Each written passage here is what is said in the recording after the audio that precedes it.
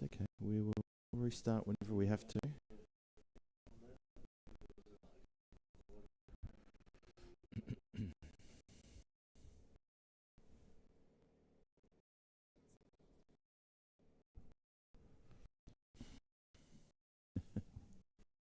The Punjab are probably saying, well, why did we get here on time then? If they're not.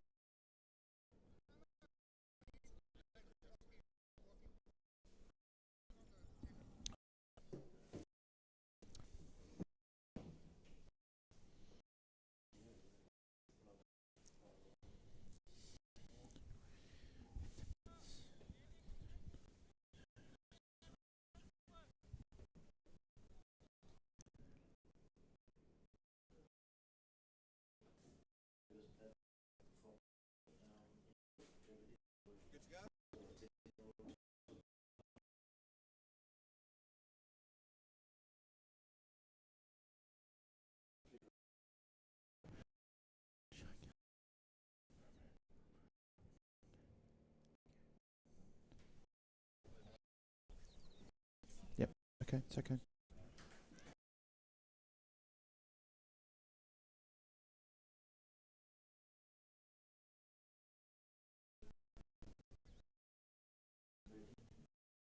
Small one?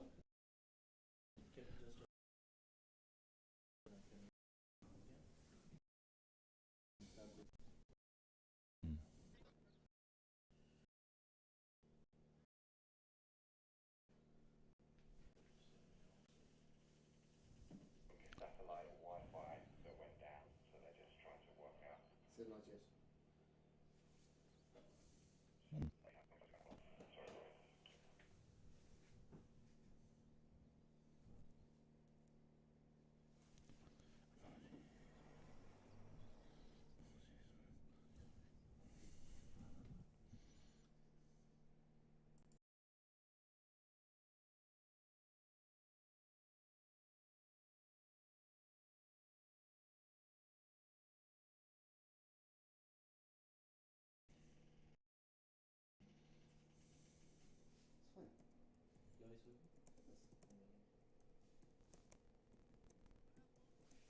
Doing it right now.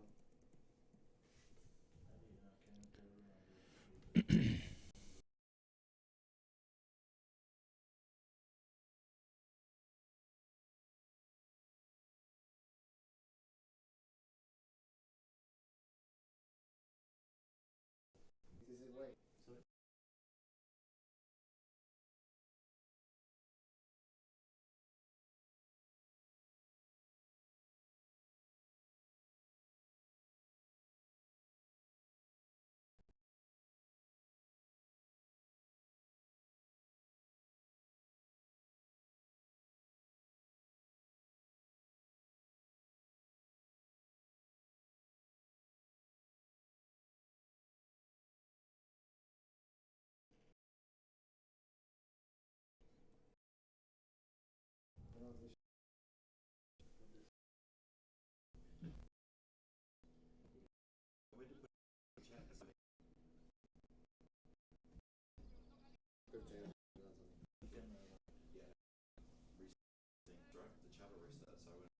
Give it 2 minutes, that should be fixed.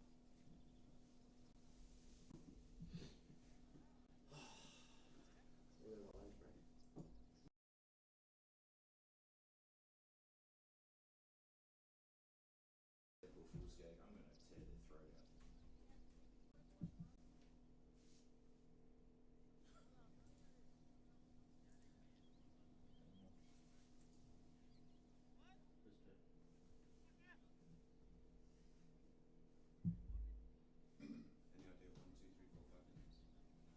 James is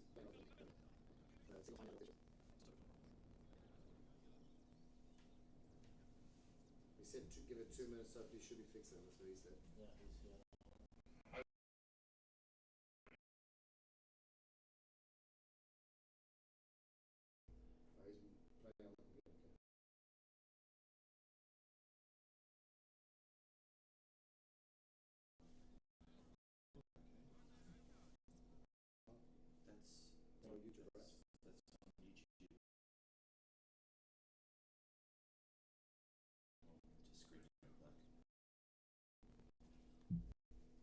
It's still doing that thing. Screen going black.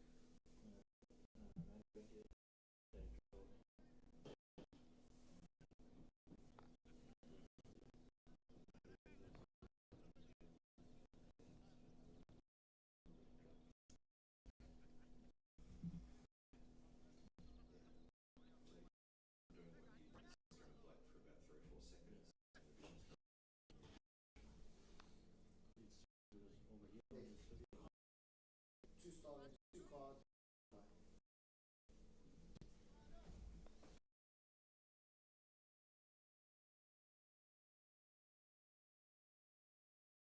It's speed issue. I think it's the Wi-Fi. It's flying fine. Other videos, you know. Yep. Check all the old plug. Okay, fine. Somebody else knows.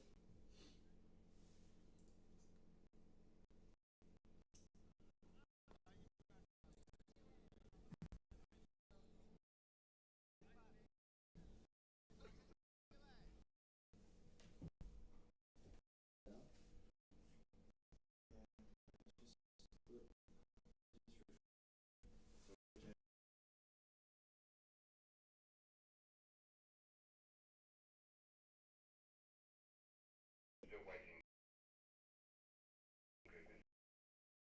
For me, it's when it's Function, finished. something went down Refresh. on the global stream, so they're just restarting everything.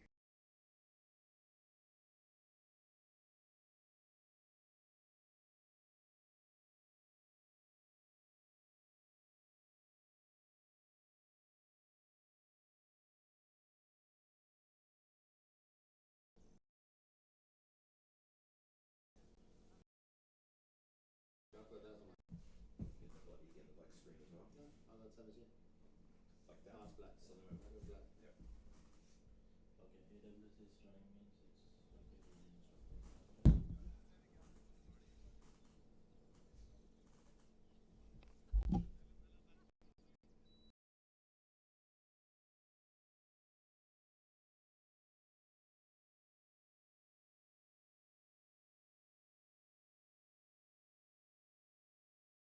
Is also down, streams are down globally, so something's going on with satellite internet worldwide.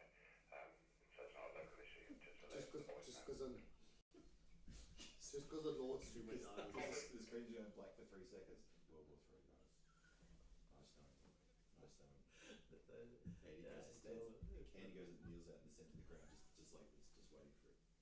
Take me now. It's live. My stream's working fine now. No glitches, no nothing.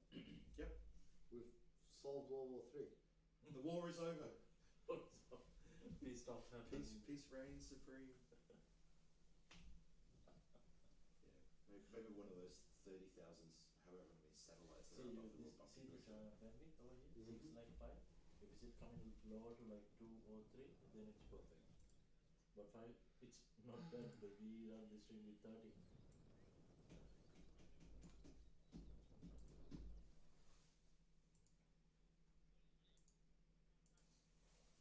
Oh, they can hear us. Let's resume. Good to go, guys. Good to go.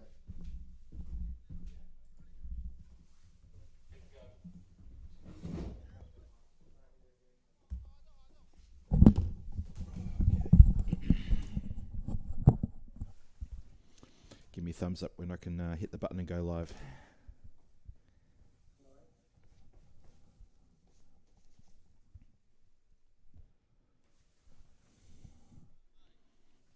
Am I okay to go on and start talking? Or is he still doing stuff? Okay.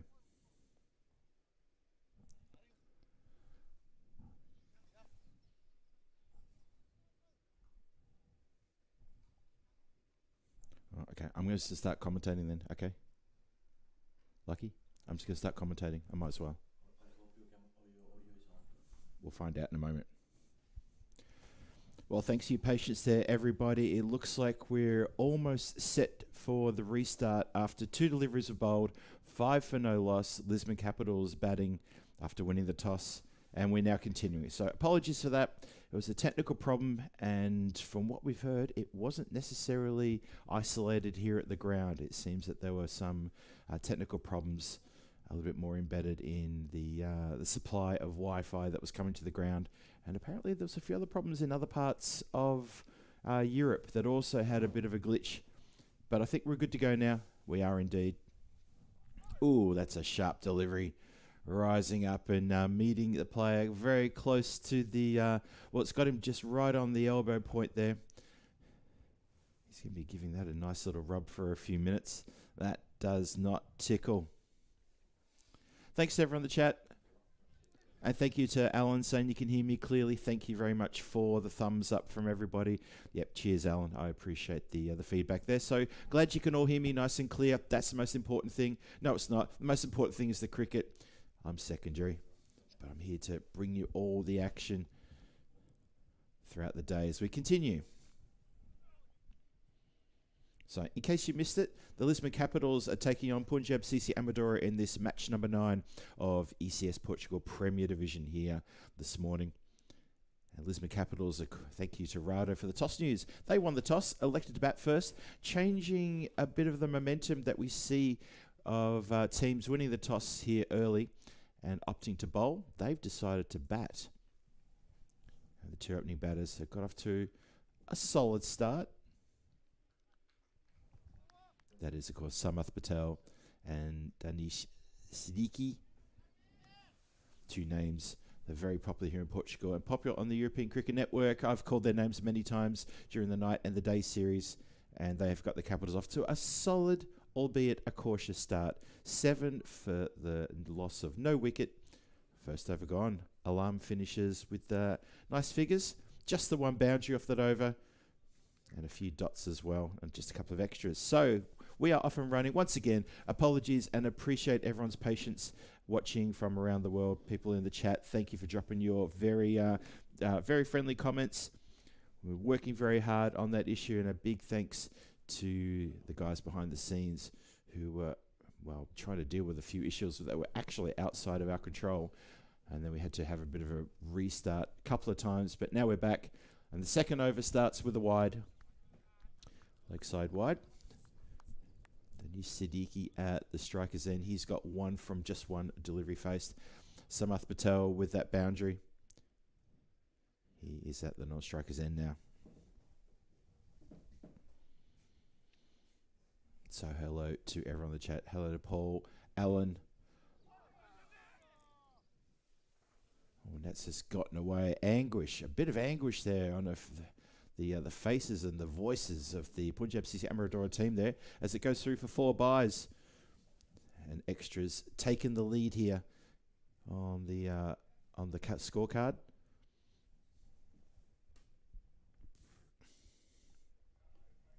But I'm sure they'll be overtaken very shortly.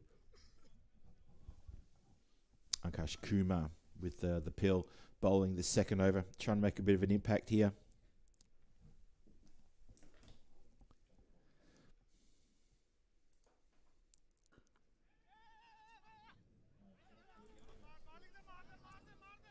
Oh, there was that hesitation and bad communication. Oh, Samath Patel. Oh, sorry, that's Sunil Kumar Patel, not Samath Patel. Apologies to Samath. But Sunil Kumar Patel, the captain, gesturing to his star batter. There was a run there. What's going on? What's going on? And it's a dot. Lucky to get back in time.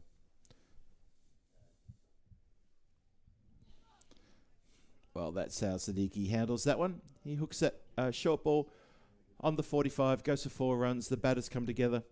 Maybe just a quick sort of reminder about running between the wicket from Sunil Kumar Patel. And good morning to Hakaran Singh. Good to see you back again. Punjab CC bowlers, spot on. They're bowling pretty well this morning. It's been a good start for them. Lisman Capitals haven't had too much width, only a couple of boundaries in the first over and a half. There has been a few extras, though. but most of those have been buys or leg buys. But I think it's fair to say that it's been a good start from both teams, although Capitals just seem to be applying the cautious role. That's a good delivery. Scurry through for a single there as it just finds an outside edge and gets away from the keeper, goes down to third. Third inside the circle as well. Let's have a look and see at the field placements, who's out. And it's pretty straightforward during the power play. There is a long off and a long on. So for Ankush Kumar, that's the protection they got straight down the ground. Goes up in the air and over the infield backward of point. And as I just described where the two men are out, there is nobody back there. So it's a couple of bounces and trickles away to the boundary for 4 runs. This over getting a little bit more expensive then. With the 4 buys, the wide, a leg buy and a couple of boundaries. Starting to add up a little bit. Just what Lisman Capitals need. Lisman Capitals, it's the first time we've seen him in this contest. And they have got 3 matches here today.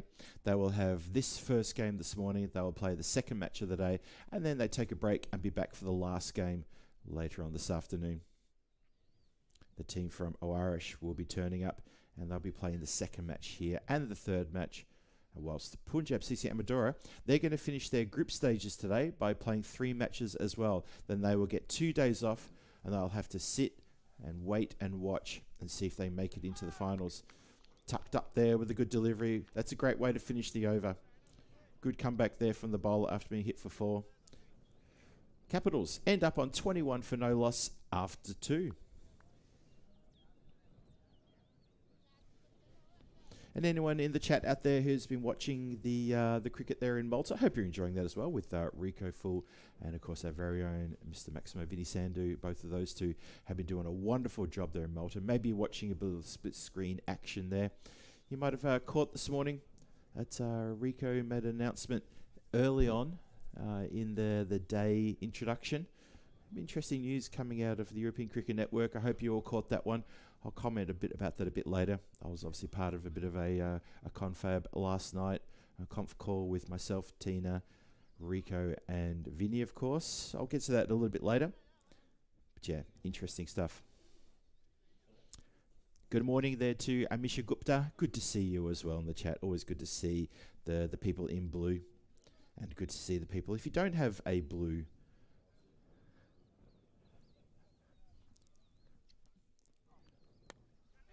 clipped nicely there. So with that wicket falling at the end of the second. Ooh, turning and not quite.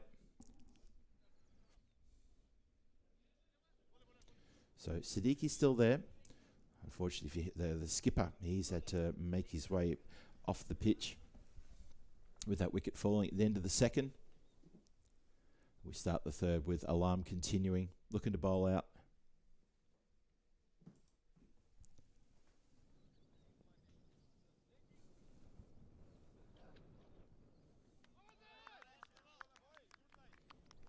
It's a good start here from Punjab CC Amadora. Very good start. Very focused. Looking for another win. They notched up their first win yesterday.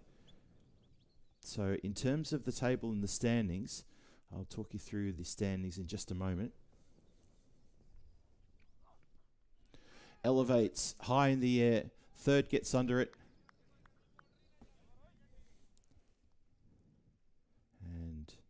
Well, third has not managed to pull that one in. So, Rahul Huda is the new batter. Rahul Huda, who's no stranger to fans of Lisman Capitals.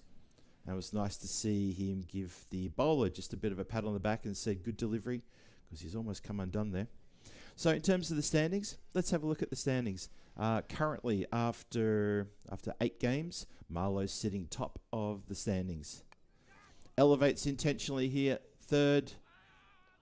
Well, there we go. He manages to get close to it, but it has gone over his head for a big 6 and runs away. He's still there running way back towards the nets to field that delivery. So the short stuff getting put away there. Dinesh Siddiqui getting right underneath that one and elevating intentionally. It was dangerous because there was a third outside the rope. I think he's just properly missed that one. I think he has missed it, and I'll tell you why, because he's being switched over with another fielder dropping back there. And that fielder who was at third is now being pushed in towards a backward point, a bit closer up inside the circle. So we get towards the end of the power play. Ooh, catches a bit of an edge there. Doesn't try to keep it down. It's running away to the cover point boundary. Relayed throw coming back in. So Danish Siddiqui just start to get a bit free-flowing with the runs here. Lisman Capitals will want to see that run rate just hovering around about 11 runs and over. 10 off the over so far.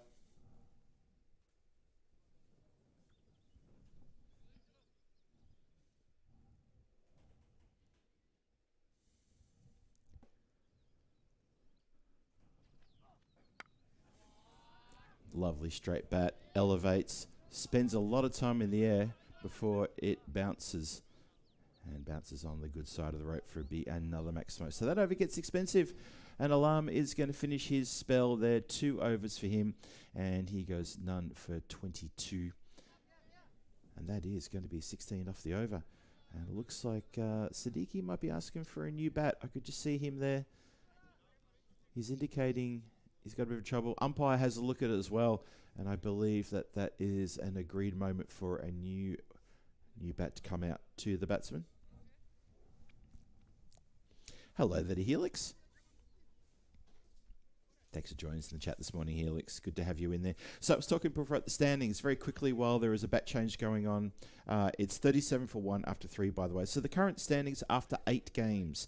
We've got Marlow sitting top of the table. They've played 5, won 3, lost 2, sitting on 14 points.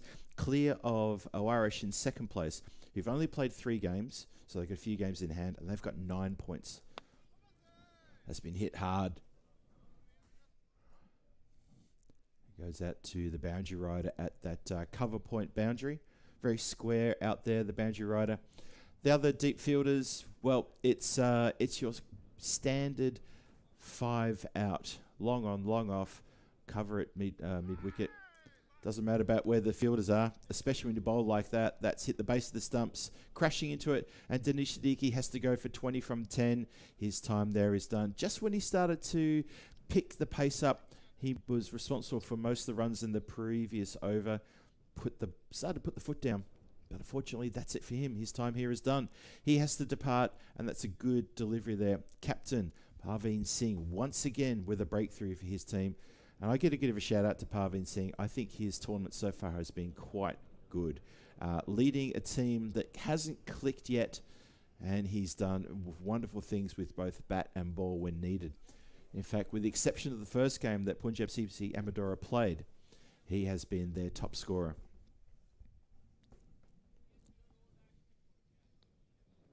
So very good indeed. Gets the breakthrough as well. So Lisman Capitals, they lose a wicket around the start of the 4th. Just one ball was bowled and then the wicket taken. Rahul Huda at the non-striker's end, yet to really get a chance to get amongst the runs. And he's a powerful stroke maker, very strong square of the wicket. That run rate at 11.4. They'd love to get that moving a little bit. Starts off with a short ball. Hit around the corner. And deep square leg comes off the boundary. Keeps that to 1. So the deep fielders, who are obviously outside of the screenshot you can see there, you have protection square of the wicket on the off and the onside, and down the ground at long on, long off, and a deep mid wicket. That's a funny old shot, that. Could have easily just skewed up in the air and been gobbled up by the cover fielder.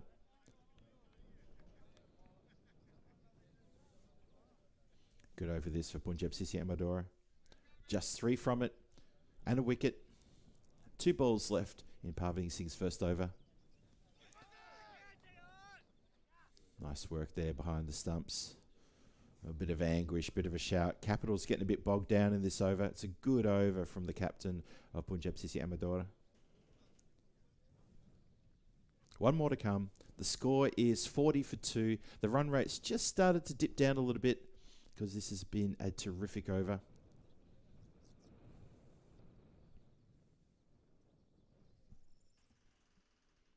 Ooh, he almost gets a little something on that one. Keeper puts it down. Doesn't matter. It's a dot. It's another dot, and that's a great over. Only 3 runs from it. Picks up a wicket as well. Parveen Singh 1 for 3 from his over. 4 overs gone. 40 runs on the board. Lisman Capitals just losing their way a bit here. They need to find a way to break free. I think Rahul Huda is definitely someone to look to be that person to break free. Samath Patel has just joined him. He as well would do well. Let's have another quick look back at those standings. As I said, Marlow at top of the table on 14 points. Aarish second in place with 9 points. Then you drop down to Punjab CC Amadora, 5 games, 1 win only, 4 losses, and on 5 points. And Lisbon Supergiants coming in fourth with just 3 matches from yesterday, where they had 1 and 2. 1 win, 2 losses. It's been punched out towards the boundary. He's pierced the field beautifully there, Rahul Huda. Lovely shot all the way along the ground, right between square leg and deep mid wicket.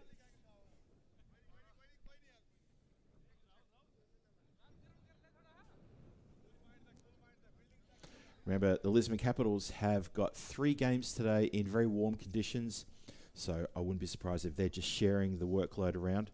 They'll also be back tomorrow for another 3 games. And that can be quite taxing on the players to have to play 6 games in 2 days in warm conditions here. And then they'll have 2 games on Friday. So how about that? They're going to play all their 8 games in those 3 days. They don't get any break in between those days that they'll be here at the ground. So for them, they need to share the workload around. So you will see the team makeup changing throughout these days for the Lisman Capitals. Hit very nicely. Squared. Point fields it on the boundary line successfully. Just keeps it to 1. So the over started nice with the boundary, and then we've had a couple of singles. It's tough going out there. Punjab CC Amadora seemed to be a changed side from the team that was here on Monday. They seem to be quite more focused and standing up here.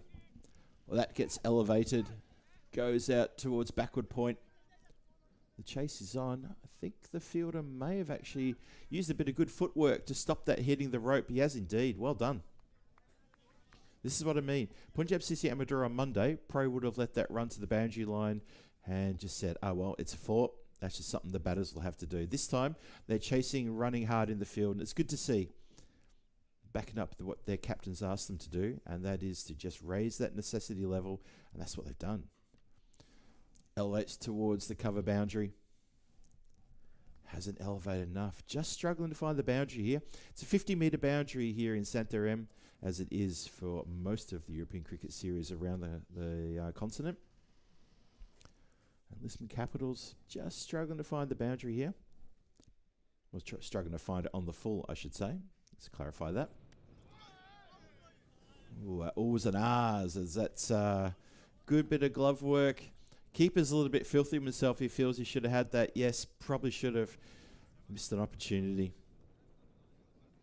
49 for 2 after 5. Lisman Capitals, that run rate has slipped now below 10. Need to be careful there. Good morning to Monty, who joins us in the chat. Great to have your company as well. Hope you're doing well. Helix, I saw you join the chat before too. Hope you're well. It's always good to see you in the chat. And good to have everybody here. Apologies once again for a short little delay we had earlier on, but now it looks like we are absolutely good to go. Got a good crowd of people watching this good tussle between Lisman Capitals and Punjab CC Amadora. Lisman Capitals, this is their first game. Good to get a good look at them in this competition. They've got a bit of a hard run home, playing 3 games today, 3 tomorrow, and then 2 on Friday in very warm conditions. And Saturday, finals day, is shaping up to be the warmest day of the week. And Saturday, in case you missed it for the finals, it'll be myself, Phil G, here commentating, taking you through the action, and I will be joined. Just wait for this delivery.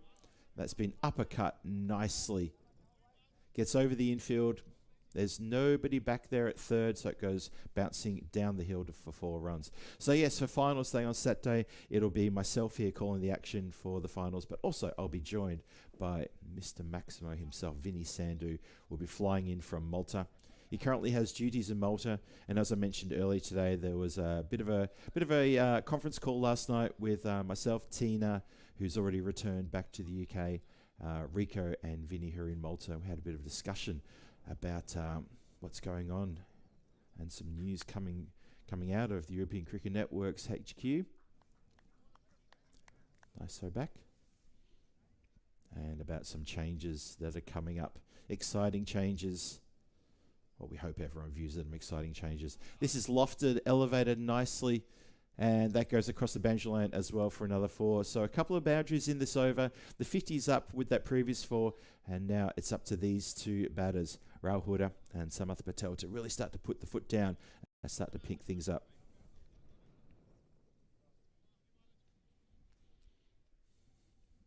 Bowler in again. Pushes that one a bit wide. Gets away from the keeper as well. It's going to run down the hill. I wonder who's going to win that race. Oh, no. Well, that's not good for the bowler. And that has found the boundary line. So that is what we call a minimo. That's gone all the way. That's always a little bit tough. Tough for the bowler. Simranjit Singh with the ball. He's yet to really fire up in this competition with the bat. He made a fist of it yesterday. That's nicely bowled. A little bit quicker. Trying to draw the batter into the false shot.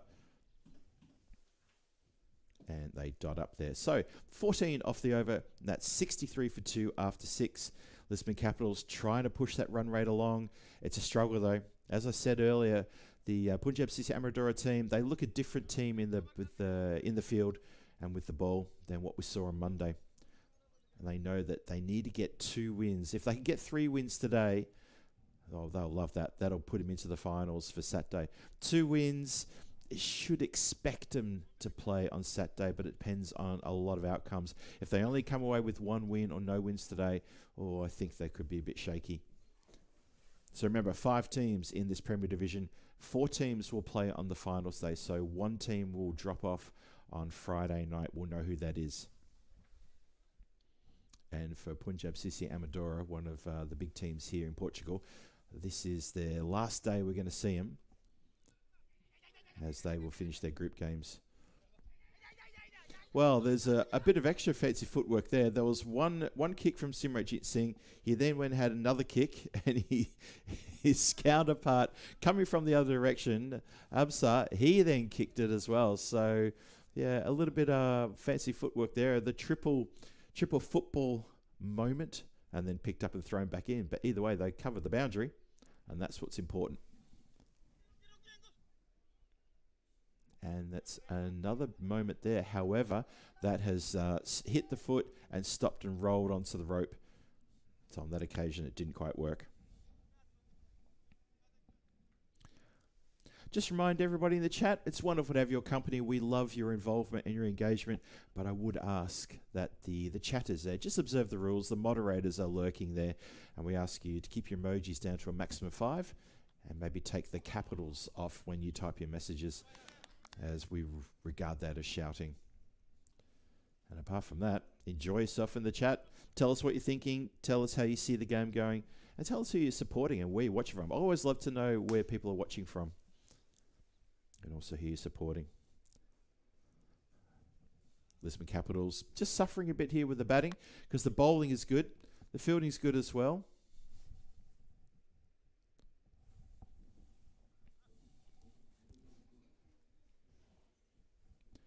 So just get back to what I was saying about the conference call last night with the commentators. It appears there'll be a bit of a change in commentary coming up later on in the year. Good glove work there by the keeper. Very good glove work. And that is Rahul Huda, who just got a little bit too far out of the crease. Square leg, puts a finger up pretty quickly. So quickly, in fact, I didn't actually see it get raised. It was a very quick indication of out. But Rahul Huda has to go stumped with an excellent bit of work. There you go. It's because he was bowled. There you go. It took the bails on the way through, and then the bails were removed a second time by the keeper. Apologies to the wicket keeper and the umpire for that. It did indeed hit the top of the bails. Should have gone to Specsavers.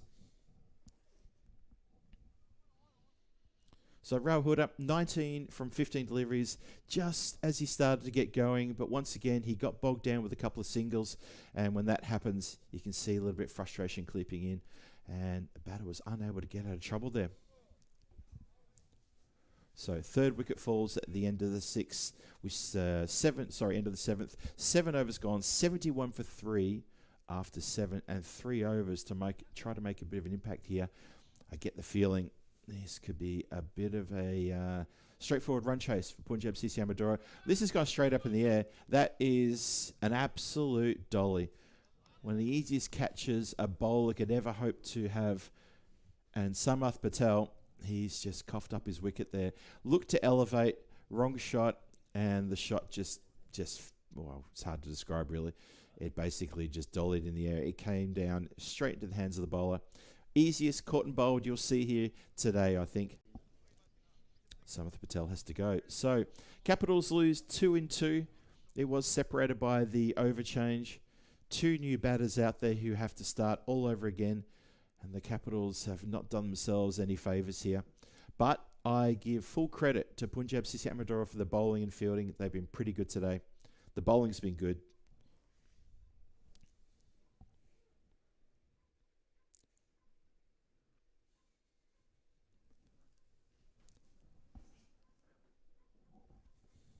Hello to Kev who joins us in the chat too. James Peel as well joining us there in the chat. Once again, just want to remind chatters, maybe keep your caps lock off. It is regarded as shouting on our chat, and that's one of the rules that we observe, and our moderators will be all over that. And I realise that people like to use the caps because they want to have their message heard. However, that's the way it is.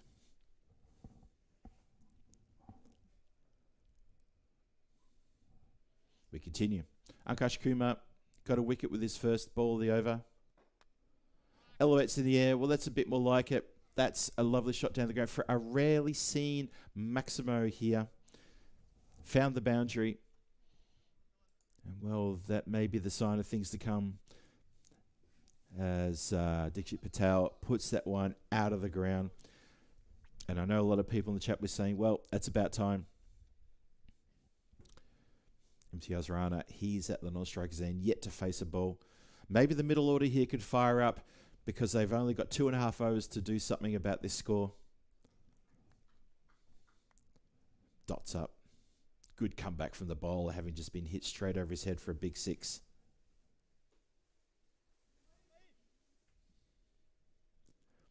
Hello to Kai Bay. Lovely to see Kai Bay in the chat as well. Hope you're well.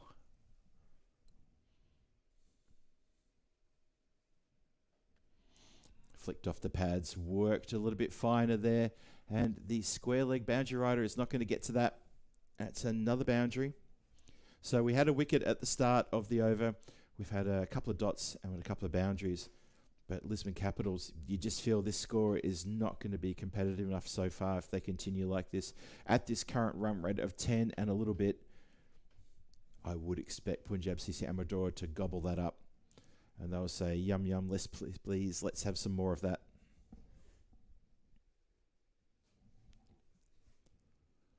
Bowler in again. Wide ball chord. Loudly. Good work there from the umpires this morning. We had a slight delay, technical delay here, but that technical delay wasn't localised to us here at the ground, unlike the power issues we had earlier in the week. That was a network issue that was, well, from what we understand, it was actually European-wide. Swings hard at this one. That goes out to the boundary. Well, I thought the catch would be taken there, and the player has slipped at the critical moment, and I'm not sure he even got fingertips on that one, as that has found a way to elude the player. I said this at the start of the innings when the toss was done. I said that there's a bit of a few slick areas out there in the field. And on the eastern side of the ground, where it's been in a bit more shade than the western side of the ground with the sun rising slowly, there is a few areas of dew which is still out there. And the Punjab CC Amadora fielder, he's gone to ground just as that ball has come into shot, straight across the top of his fingertips. I had a good side-on view of that one. That is a Maximo. So that's a better over for Lisman Capitals. But they're going to want a lot better than that in the next 2 overs. You sort of feel now with Rana facing his first delivery and Patel 16 for 5. These two just need to do whatever they can with the next 12 deliveries, power themselves 100 plus, 110, 115 possibly. Let's have a look. Pace off, hammered into the covers. But it does slow up across the ground. There's a fair bit of dew out there at the moment, and that has really slowed things up for the ball going across the ground. I expect that to change in the next over. And this is where I think the Lisman Capitals, when they won the toss, selected bat first, may have missed a trick. I think it would have been better for them to have a bowl, which has been the decision made by most teams when they win the toss here in match number 1. Wide ball shown there.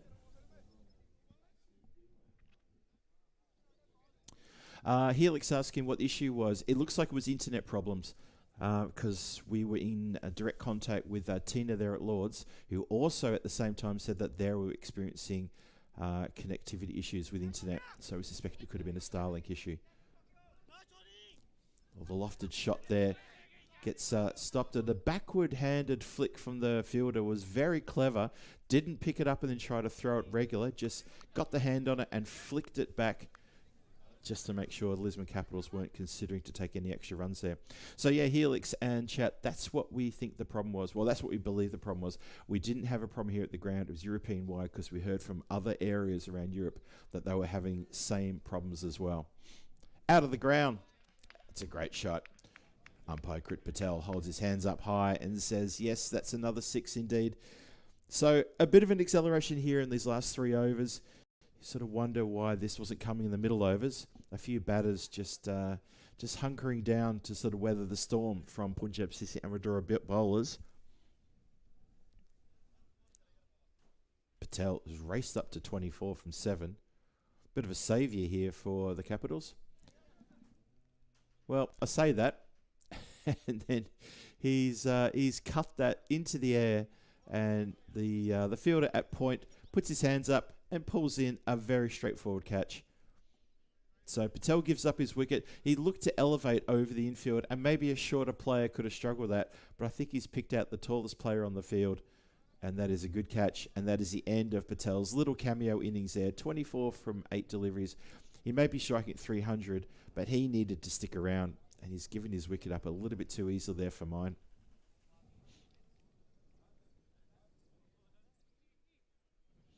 Helix saying you'll let that one go?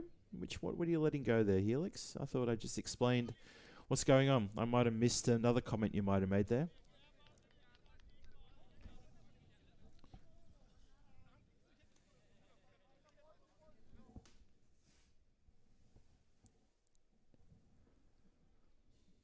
Whoa. Well, the bat has gone a very, very long way, and the batter can pick that one up on the way back to the dugout because he's been bowled. First ball, bowled. And I could hear a few people giggling around the ground as Shahan Khan, who's a big hitter, he's flung the bat to mid-wicket. At the same time, the ball has missed everything and taken the stumps. And that sort of adds weight to my argument about maybe if you win the toss here in the morning on the match number 1, you might want to have a bowl first, as the batter's having all sorts of trouble here. That's not something you see very often. Put that one in the good book. But that bat went a long way. It ended up around about a regulation mid-wicket, a good 20, 25 metres from the bat, as he swung hard and the grip just couldn't hold up. Oh dear. Maybe someone's played a bit of a gag on him. Maybe someone did something with the grip. It is, of course, the 1st of April, so, hey, you never know. You never know. Nice to see so many smiling emojis in the chat. Good to see you've all got a sense of humour out there watching the cricket. So if we're here calling the cricket as well. Okay, let's see how we go. It's a hat-trick ball. Oh, it's been negotiated. It hit out from the left-hander, just a backward square. About 2/3 of the way the boundary. So that is going to be the end of Fahim Khan's over. He gets 2 and 2. Got hit for a 6, but all in all, that's a pretty good over. 2 for 11.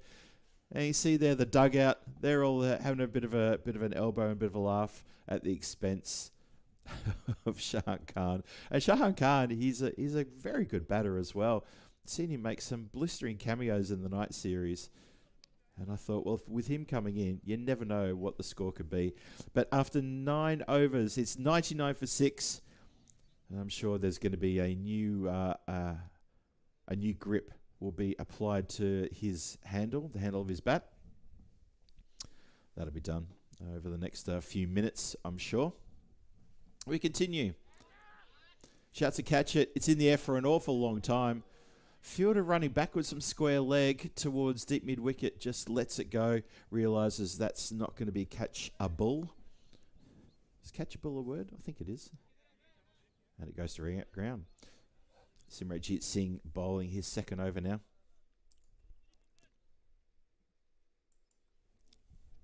100 up. 100 for 6. 5 balls left.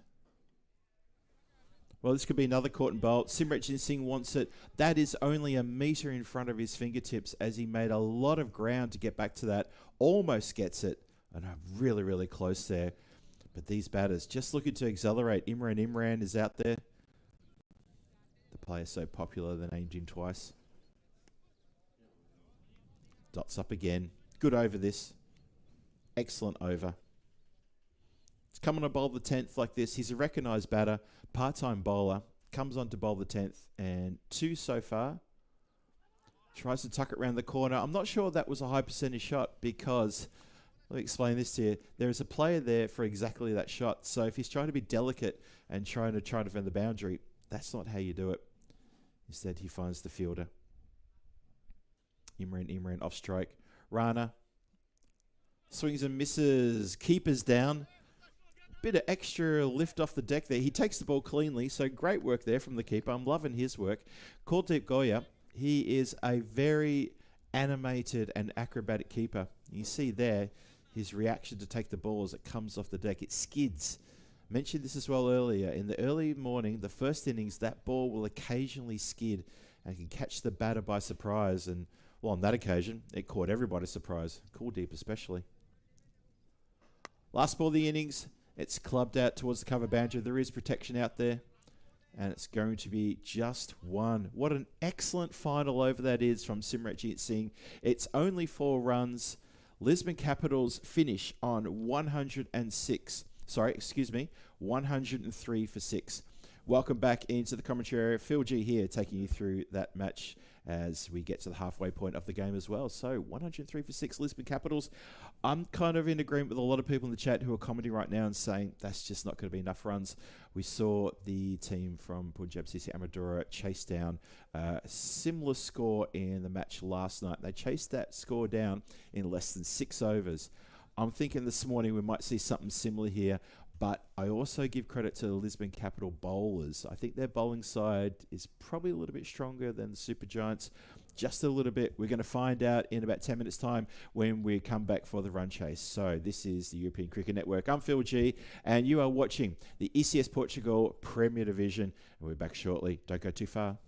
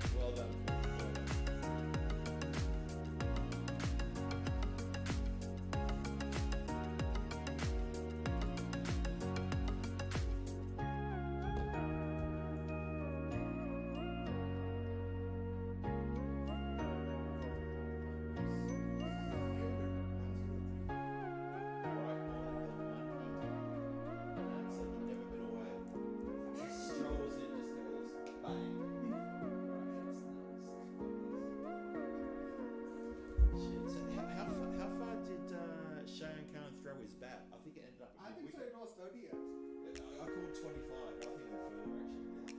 Yeah, it's a bit wet and skinny out there.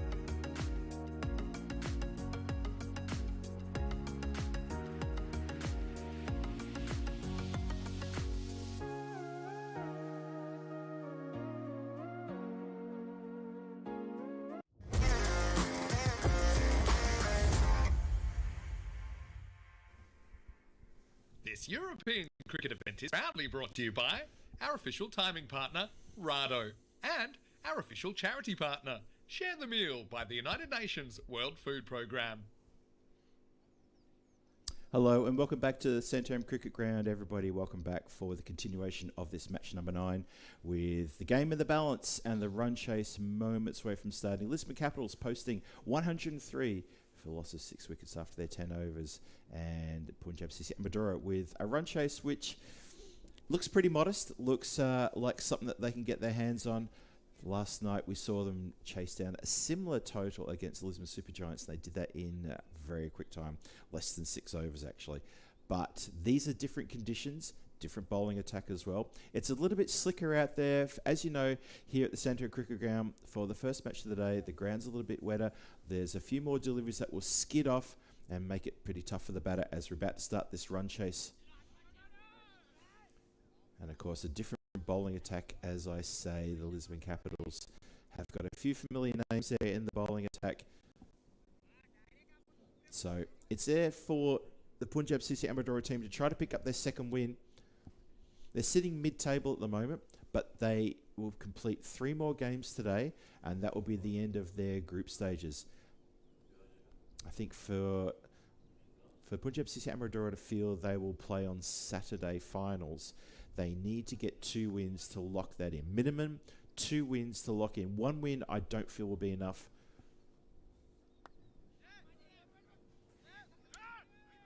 Oh, hesitation there.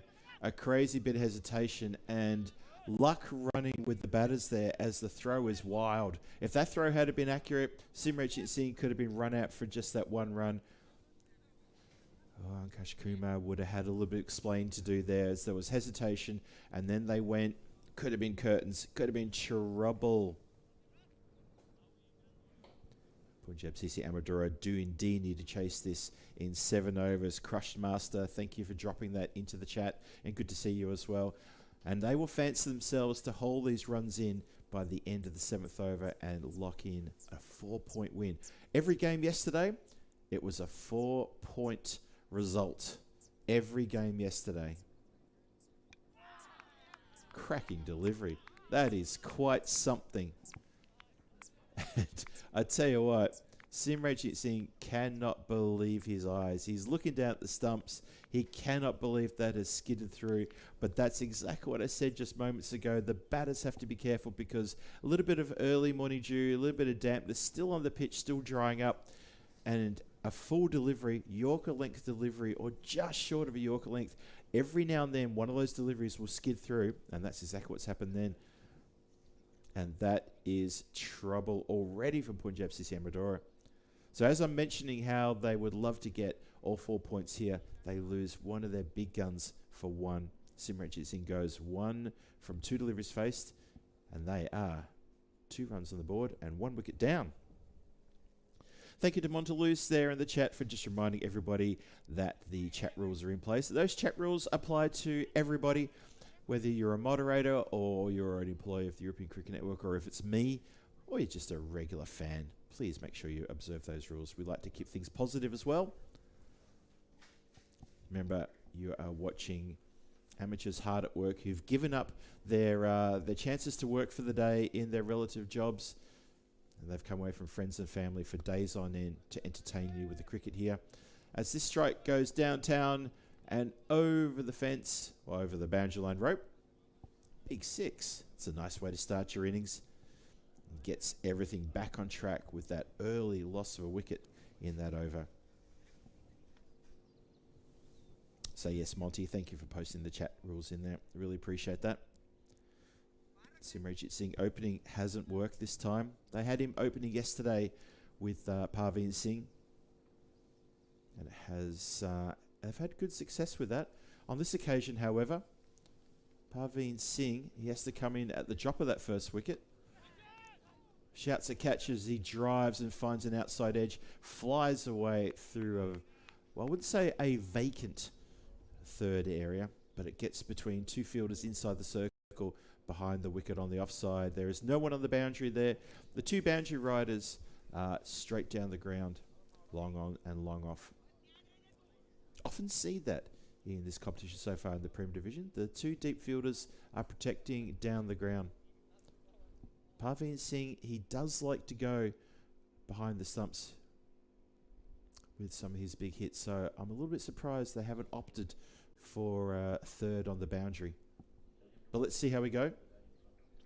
Imran coming into bowl. Way down leg side there.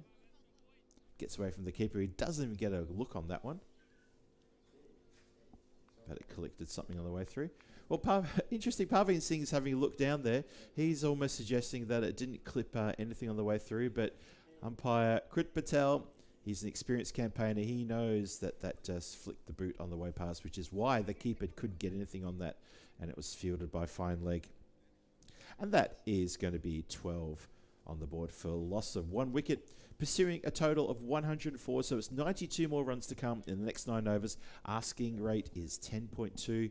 Keep your eye on the batting here, because it'll be interesting to see the intent as to whether they're going to try to go for all 4 points or just maybe look to bank 3 points with a win over Lisman Capitals. Lisman Capitals, they will obviously be looking to put the brakes on.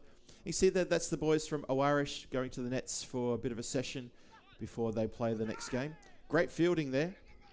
Terrific, desperate fielding in the covers. That is great. You expect to get that from Raul Huda. He is a live wire in the field. He is. Dives on the ball, throws it all in one action. Punjab just looking to dot up here. Parveen Singh, the captain, comes to the crease in that last over. Immediately 6 and 4. And this over, Ankash Kumar playing a bit more cautious. Imtiaz Rana, experienced campaigner. Oh, goes for a very good ramp shot there. It's going to get the boundary. Well, you can see the expression on the face of the player as Daval Kumar makes it a little bit of a mess there on the boundary. I think he got to the ball before it got to the rope, but unfortunately for him, he didn't manage to bring it back. And a little bit of maybe sticky fingertips. Doesn't quite get the whole ball properly, and it goes for 4 runs. Hello to everyone in the chat. Thank you for joining us wherever you're watching from around the world for this first match this morning. Got a bit of a surprise coming up for you in the second match today. A surprise that I hope you're all going to enjoy, and I hope you all get involved in what we've got in store for you for match number 2. But this match still got a long way to go. 17 for loss of 1 wicket.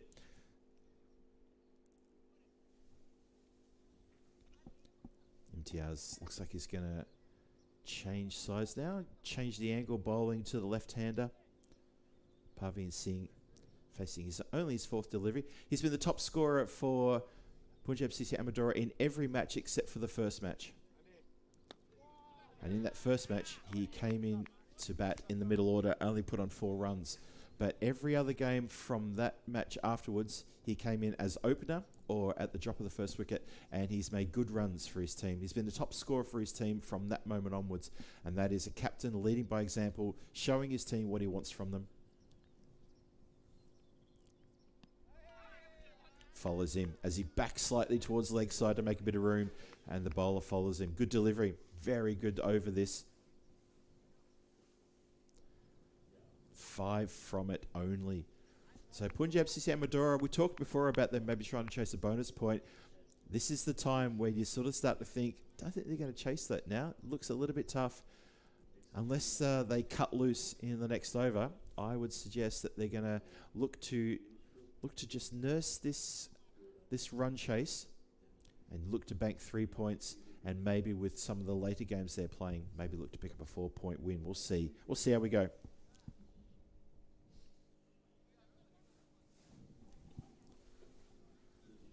Hope everyone in the chat there and watching from around the world is having a wonderful Wednesday. Wherever you're watching from around the world, it's great to have your company here. This Premier Division is shaping up nicely, also with the inclusion of the Lisman Supergiants just into the mix. Hits solidly around the corner there. The chase is on. And backward square leg gets around. Manages to keep that from the way from the boundary. So good fielding. Good field placement too. I think Sunil Kumar Patel has got his field placings right. It's good pressure this morning.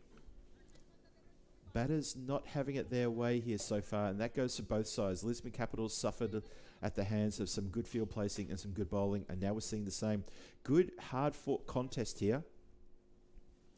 Punjab CC Amadora, they are 18 for loss of 1 wicket. Capitals searching for another breakthrough as Imran continues. A charge, sticks out the boot. Don't think you got anything on that one. Can't prevent the single. Goes very fast down the ground. Parveen Singh batting very well. Middling almost everything. Really impressed with the way he stood up here for his team.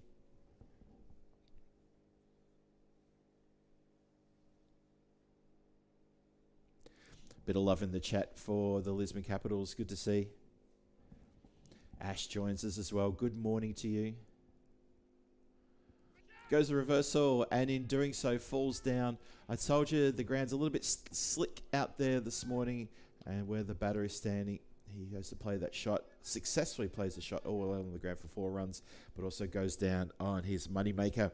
He's okay. He's walking around. Ankash Kumar getting creative here in these early overs. Picked the line nice and early from Imran, and shaped up to reverse that, and he's got it past a pretty packed field in that part of the ground too. Bowler in again. This one pushed in towards mid-off. Shite the stumps at the bowler's end. Misses. Bowler can't get a hand on that. Just spills away from him, but no chance of an overthrow. Yeah, that field was quite packed there for the right-hander. They seem to be concentrating on... they had point, backward point. They had a wide gully, no slip, and then they had a third in that area. Now they're going to switch over for the left-hander. So Lisman Capitals, they're opting to get protection, square of the wicket or behind the wicket on the offside. This has been lofted into the air. Oh, close. Super, super close for a chance of a catch there. Just for a second, hearts in mouths. Adnan Gondal came screaming in from extra cover, and it bounces just a couple of feet in front of him. Parveen Singh almost coughed up his wicket there. Very close. Crushed master. A good explanation. It's pretty straightforward, isn't it? Spam equals mute. Good call. Lovely work being done by the moderators in the chat. We love your work. Being a moderator myself, I think that it is exactly what needs to be done. Well done. Driven out through the covers yet again. Go straight to the player this time, who's a couple of meters in from that inner circle. And that's a good position to be in. Just to get into the eye line of the batter. So go straight to him and dots up. 25. The power play is done. Just 1 wicket falls. Punjab CC Amadora cautiously going along. Very unlike their usual approach to run chasers. But I feel that this one is a lot more measured. 79 required from 42. Lisman Capitals would love to take this into the 10th. You get a feeling with run chasers that get into the 10th, anything goes. Imtiaz Rana is going to bowl himself out.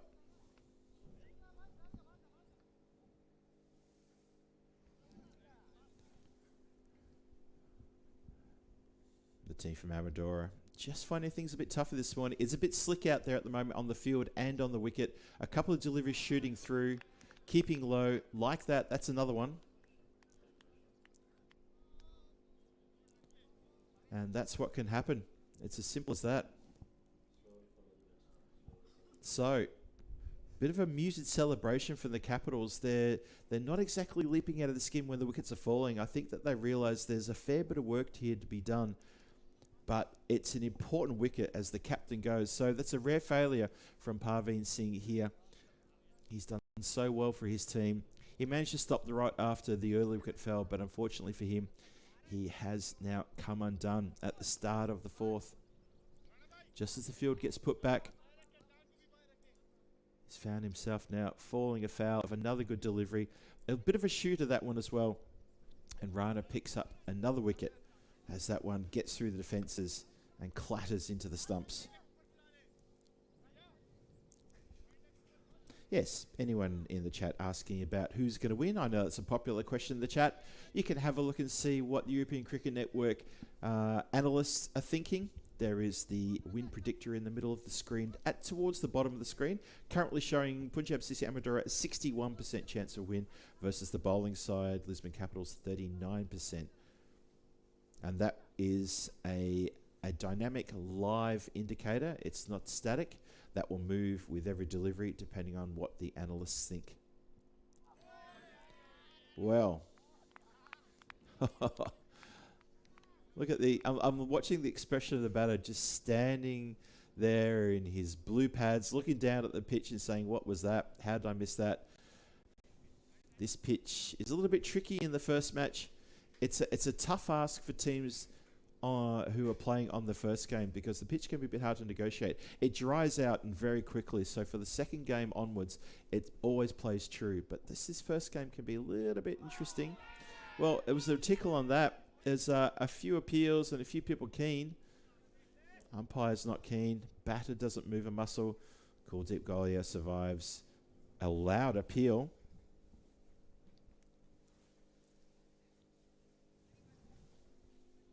Good to see a lot of love in the chat for Lisman Capitals. Also a little bit of love for the Punjab CC Amadora team. Good split of support. That's what you do. Get on the chat, support your team. Hit hard. Oh, that's a pressure relieving. It's wide. It's in the slot. And Golia, who is a big hard hitter of the ball, he doesn't really have to do much apart from swing the blade. And that is connected.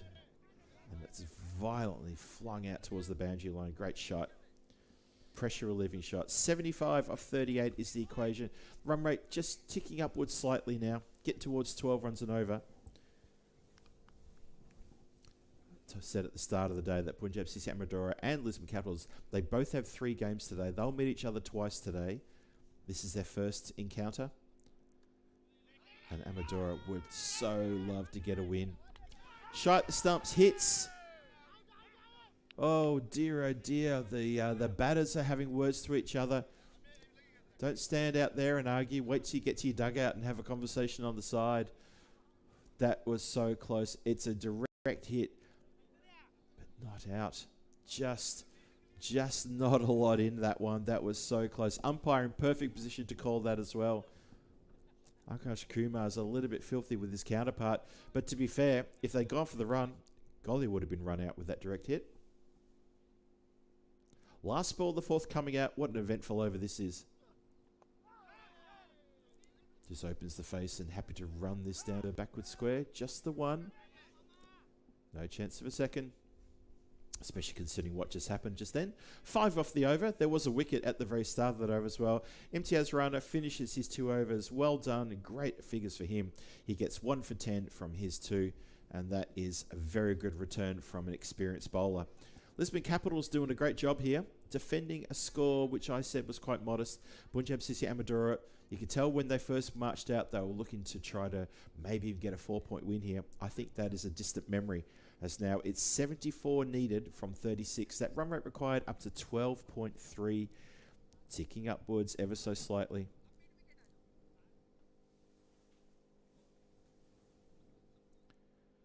People in the chat talking about the match last night where they chased 106 in under 6 overs. They did indeed. But that was the last match of the day. It was much warmer conditions. The pitch and the ground was so much drier. And that's why I think this morning it's a lot different conditions.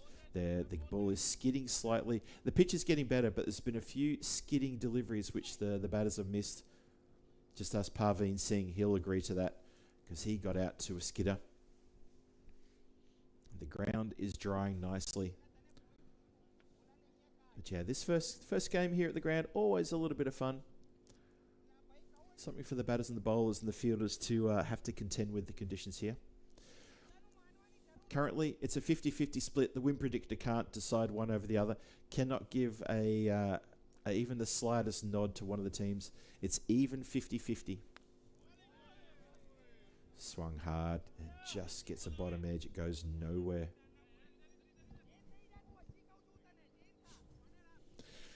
Graphic designer chat saying this was recorded. Well, interesting comment, because I can tell you I'm not recorded and I'm here at the ground live. Otherwise, how would I know to say that you just put that comment in? You think about that. I'll let you think about that for a bit.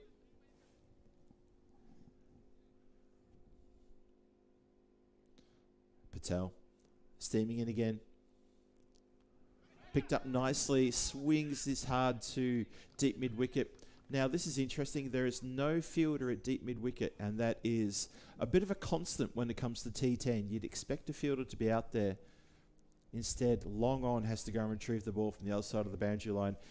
So the fielders that are out, you've got long off and long on, and there is a deep square and a deep extra cover. I'll just find that fifth player who's out in just a moment.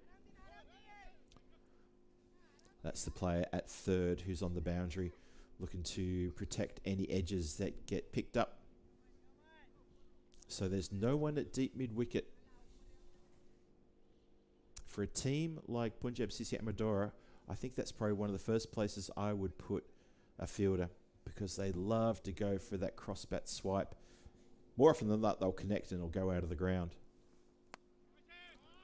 Well, that has gone over the top of long off this time. So looking to show a little bit of a variation in their swipes and their hits. This over has gone for 11, so that's almost the asking rate. And Samath Patel has to be careful here.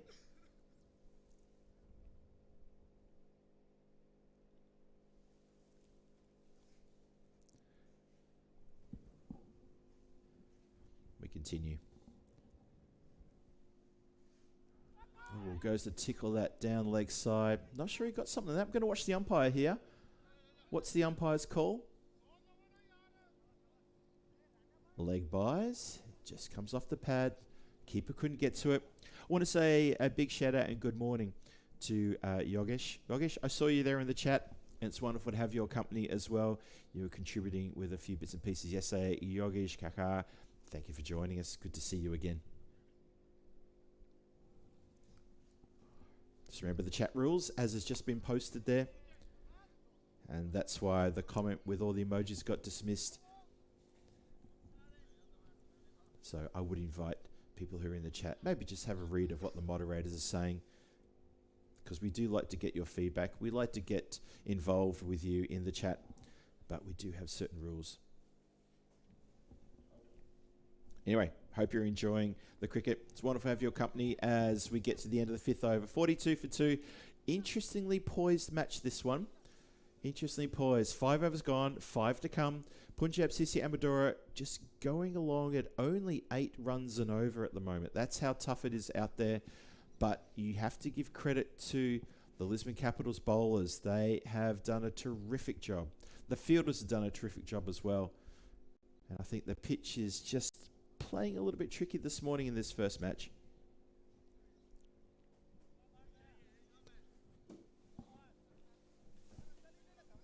Makes it a little bit tough. We're looking to start the 6th over now. Rahul Huda has the ball. Looking forward to seeing Rahul bowl. See him take a lot of wickets on the European Cricket Network. Let's see what he can do here. Tossed up wide. Big swipe towards leg side. Maybe looking to play an offside shot might have been the better percentage moment there. Let's see if they're going to put a deep mid wicket. Well, the fielder who was square on the leg side boundary has moved around towards the deep mid wicket. So they've obviously heard what I've said there about getting the cover at that cow corner position. Long on, long off. Cover a boundary rider as well. Swings hard at this one. Well, can you believe it? It's actually gone to deep square. Exactly where the fielder who moved to deep mid wicket moved from. Well, that's just good placement. Clever placement. So, 56 from 28. What are your thoughts? Is that a bridge too far? It should be something capable for a side like this. It should be, but the bowling's been pretty good. And plus the pitch is playing a little bit funny this morning. It's taken a little bit longer to dry than usual. Oh, got him.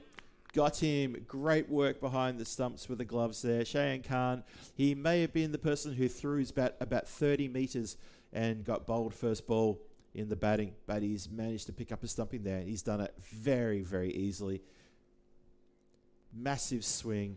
Ankash Kumar, he goes for the leg side yet again. I'm not sure he's got an offside game, but he's gone for that swing. It's a little bit predictable. Unfortunately, he was anchoring the innings, so it's a very good 24 from 14. He's done a good job for his team, but they would have loved him to stick around just for a couple more overs to help get that run rate required, maybe even below 10. But for now, Ankash Kumar has to depart, and we'll see him back for the games later today for Punjab CC Amadora. Bomb D out to Terry Richmond, who joins us in the chat. Lovely to see you as well. Pelican Peony, good to see you, Paul. I love the job of the moderators looking after the chat. You look after the men in blue, they'll look after you. And we're all going to have a very good day today.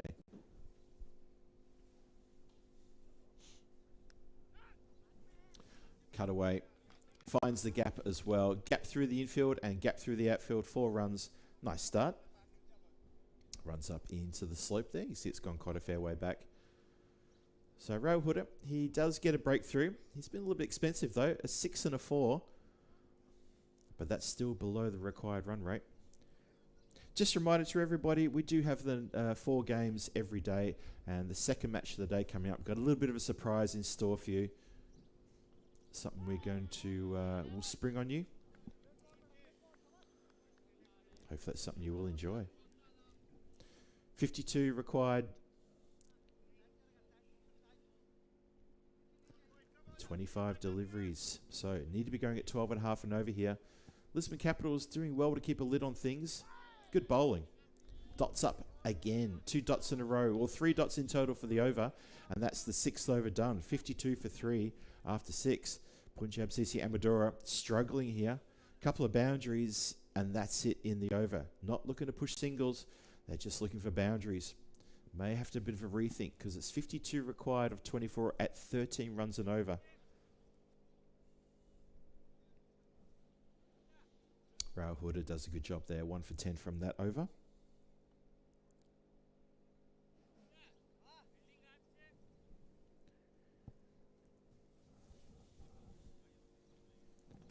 So 4 overs to go. I think it's going to be Samarth Patel with the ball. Going to bowl his second over. Rahul Huda just helping him with the field placings there. And Sunil Kumar Patel, he's also having to think about his bowlers. Who's going to bowl the last? You see just out of shot there at the top of the screen, the batter. Just, golly, just down these haunches there, just fixing his gear.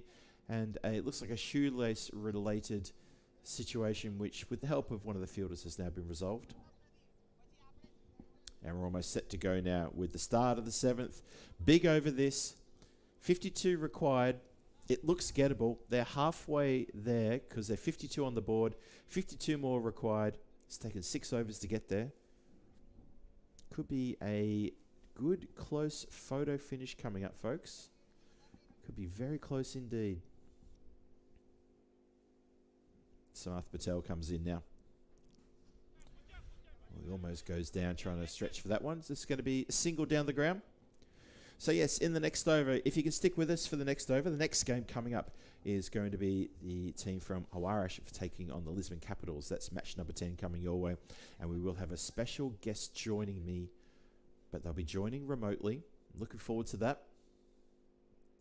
That's a wide ball there. Yes, so special guest joining me remotely. I won't give away who it is. I'd rather just introduce that person at the right time. But it is somebody that I would like to think you all know. Familiar face here on the European Cricket Network. I won't say who it is. Patel continuing. Swings hard, goes downtown. Or just for a moment, Rahul Huda just set himself there to try and take a catch. Doesn't quite get there because it goes over the line for a big 6. Oh, that's a pressure relieving Maximo from Punjab CC Amadora. Gets him up to 60 now for the loss of 3 wickets. 44 required of 22. That's 2 runs per delivery required. It's full. He goes again. And that is the same result. It's another Maximo. That's not a good delivery from Santarem Patel. And I think that Lisman Capitals is going to learn pretty quickly that if you want to get wickets here, take pace off and get that ball to hit the pitch. A fast, full delivery like that right in the slot is going to go quite a long way back.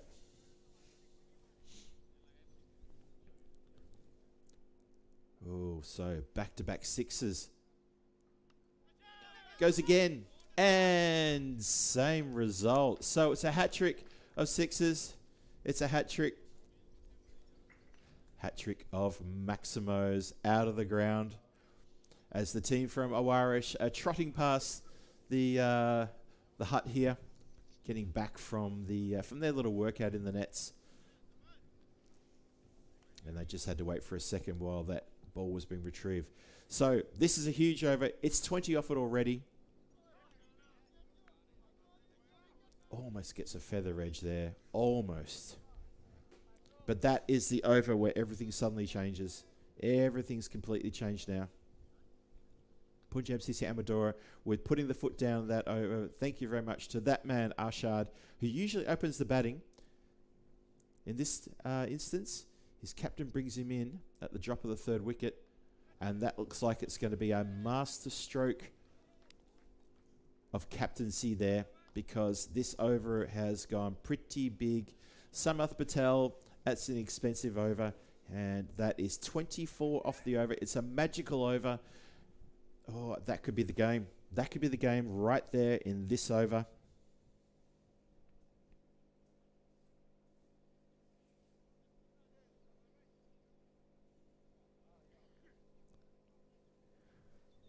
James Peel saying it looked close for a while. It did, didn't it? It did look very close for a while. It was a small target.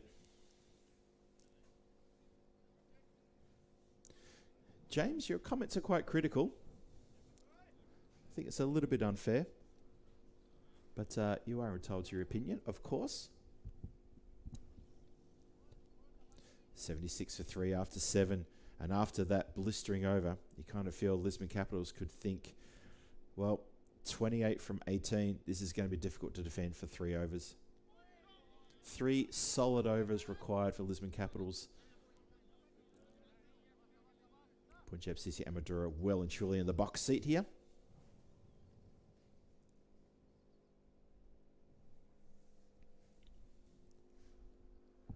Oh, now.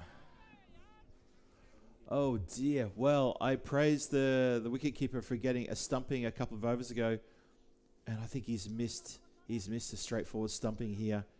Could have had Golia cold then. Rahul Huda was a little bit unimpressed by Shayan Khan's efforts. Who's bowing his head in a little bit of shame. He knows he's missed that one. That's tough.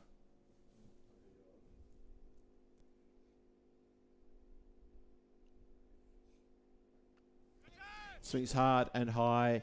That is out of here for another 6. Oh boy. Getting away now. Punjab CC Amarada looks like they're cruising to a 3-point victory here. A pretty straightforward win if they can guide this one home. It's saying 21 required of 15.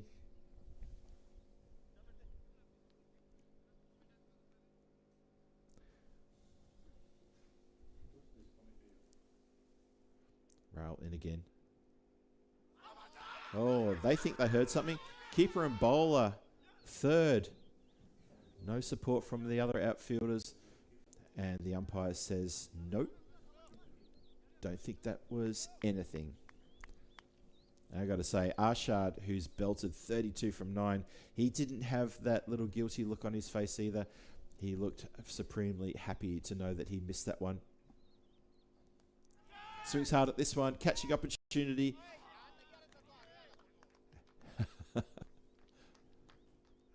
Oh dear, how has that been missed?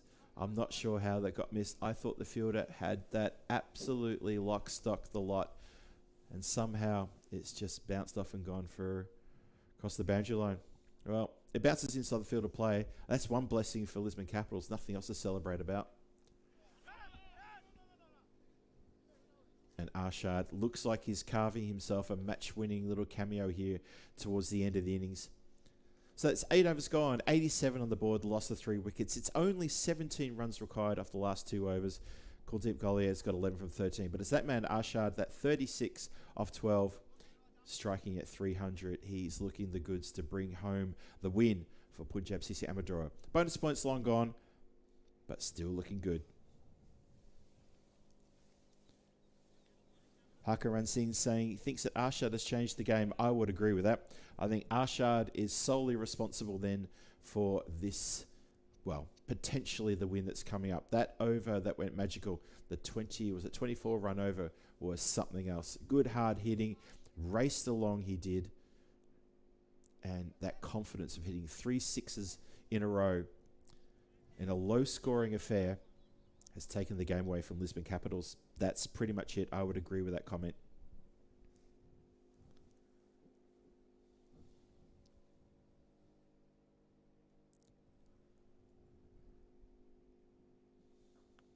So 2 overs to go. Only 17 required. We start with a single. Golliar happy to turn the strike over to Arshad, and quite rightly so. Why wouldn't you?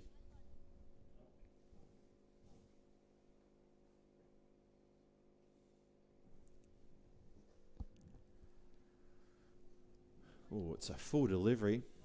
Watching square leg there. Square leg doesn't give any indication of potentially why. I think Arshad's asking for the call.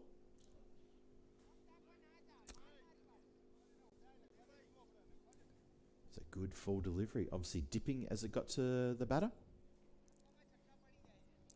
Hello there to Johnny Hisim who joins us. Hello there, Johnny. Good morning to you. Lofted in the air, catching opportunity. 2 players rushing in together. Well, that's a very well judged catch. And is that going to change things up now for Lisman Capitals? Mittal Patel holds onto a red hot chance. He had support. He had Samath Patel right next to him, just in case there was a juggle or a fumble or maybe a tip over the bar. But Mittal Patel holds onto a red hot chance. And, well, Arshad has to go at a vital time of this game. 88 for 4, 9 deliveries left, 16 still required. Arshad going is, well, I'm sure that's not what Punjab CC Amadora wanted. They wanted him there at the end because he has got them up to within touching distance of a good win here this morning.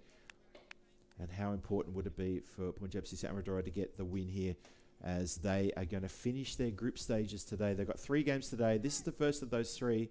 They're currently sitting middle of the table with only the 1 win, and they would want to get at least 3 wins to be considered for finals. Here we go.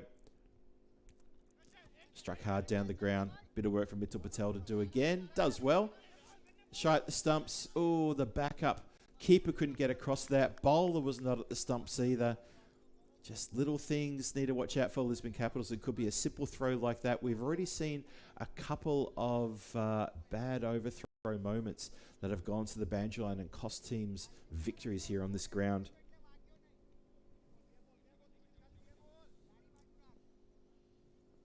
Bowler in again. 2 to come in the over.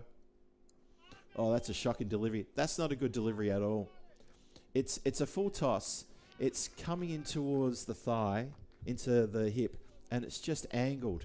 Goes for a very basic 4, so that is not good. And an over that need to be really, really tight, the 9th here, that's a bit of a gimme. And Golliar, he's a big hitter. He doesn't have to hit that one big. He just works that one. And there is nobody down there. It's also a no ball for height. So free hit coming. This could be the game. That no ball might end up being the game. Golliar, big hitter. Where does he put this? Hits down the ground. He's mishit that completely. It just trickles down to Mittal Patel, who fields it cleanly. Just 1. And you can see by Golliar's expression, I think he feels that should have been elevated over the rope. He's asking the umpire if he could have that again. Umpire says, of course not. What are you talking about? That's not how we do things here. 9 from 7. That's the equation. Goes for a big hit. hits it into the ground.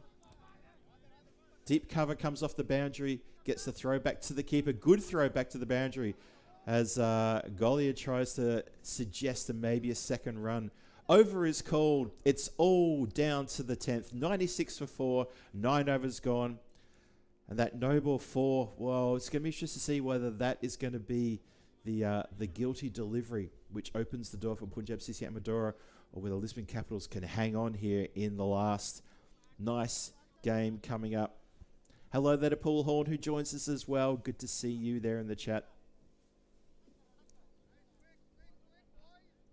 You kind of feel that this game could finish the next couple of deliveries, or this could get very close to a very exciting finish here.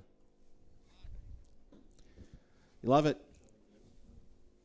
Down to the wire, down to the final over. We love endings like this. We had a day yesterday where all 4 matches were completed with a 4-point win to the teams that were playing, and the teams that won, they banked 4 points. Saw scores chased very quickly here at the Santarem Cricket Ground. This one, alarms on strike. Lisman Capitals need to bowl one of the best overs ever to try to contain this. Trying to hold Punjab CC Amadora to only, 7 runs or less. Here we go. We start the 10th. 8 runs required. Start with a dot.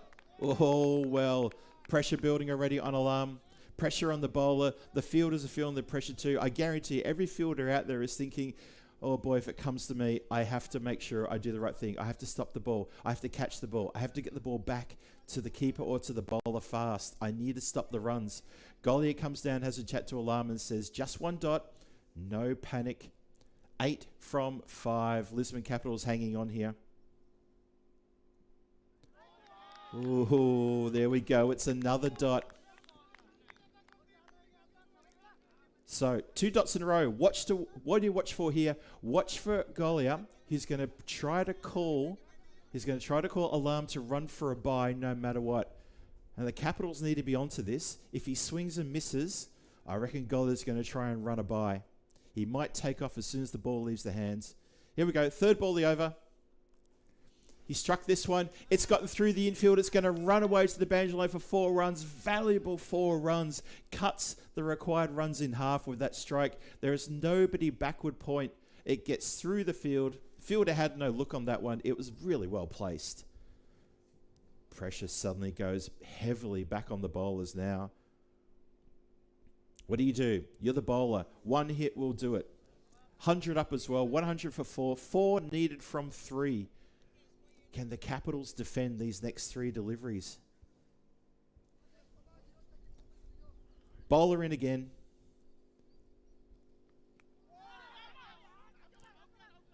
Well, thrown at the stumps, and he's been run out. That's great work from Cheyenne Khan behind the stumps. They wanted the run. They hesitated. Alarm and Golia had a bit of a mix-up there. If they'd gone and run, I'm not even sure they would have crossed because the stumps have been broken. So it's a dot ball. It's a wicket as well. Oh, and there's 2 deliveries left, and there's 4 runs required. Oh, we're coming down to it now. Getting very, very tight out there. This is one of the tightest finishes we've had so far in this entire ECS Portugal series. Include the Challenger Division in that as well. We had a couple of last ball finishes in the Challenger Division, but this one, there's something special going on here. Lisman Capitals could hang on. They could dot up here. A couple of dots. So much pressure on the new batter coming in. Golia is over having a chat. Game plan being discussed as well. They're trying to figure things out, what to do.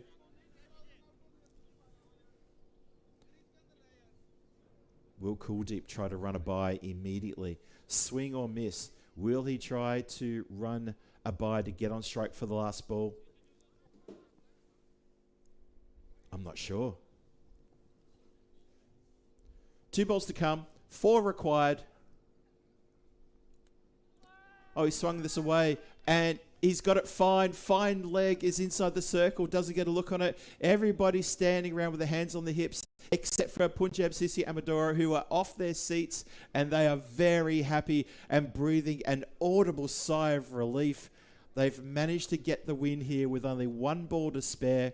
And that has that final delivery, it honed in on the pads. It was full, got a little bit of something on that one, and it's gone for 4 runs.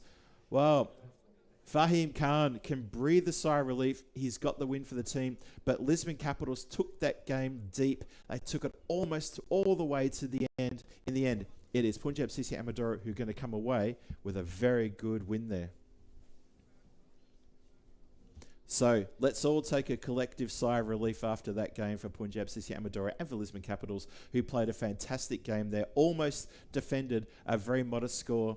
And it took Punjab CC Amadora almost the whole 10 overs to try to reel that score in. What a wonderful game. What a great start to day 3 of this ECS Premier Division. Not much more I can say about that one. Not much more I need to say about that apart from, wow, what a great game. Lisman Capitals, so close indeed. Great bowling. I thought the field placements from the captain were good. I thought his bowling changes were good. Maybe that no ball 4 that happened in the 9th, maybe that last over as well. If they could have it again, I'm sure they would have done it differently. Ifs and buts. That's how it's folded out. So, congratulations, Punjab CC Amadora. They get 1 win this morning. They've got 2 more matches coming up. I still feel they need to get at least 1 more win to secure themselves final actions on Saturday. For Lisman Capitals, that's just their first game. They've still got 7 matches to go. Their next match is up next, and they're taking on the team from Aarish. It's going to be a very tough battle for them. Good match coming up. Got a surprise for you as well at some stage during the next match. A nice surprise. Got a special guest going to be joining me, and we'll discuss that a bit later on. Hope you can tune in for that one. This is Phil G for the European Cricket Network saying, don't go too far. Our net match starts pretty soon. We'll put the timer on the screen there for you in just a moment, because we had those few delays. We had a slow start as well, so the time changes might be a little bit different. We'll get back to you on that one. Don't go too far. We'll be back shortly.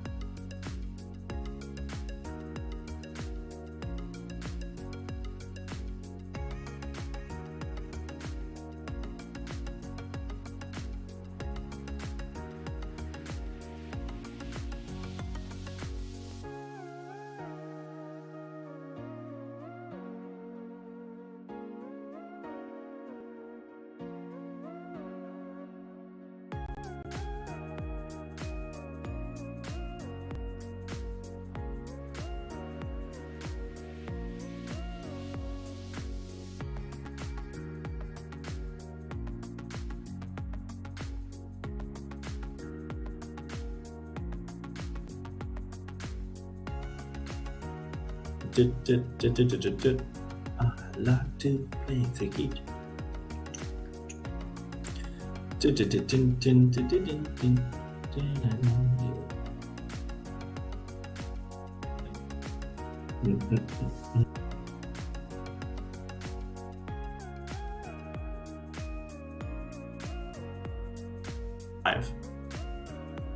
Testing 1 2 3. Testing 1 2 3. Hope this isn't on the YouTube channel right now.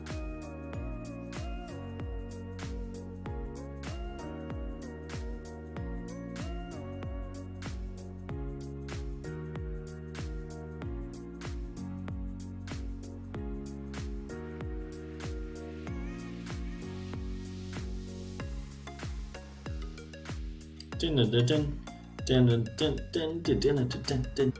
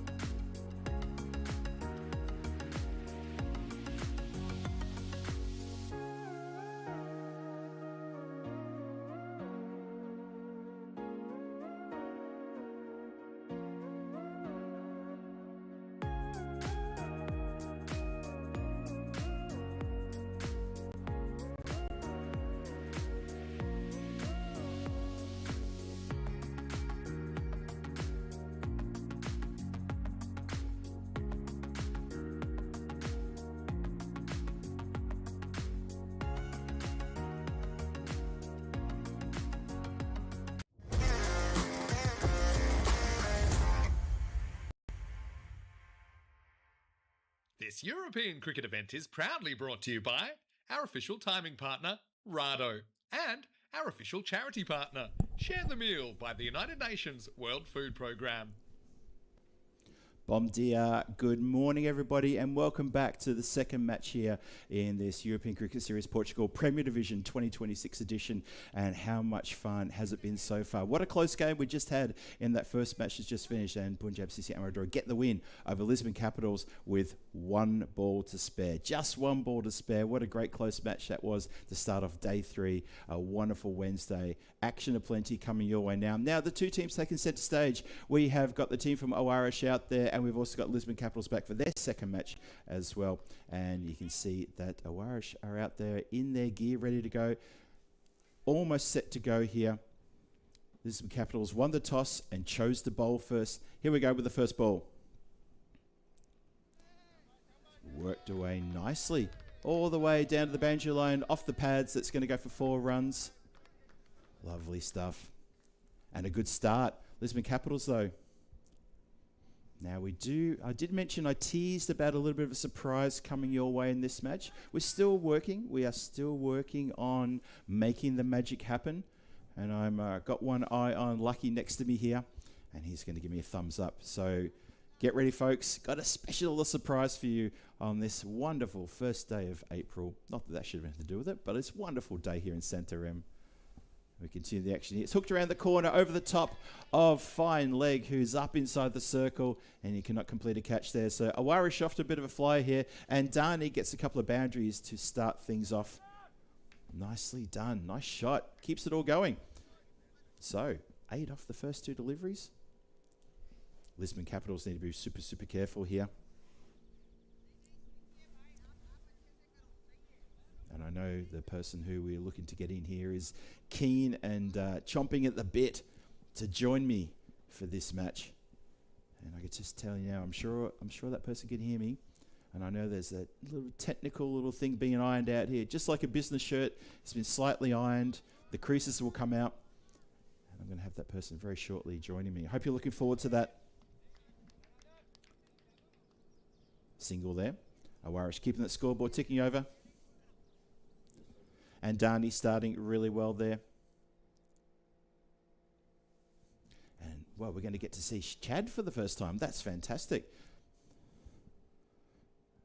Chad Bodgita, he is just taking his strike right now. We haven't seen him play on Monday when Aarish started their campaign with 3 games. He's out there now opening, taking his strike.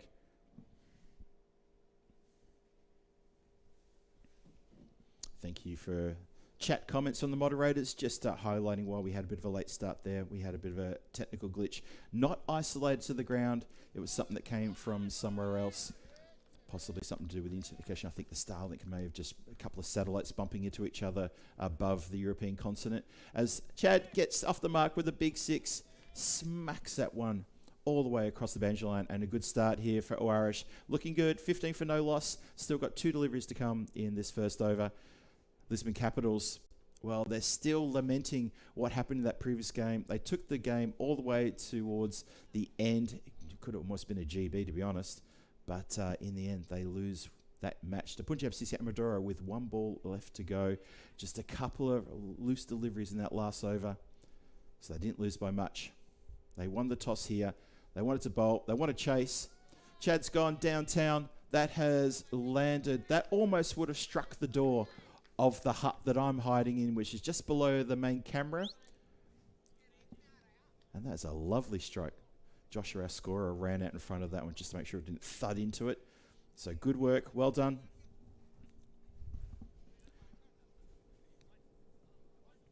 There's a man who is in a bit of a mood, is Chad. Lovely striker of the ball. It's good to see him here on the big stage here in this Premier Division. And Imran getting served up here.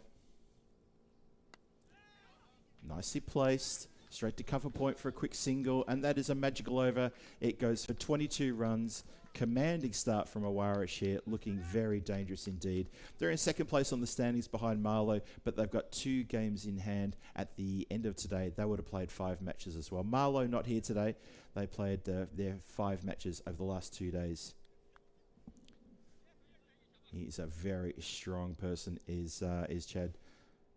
Monty saying forearms like an axeman. He looks fit and ready. He looks built for purpose for big cricket events, and that's why he's here for the European Cricket Network. And, of course, for that team of Aarish, they're very happy to have him into the side. Hello to everyone in the chat. Thanks again for joining us today. We've had a wonderful first match. Going to have another great match. There's 2 more games after this as well. 4 matches every day to take you through the group stages before we get to the finals on Saturday. The technical folks are still hard at work trying to get some connectivity up and running. Swings hard at this one. It goes in completely opposite direction. It's a skyer. 2 players. Oh dear. Now that's a shocker. That's an absolute howler. How does that happen? Keeper with the gloves, fielder without the gloves, and they both pull out at the last minute. Unbelievable. That would have been a massive wicket. And they end up getting a single. So add insult to injury. Just complete miscommunication. Shahan Khan should have just called the player out and said, I've got the gloves, I'm the keeper, that's mine, that's all mine. But Gita gets away with that one. And this has just been pushed in the mid-wicket. And I can tell you now that that moment is living rent-free in the head of all of those fielders out there, and especially in the head of the captain, Sunil Kumar Patel, who cannot be happy with that one bit.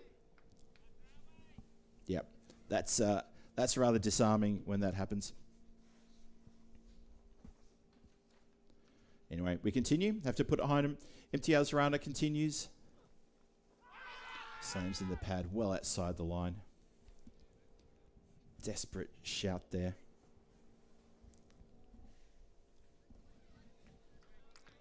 Not to be. 24 for no loss. Ticks upwards ever so slightly. 25 for no loss now. Aarish, after that blistering start, a big magical over, kicking things off. 22 off the first over. Lisman Capitals, got to dig deep here. Got to find something from this bowler. Imtiaz Rana, he's been very economical. Easy singles on the leg side. The fielders all back on the circle. And so anything just tucked up on the leg side, easy singles everywhere. But you just know, a team like Aarish, they're going to break free. Just like the song, they definitely want to break free. Had a great game, great day on Monday with 3 big wins, including a couple of wins over Aarish as well. How good was that? They looked on. Powerful. Swings hard at this one. No one's going to get that one unless you're somewhere hiding behind the team dugouts, and possibly maybe if you're just on the other side of the farmyard fence, you might be able to catch that. And that has been hit. That is out of here. What a great strike. 32 for no loss. Still inside the power play. Still inside the second over. Still a lot to do here.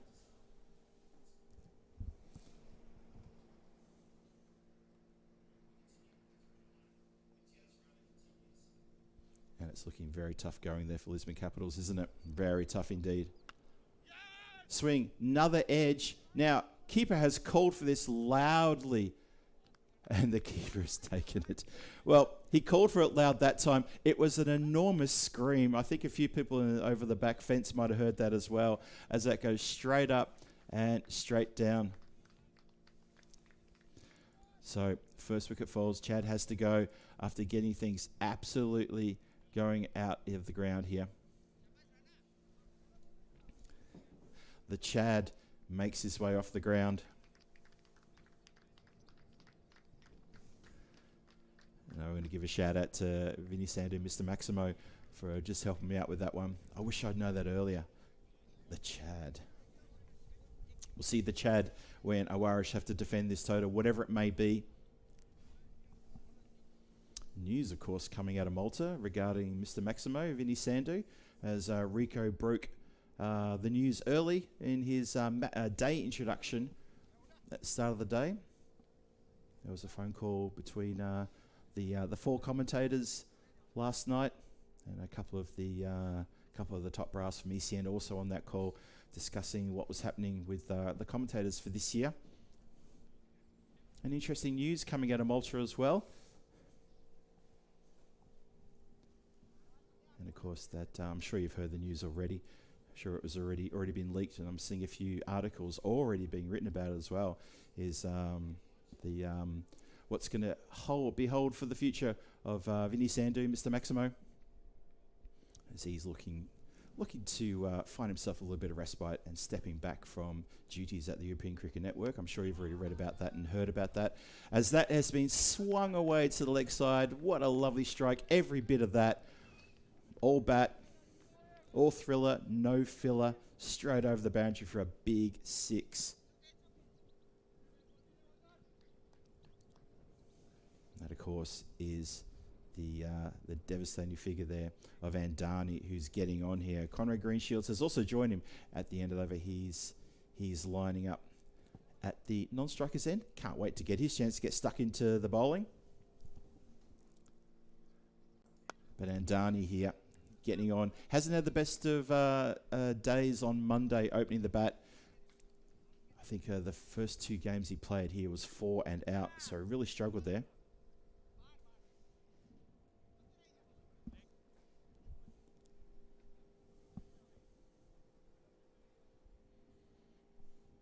So, Lisman Capitals, they get a breakthrough in the previous over. They're still inside the power play. It's 39 for 1, still inside the power play. Greenshields facing his first delivery. See what he can do here. Nice. Solid defensive move there. Not trying to do anything silly. Feels that things are where they need to be, just like the feel of bat on ball. He told me on Monday that when he goes out to bat, he gets a little bit nervy the first time he has to go into bat. But once he crosses that rope, it all changes. The fog lifts and the red mist slightly descends as he gets stuck into the bowling. Swinging hard like that, doesn't hit that. And Andani rushes through for a quick single. And a leg by indicated. So good shout there from Andani. Good awareness of him. Conrad was lamenting that he missed that swing towards leg side. But they get through for a quick single. So score runs along to 40. The loss of 1 wicket for Aarish, as they've got 2 more balls to negotiate here. Andani on strike. He's got 18 from 7. Greenshields only just joined him. And that is played nicely, very nicely. Swings us again towards leg side. All air. And all the way across the boundary for another Maximo, getting full value for shots there. And if the bowlers are going to keep straying onto the pads and make it short deliveries, well, this team is going to make short work of it. 46 for loss of 1 wicket. Still inside the power play. Jake Stewart there with a nice comment. Well, it was a good look. It's hard to say because I feel a bit bittersweet about this decision. You know, I mean, he's Vinny lives in the same town as me, almost on the same road as me actually. You know, he's been a great mate for so many years. As this goes down the throat, oh, well taken, nicely taken. Samath Patel comes off the bench line a couple of steps, and Andani looking to go down the ground. He's much stronger square of the wicket. He seems to just not quite have the same strength in his arms that his counterparts have, and his hold out at long on, and that is a big wicket that falls. Andani has to go. The playmaker goes after the Chad left earlier with a blistering quick-fire short innings. Andani, who looked like he was settling in for a good innings, he goes as well. Second wicket falls at the end of the power play. 46 for 2 after 3. Yeah, thank you for saying that, Jake. I really appreciate that. Myself, Rico, and of course Tina as well. We know that Tina's got a lot of duties outside of ECN, so that was part of the whole conversation. But myself and Rico, I mean, what do you say about Vinny? There's so many superlatives you could use to describe how he's a household name in everybody who loves European cricket. So I don't see it as passing the baton. I see it as maybe a change in the guard, and it also is going to sort of force people like myself and Rico, Tina, even Corey as well. We need to step up here, and I'm looking forward to catching up with Vinny when he's here on Saturday, and we'll talk a lot more about that on Saturday, and I'm sure you'll enjoy a bit more information about what's happening here on the European Cricket Network, and that's the important thing. ECN is here for good, baby. Don't you worry about that. We start the 4th over now. slog sweep, looking to put one out of the park. Conrad still tempting an issue there because he's still on 0. 46 for 2, yet to get off the mark. 3 deliveries is faced. Kamal Ahmed trying to get the breakthrough here.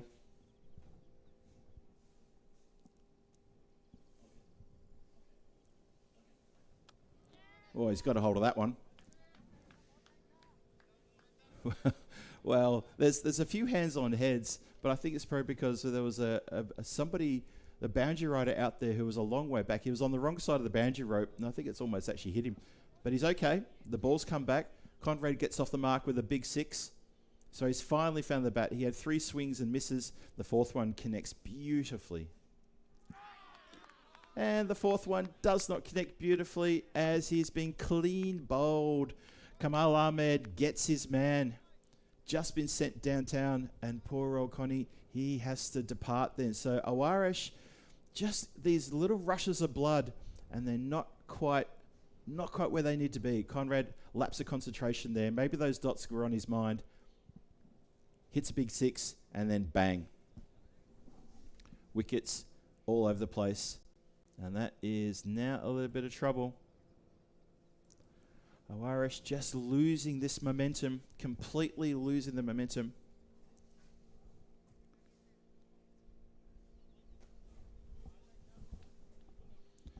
Oh dear, oh dear. So Conrad has to depart. 6 from 5. He'll be gutted about that. He'll be really gutted about that. Mohammad Nazrul Islam is still there. New batter comes to the crease.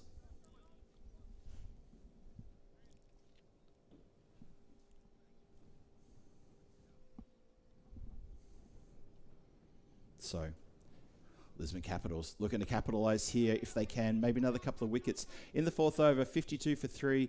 It's been a great start. That run rate just under 15. But now with 3 big wickets, big hitting wickets back in the shed, Capitals now done themselves every bit of favour now to try to reel in this potential expected score around about the high 140s. This is very, very good. Good bite back, good fight back from this team. Once again. Now, I'm going to test something here. I'll ask the question. Is there a disembodied voice somewhere out there? You can only hope so, Phil. Is Conrad dear. Greenshield still batting? Unfortunately not. He's departed. He departed like 30 seconds ago. He hit a towering 6. And the next one, he tried exactly the same shot and he's lost his stump. So unfortunately, Connie had to go. I did hear a voice in my head. Well, it's disappointing, Phil. And look, Yeah. It is good to be back. This is Corey from the ECN studio. I only came to watch Greenshields, but I should have known that he's only good for 3 or 4 balls. Indeed. And he only stuck around for, I think, 5 deliveries in the end. So you're absolutely right. He was those good 4 balls, but then the 5th one, bang, you're out of here. How are you, Phil? The G train. I'm not too sure you and I have ever been on the air together. I don't think we have. This is a first. This is a first for me, and for sure it is. We talked about this last year, but things just unfolded the way they did. As this one has been belted out of the ground for a big Maximo, and you're absolutely right, Corey. This is the first time we've actually talked together on air live. Absolute thrill for me. How are you? Yeah, doing well, thanks. And obviously still trying to work out a few kinks in the ECN studio with all the mics and whatnot. No camera today, which is good because I'm not wearing my day's best, to be honest. But always enjoy tuning in. And you're doing very well, Phil, out there in Portugal. Cheers, mate. Appreciate the shout. That is, just bounces in front of the fielder, running around to deep mid-wicket there. I appreciate the shout-out. Thank you very much for that. Portugal, this is my 4th time Portugal in about, 18 months. Night series, day series. I love it here. Absolutely love it. Yeah, it is a beautiful part of the world, old Bookie Mutz's field. That's it. That's exactly right. And Paolo, if he was here, I'm sure he'd love to jump on and say g'day as well. There's another big hit. So a few runs coming here from Aarish in the get towards the middle overs here. So Corey, let me have a little chat with you then. And what's been going on in the world of Spanish cricket? Well, there is a little bit of a big announcement that I need to make today, and it's a perfect time to join you. Ooh. It's another play and miss there, but a perfect time to join you because the reason I've jumped on today is to make a big announcement, and we have a touring side coming to Spain pretty soon, all signed, sealed, and delivered. That the team that will be touring the Spain, to play us at Desert Springs is Nepal. Nepal have agreed to come for a 5-match T20 series. Obviously, a World Cup level team. So, yeah, excited for that. And everyone, look out for the Nepalese series. Oh, that is awesome news, Corey. That is sensational. Wow. You heard it first on the European Cricket Network. Nepal touring Spain, as they were also greeted with a big Maximo over the leg side boundary on that news. Well, camps must be thrilled about that. Spain and Nepal coming together. You must be excited. Well, it's a massive opportunity to play some of the best in the world on Spain, and probably the ECN network might be covering it as well. So look out for that series later in the year. But no, things are good, thanks, Phil. Keeping busy, as always, obviously keeping an eye on you. And I heard you saying everybody knows Vinny Sandhu. Not too sure about that one, but keeping an eye on the ECN in the background. Good to sort of see that we're back on the air and just getting the ball rolling again. I think for those 6 months, everyone missed it so much. And just having even the one camera and seeing all the players back, it's great to be back. Fantastic news. Yeah, no, it is great to be back. You're absolutely right. And yeah, we know you've got your duties with the Spanish national team, but any chance we get you on for a bit of an analysis and conversation, you're a red hot favourite amongst the fans here and amongst the chat. And I'm sure the chat's going to start firing up with all sorts of questions for you as well. Quick one, the Juan Carlos Rodriguez Trophy at La Manga. That's only a couple of weeks away. You must be looking forward to that one as well. Yeah, well, that might be the more legitimate tour that's coming up. So looking forward to that. And yeah, that's only a few weeks away. I do believe ECN will be there. Are you there, Phil? Are you going to be out there covering the games by any chance? No, I don't think I'll be there for that one. I think that might be Vinny and or Rico. Possibly only just Vinny, because obviously it's the one commentator set up, unless we can crowbar a second commentator. But no, I'm setting myself for the Czechia ECS in May. Beautiful. They did qualify for the World Cup last night, didn't they? So good times out there in Czechia. Yeah, very exciting times indeed. That's a nice swipe to the boundary line. That score racing along now. Aarish getting to 80 after 5.2 overs, only 3 wickets down. These two batters starting to gel together nicely after a big magical over the last one. Yeah, things going good in Czechia. Yeah, so just our season just started. But yeah, great news for us. Yeah, so just expanding a little bit on the Juan Carlos Trophy for you, Phil. Yeah, it's going to be good. It's 5 T20s. ECN will be covering them. So that's another event for them to sort of keep their partnership going with Cricket España. Ticked off the hip this time for one, maybe two. But yeah, it's going to be an exciting time. And obviously, it's just a step in the right direction for ECN Cricket España trying to get more busy this year as well. There's qualifiers this year. And yeah, great to have all the boys playing on the network again. So very excited for that. Yeah, speaking of the qualifiers, I wanted to ask you about that. The action happening in August, which everyone's looking forward to around Europe. This one just gets squirted off just closely there, tucked off the pads, quick singles, turning the strike over here. I'm not trying to keep the dot balls to a minimum. So yeah, the World Cup qualifiers you're playing in Finland in Group C, if I've got that right. Yeah, we're in Finland in Group C, and that'll be a precursor to the Nepal series. So, yeah, looking forward to that. And obviously, just the guys are playing their summers of cricket in England and Spain and wherever they are. So, a good opportunity to get them all together. That one's been pumped away for another boundary. So, yeah, the cricket level in Portugal is obviously improving as well. There's some T20s coming up there next week. And it's good to see Europe sort of improving year by year. 100% agree with that. I can see the chat lighting up with the news that you've just dropped on us like a bombshell, which it really is. It's such exciting news. And a few people reacting quite heavily and happily to that. So, yeah, there's a big summer coming up for Spain cricket and for European cricket in general, really. Swings hard. Oh, that has gone out of here. That is a capital Gorne. Gone. That's how I spell it. Don't know how you spell it, but that is out of here. What a great strike to finish the 6th over. 92 for 3 after 6. A big, big score coming. Oh, speaking of the trophy, there's a graphic up on screen there. So, yeah, as you're saying, Corey, starting Friday, April 17, a couple of matches each day. And then what's that? Sunday will be the final.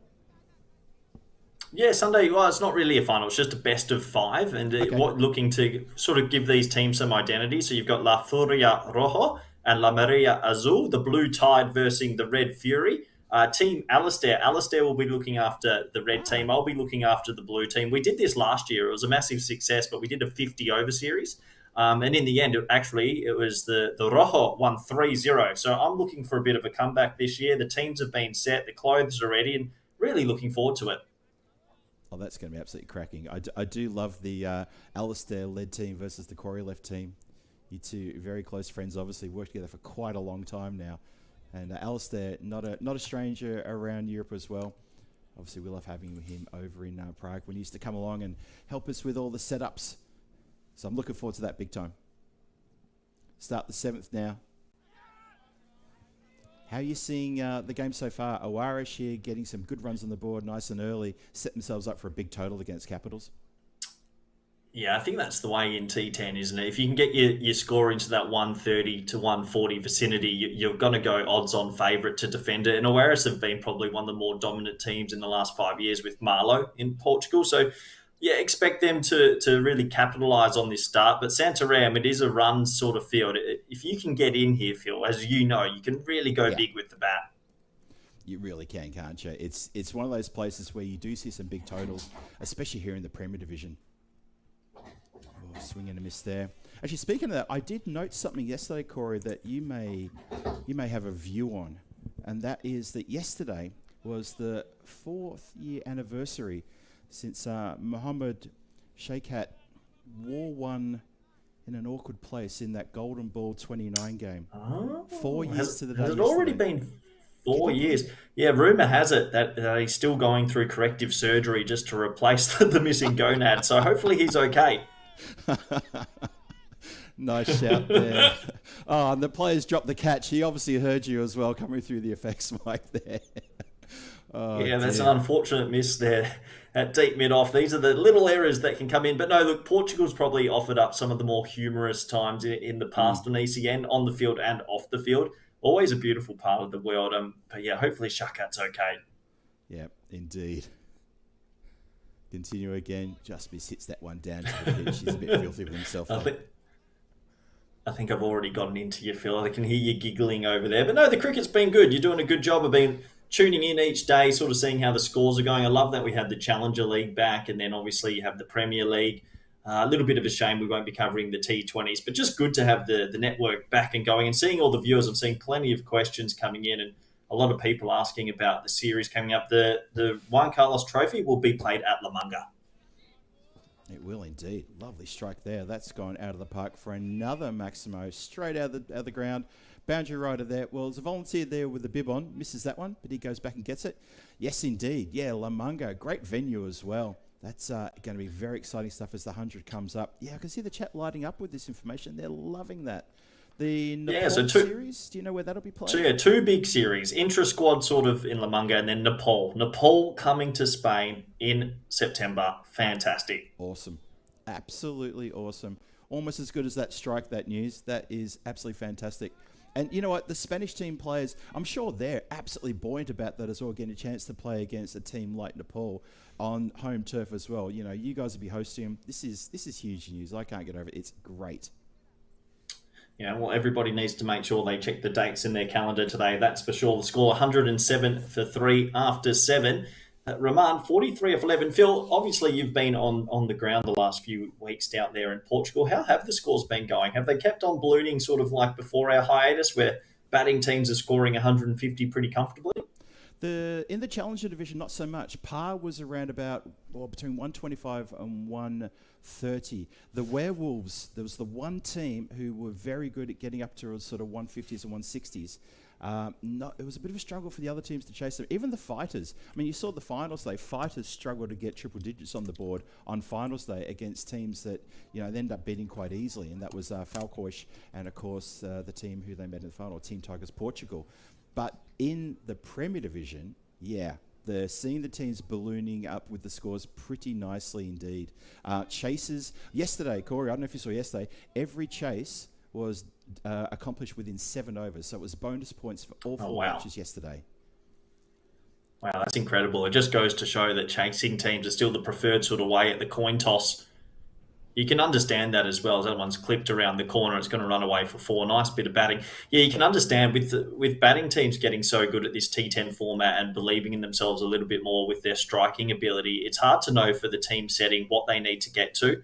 I think that's one of the bigger things I saw in the last few years of ECN cricket. Teams can compile 160 in the first innings, but you still might not feel too comfortable with the chasing team having so many batters and being able to strike nearly every ball for 6.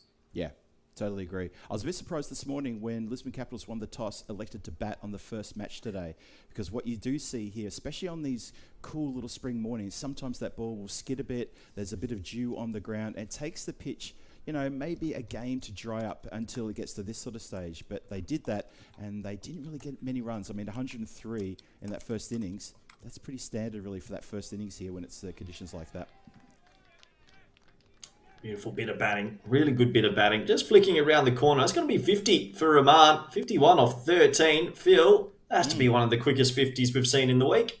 That is, of 13, that is one of the quickest. There was, who was it? Asim Sarwar yesterday. I think he got to 45 off maybe 12, probably the day before, but then he couldn't get that 50. He took about 3 dot balls, and then he got his 50 off 16. But that, Corey, I think you're right. That is the fastest 50 we've had here easily since our stint here. Cracking innings. Fantastic. Well, I took a little bit of a guess at that because I haven't been able to watch every ball. So I'll take that one. No, it's a good innings. And look, there's still plenty of time here. 16 balls left. He could really get close to that 3 figures.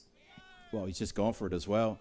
This has gone high, hard and handsome. And once again, the umpire's getting his stretching in as he indicates yet another Maximo for Rahman. He is absolutely middling everything, and this over is starting to get out of control. Lisman Capitals wondering, where does respite come from? Yeah, this is one of those times as a batter, you're just sort of in nirvana land. Everything's coming out the meat of the bat. You're flying along and, well, don't put it past him to get to a century. This has gone to the other side now. It's going to be 1 bounce, 4 runs. Continuing on his merry way. Hey, Corey, I got a question for you. I read an article about you online that was published, I think, September last year. And there was one name that came up in that article that you mentioned in the interview. Do you know the article I'm talking about? Well, yeah, look, I am sorry about that. And the police, I didn't know that it was a crime in Bangladesh, and I do apologise. Oh, the chat's No, sorry, what article are you talking about, Phil? It was just a general article actually about you and about how you've risen from, sort of like someone who was they called you a sort of like a PR manager in your early days here in European cricket. And it talked about how you got opportunities along the way. And the name you mentioned was, you gave big thanks and nod to my cricketing hero growing up, and that was Dean Jones.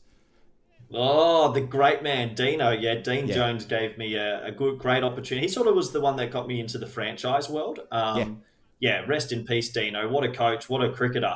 Completely changed the game. If anyone doesn't know about Dean Jones, go and get a book or an encyclopedia, because he had the glasses, the zinc. He really reinvented the 50-over format. But yeah, he was a big inspiration for me, and I do owe that man quite a lot. No, I was really, when I read the article, I saw that and I thought, I just want to ask you about that, because he's one of those cricketing heroes of mine who I never got a chance to meet, which I feel really gutted about, because I met a few cricketing heroes. I met Lily, I met Marsh, I met Desmond Haynes and Gordon Greenidge. When I was growing up in high school, captain of only the seconds team, but I still got my chance to meet a few people. But yeah, Jonesy, he was one guy I looked up to, and I was so happy to see that you dropped his name. And I didn't know about that with your interaction about how much of an influence he had on that. So it was a great read. It was a good article as well. Good. I'm glad you read the good one. But yeah, once again, as you can see on your screens, the Juan Carlos Rodriguez Trophy after our boss, the Sir, the Master, Juan Carlos. But yeah, 5 T20s this year. Last year it was 3 50-over games.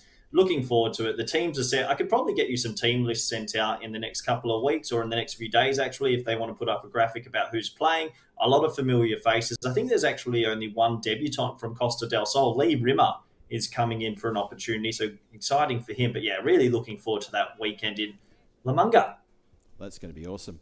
And catch taken on the boundary as well. So the partnership is finally broken after that over has gone absolutely massive. Carnage aplenty. Just quickly adding that up, looks like that previous over went for a 27 off the over. And, well, they finally get a breakthrough here. The carnage has to end. And unfortunately, Rahman has to go. 68 from 18 deliveries. What a commanding innings that was, though. That was carnage aplenty. Yeah, good batting. I mean, look, at the end of the day, maybe not the prettiest of techniques, but technique doesn't matter if you can clear the ropes. And there's a lot of players in the ECN universe that have extremely good hand-eye. And your hand-eye can get you away with it in this game. And it's a little bit of a mix of tape ball and T20 combined, I always think. This T10, it's that happy median. And, good innings, 68 off 18 is ridiculous. That is properly ridiculous, isn't it? Lisman Capitals getting absolutely taken to the cleaners here.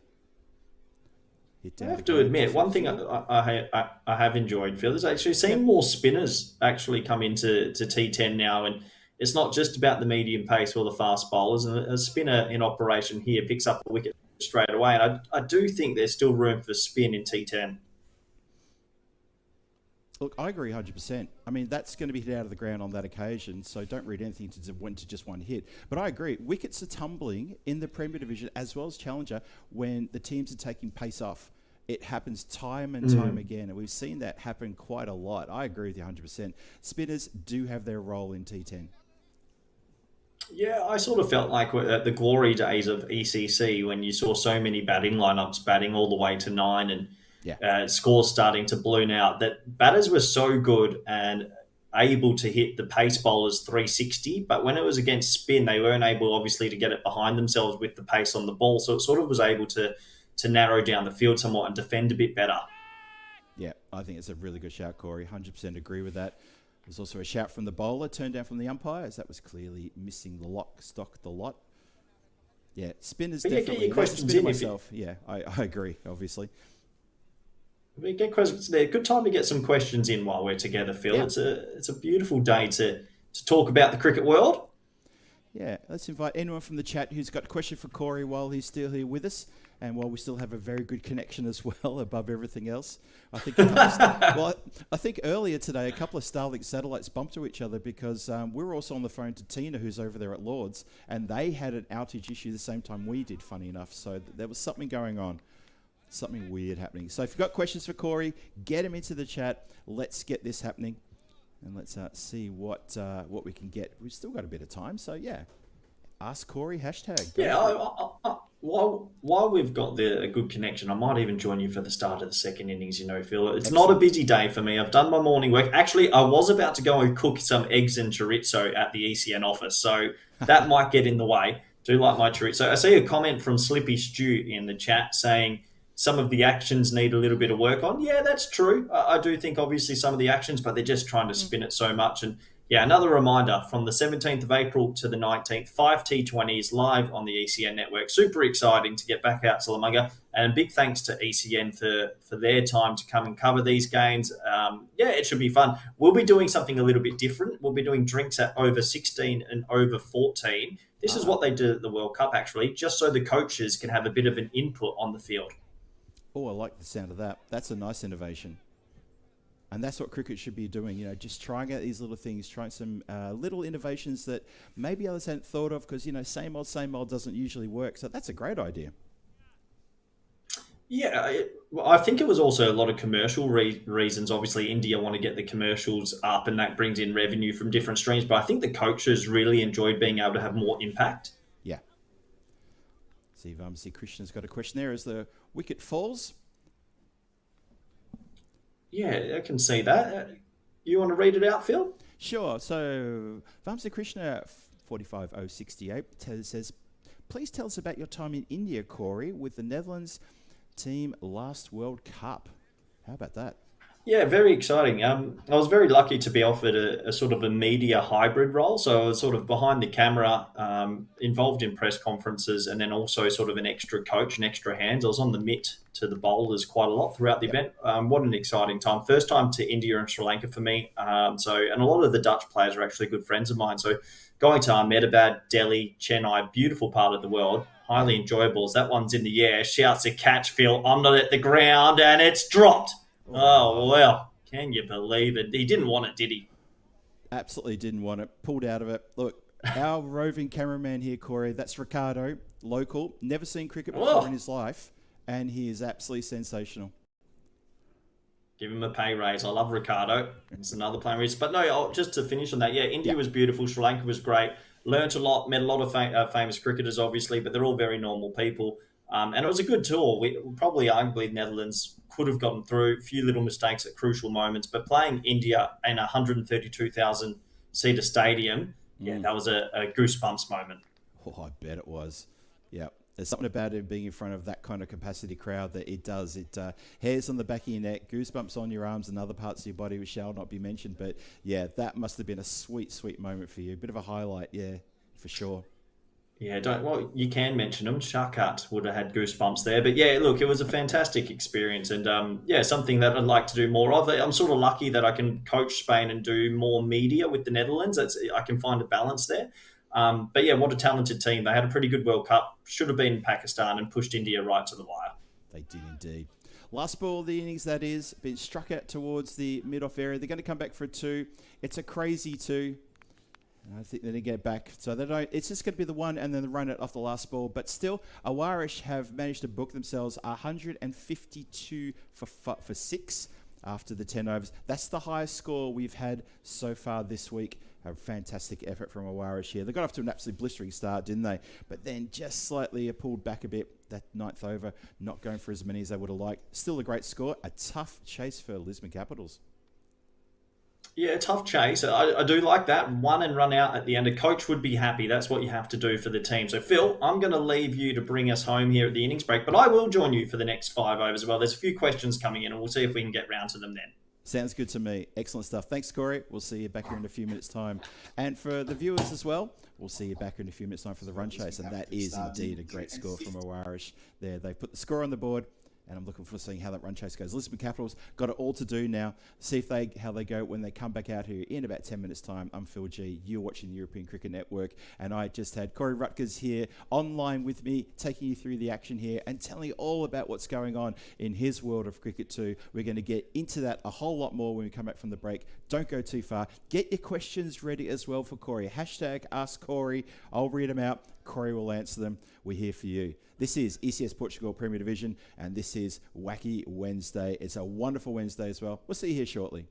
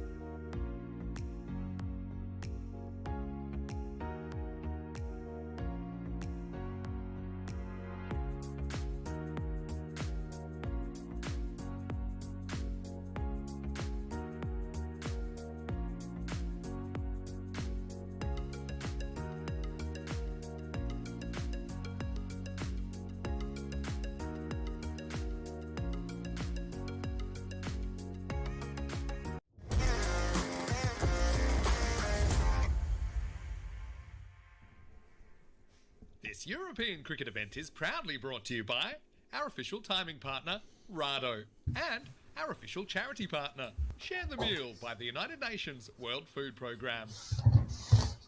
Good afternoon, ladies and gentlemen, girls and boys of all ages. It's wonderful to have you back here at the Santarem Cricket Ground for this run chase. The second match of the day is match number 10, and Aarish have just put on a bit of a display of very, very aggressive batting there. To get a massive score on the board, that is a great score. Let me just get that for you. 152 for 6. It's the highest score we've had in the Premier Division so far. I get a feeling we're going to get a lot of high scores this week as well as the temperatures rise and the stakes also rise here. So Lisman Capitals with it all to do here. They lost their first match, lost it with only one ball to spare against Punjab CC and against Aarish. They have got a tough climb here. Tough run chase ahead. But you know what? That's why you're here in the Premier Division, because you are worthy of it. Show us you're worthy of it. Get out there and orchestrate yourselves a run chase. We've got to work this one out. Let's get behind them and see how they go. For Aarish, they need to bowl well and defend well. Power play all important here. As we start the run chase momentarily, bowler was just running. It had me tricked there because I couldn't see the umpire's arm had not yet dropped. It now drops. We're good to go. Let's have a look. We start with a big hit towards the boundary line, and that is going to carry the boundary line rope as well. Despite the close attention from a deep mid-wicket, one of two fielders who were outside the circle during the power play. Also, we have a long on, and we also have Phil G not running solo on this game. I've also got Corey Rutgers, not quite alongside me, but his disembodied voice is going to break through. Corey, are you there? Yeah, I'm there in spirit, Phil. There in spirit. That's what matters. That's it. Lovely stuff. Corey's still with us. Oh, good start here as this is lofted over the infield. The chase is on. The fielders will manage to pick that one up about 2 meters inside the boundary line. Good work there. Good chase. Good run. Aarish looking to defend. No, good to be back, Phil. And yeah, look, just in the break, we said hashtag ask Corey for a couple of questions. So I'll skim through a few where we can. I see an early one saying from Kroom about the potential Europe Cup with 6 teams. Yep. It'd be great if it could happen. But I tell you what, ECN did a Europe Cup with 30 teams. More the merrier, I think. Big lofted drive. That is gone over that long on fielder. Straight across the top, another big 6. So it's a couple of big hits in the over. Well, Lisman Capitals know what they have to do, and Dinesh Siddiqui, he knows exactly what he's got to do. Getting on with the job here. Yeah, I agree with that sentiment, Corey. 100%. Yeah. If ECN could do it with that many teams, let's do it. More the merrier. Yeah, okay, more the merrier. You can start small, but then you've got to get it always a little bit bigger. And yeah, fingers crossed, maybe for the T20 format that will come in one day. Let's hit down towards us. 1 bounce, 4 runs. And that is going to just pull up about 2 feet in front of the windows where I'm staring out of. Didn't have any pace on, though. Yeah, nice shot. This is a really good start from Siddiqui. I was all for spin before. The problem here is Lisman's just bowling a little bit slow. You can bowl spin, but you can still bowl quick spin and try and get the ball to talk off the pitch at pace. Just a little bit loopy here. Yeah, I think you roll the dice starting with a spinner, don't you? As that one just drifts across the tram line on the wrong side. Yeah, starting off with the spinner, I'm not sure about that. Maybe as a first change, for the second over or the third. We're seeing that get success.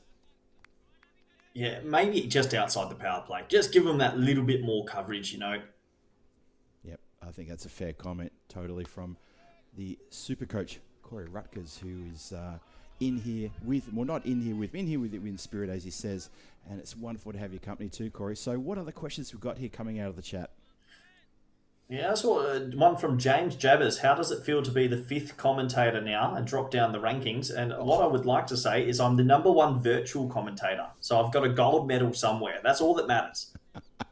Fair enough. You've earned it as well. You've been appearing so far in every series as a virtual commentator, as that is virtually bashed out of the ground and then some. Well, Capitals are not leaving anyone unsure about what the game plan is. It's let's get these runs and let's get them now. Yeah, what a start. 29 off the first, and you look at the supercomputer, all of a sudden it gets to a lot more even. And this is a quick reason why I've jumped on. Just a little bit of promotion about this series. Obviously, the Juan Carlos Trophy, it's the second time it's running, first time it'll be televised. It will be the T20 format this year. Who are you tipping, Phil? I know you don't know who's playing on which team, but who are you tipping early? I do wear a lot of blue when I'm out and about, hence I got the blue shirt on today, but there's just something about the Reds. I have to go with the Reds. Wow, I'm disappointed with you because I will be looking after blue and Alistair will be looking after red. So yeah, how'd your Spanish feel? Do you know what La Furia Rojo stands for? It's something red. Something red. The Red Fury versus the Blue Tide.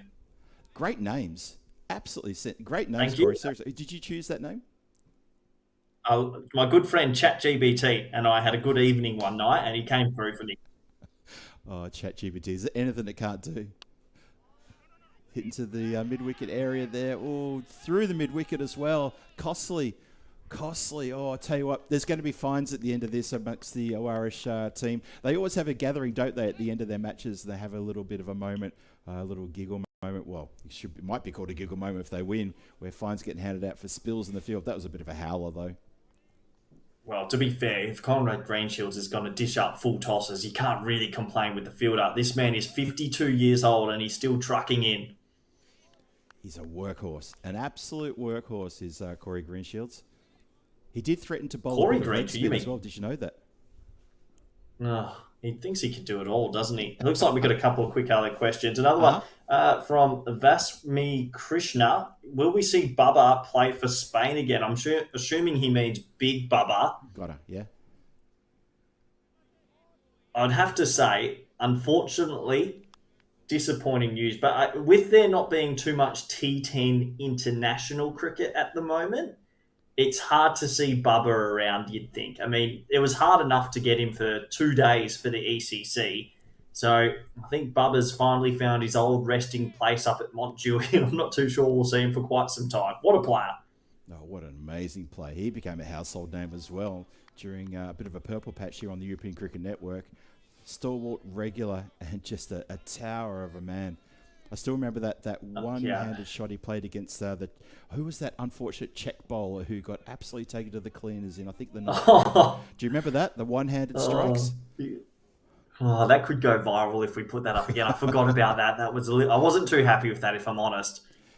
Yeah, it kind of had a slight little bit of showboating about it, but he was so dismissive, and the power that he showed. For me, it was the power. It was like, well, goodness me, that is good God. That's some great hitting. I think what most people, like knowing Bubba personally, he's a big bear, and in his head, that one-handed shot he hit for 6 was actually more about entertainment. It wasn't meant to be vindictive. But after a few lessons, we had to tell him that you're not allowed to do that anymore because otherwise he would have kept trying. Oh, no. Yeah, that was quite something. So what else we got there in the chat? Scanning through there to see what we got. I saw something from Kroom, so I have to scroll back up and see what Kroom's question was. Something to do with... I see another one. There's Daredevil's asking about DDC. DDC's good. He's healthy. Oh, yeah. He's living in the Netherlands these days. Lovely strike there. Good cheer. Good support coming from the dugout as well. You can hear them coming through the effects mic. There's another boundaries found there. So have a look at that score, Corey. It's up now to 40... Well, that's going to tick upwards, isn't it? Because that's just going to add, and not even towards the second over. 47 on the board. Well, you're looking at arguably one of the better opening pairs you'll ever see. 47 off 10 balls. They're going at 4.7 a ball. Conrad Greenshields just hasn't found his length yet. Well, he might have found a better line, deciding to come around the wicket now. I wonder if he's going to switch to some left-hand bowling, maybe to try to shake things up. Probably not the right time to do it, but with Conrad, you just never know what he's going to try next. Yeah, what a dream start. They've got the required rate down to 13. You can see it there on the bottom of your screen. I mean, there's plenty of graphics. I mean, the viewers can't complain. They're getting enough of information to follow the game these days. They are indeed. And I do love the fact that we've added things as we've gone along, like the win indicator, those percentages. That was just added a couple of days ago, which was fantastic. You know, something we had last year, something the fans loved, and we got it back in. Yeah, it is a nice one. It helps you track the game as the score after 247 for none. Montloose asks about Spain's goals and timelines. I think that obviously a qualifier's coming up, playing Nepal at the end of the year. The rankings are looking good, so they might be able to get a 50-over opportunity at a qualifier around the world. I mean, what Italy were able to do was fantastic. Congratulations to them. Obviously, having the luxury of being able to pull in some seriously talented first-class players around the world. Fair play, because I think there's other countries that might be able to do that as well. And if you are able to find a few passport holders around the world and then they amplify your cricket and get you to a World Cup, you've just got to tip your hat to it. It's very exciting. Yeah, totally agree there. We start the new over then after 2 overs, as Corey just said. And that is an interesting moment there for the batter who's looking down at his bat. Can't believe he's missed that one, but he has to go being clean bowled at the start of the 3rd over. So Haydar gets the breakthrough, a breakthrough that Irish sorely needed after Greenshield's over went pretty expensive as well, went for 18 in total. But a blistering start. Now the partnership's broken. Yeah, big wicket, really big wicket. Just needed to stop the flow. And sometimes I call it the double click. When 2 openers, especially the openers, get going, it's actually hard to pull them back. So a wicket will help. And yeah, I reckon we might be on for a bit of a thriller here, Phil. It's just got that bit of tension growing to it. It does have that taste, doesn't it? I mean, that required run rate at 13.5, it's very gettable. It makes it easier reading for the batting side when they're not staring at 15s and 16s, which then will grow exponentially with every over that doesn't get to that total as well. And it looks like they're bringing in, is that Rahul Huda who's just come out now? So they're switching the batting around, trying to get the big hitters out there to continue this big hitting process. Yeah, that's the best way forward. No time for tiki-taka. You've just got to get on with it as long as you can. Here we go. Second ball after the wicket. First one is swung away.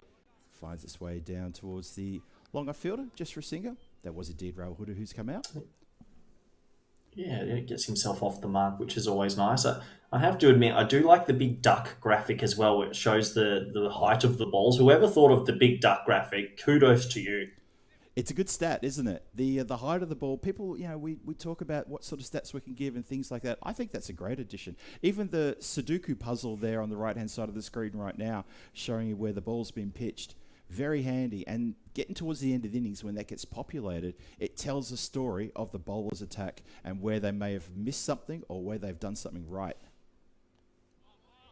I have to admit, the ECN player rating there, though, Ahmed, 91 with the bat, 89 with the ball, and 90 in the field. Sign him up in your fantasy teams. Whoever's doing the playing ratings probably needs a good clip over the ear. If you're in the 90s, I mean, look at Haydar, 97 with the ball. Doesn't get much better than that. That's crazy with the ball. I've seen Haydar getting taken. Well, no, I won't say that. But anyway, yeah, that is a crazy number. Maybe there's someone who always thinks the glass is half full who's doing those numbers. Not sure. Good shout, though. What other that's questions? The robot. That's the. Any more questions in the chat? Let's have a look. I'll have a little bit of a scroll up. Any T10 internationals this year? I'm not too sure if there is. I wouldn't be the person to ask. Hopefully, I think the T10 internationals was something everyone enjoyed watching. Yeah, for sure. Hey, who's your pick in this Premier Division?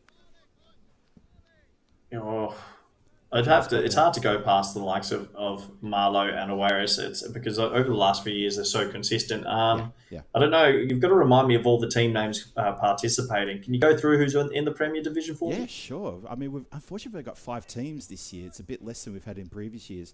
So it was Lisman Capitals here battling out against Aarish in this game.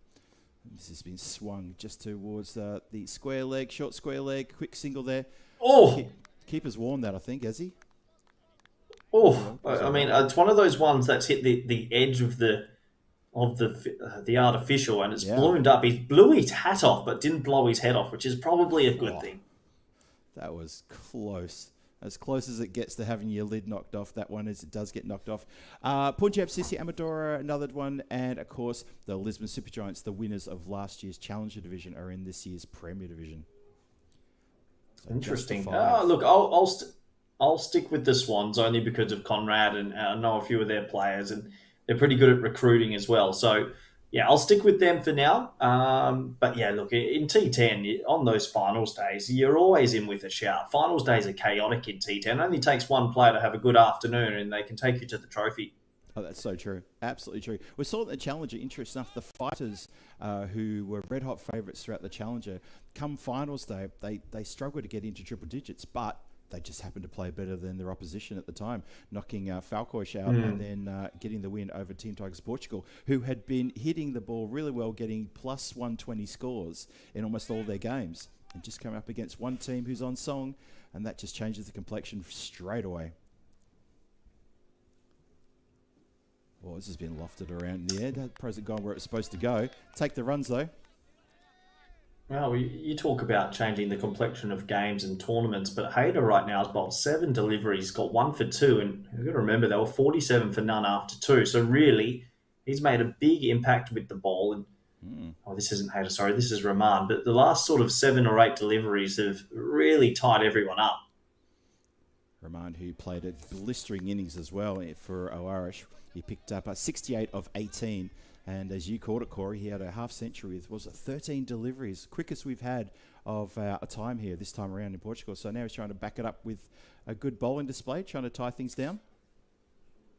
Yeah, nice message from Sunil Shetty asking, will I be in the commentary box again? I think I'll be back one day soon enough. My what I was thinking is when I come back, Phil, I am going to go for every catch possible. I was banned at the end of my career on ECN. This one's high. He needs to go for this catch. Will he get there, Phil? Doesn't. Bowler runs just out of shot, and when he came back into shot again, it was a finger tipper, an absolute finger tipper. If he'd had a couple of long nails, he should have clipped them last night. He might have been able to just juggle that one and get that one, but no, the bowler goes back, and Rahman misses out on a caught and bowled. Oh, disappointing. 50 up as well. Disappointing, but no. When I do make my comeback, I want to go for every single possible catch. I want to restart fresh and start a new clean slate of commentator catches. And I think we've all got to be in it, Phil, including you, including Tina, including Rico. I've never seen Rico take a catch. He shies away, good at deflecting the conversation as well. Vinny takes catches. We all need to start sort of keeping our tally of what we do. Yeah, I think it's a fair comment, Corey. You've raised the bar along with Vinny on that level, and I think it's up to the rest of the commentary team just to step up at the same time. We can't have you guys leading the way on everything. So, heard and accepted. Good man. Just went up in the air and a sliding effort there, desperate effort. It might have bounced off a knee or maybe just off the palm of the hand. It's gone to ground. So trying to elevate here, but Corey, they're just not hitting the middle of the bat and they're giving up a couple of chances. Yeah, they've just lost the air in this run chase at the moment. It was a beautiful start, but it looks to me that the Swans found their length. All of a sudden, bowling back of a length, heavy line, and then bowling a couple of slower balls, and a lot of player misses have sort of crept into this run chase. Swings at this one again, just a single down the ground. They're doing it in singles or dots at the moment, which is not going to be enough. And you did highlight that Haydar's last over was absolutely sensational. Started off with a wicket, 2 runs off it only, and then he dotted up for the rest. Well, this over is almost the same, except just missing a wicket with a couple of dots, a couple of singles. So the breaks have been well and truly put on. Rahman doing the job here. Yeah, really good over once again. They've pulled it right back. They're ahead, the Swans. Oh, shouts of no, no, no. Where are you going, Raul? Stay there.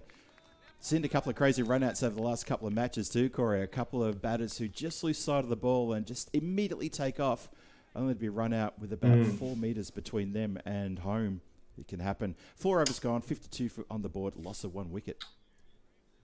Yeah, so look, it's time to come clean, Phil. This is my last over today before I have to go into my afternoon siesta. But look, okay. I did tell a little bit of a porky earlier, and I couldn't leave the network without being honest.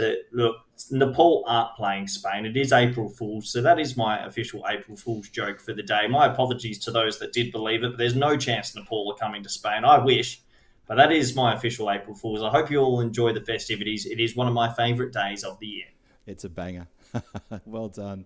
So, yeah, for anyone who's just already booked their flights to Spain for September, get back on the phone to your booking agent and just explain that Corey's just played an absolute zinger. So, well done. Hey, it'd be wonderful if it was true, though, right? It'd be absolutely wonderful. Well, one day, you never know, but not this year. Yeah. Looks like it's Conrad Greenshield's continuing going to bowl his second over. And he comes on at a time when the pressure is really well back on the Lisman Capitals here. They are staring at a bit of a tough run chase now as the steam's gone out for those last 2 overs, yielding a total of only 5 runs and 1 wicket in the last 2 overs. Ouch. Yeah, just all falling apart at the moment. Oh, wow. Really falling apart now because the wickets are falling apart. It's another wicket. Well, Conrad gets himself a wicket, helps himself after his first over went for 18 runs. So there you go. Your mate Corey manages to get himself something in the W column. Well, he tried man-catting, he tried bowling full tosses, and eventually he learnt maybe I should just bowl it on the stumps. And at this level, that's a much better option. Picks up the wicket. Unfortunately, yeah, this run chase is sort of just going up a very steep hill at the moment. They started so well, Phil, really well, but they've only made 5 runs since the second over. They're quite incredible. And yeah, you'd have to imagine the Swans will go on from here.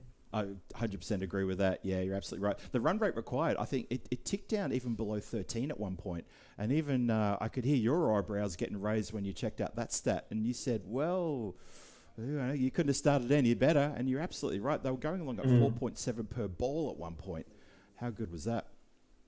Well, yeah, it just goes to show you when you're chasing something above 150, to maintain that sort of momentum is never easy. And it only takes 1 wicket or 1 good ball and it can really swing a game. That's why I think T10's caught on so well around Europe. It's the swings in the match and the ups and downs that sort of captivate the viewers.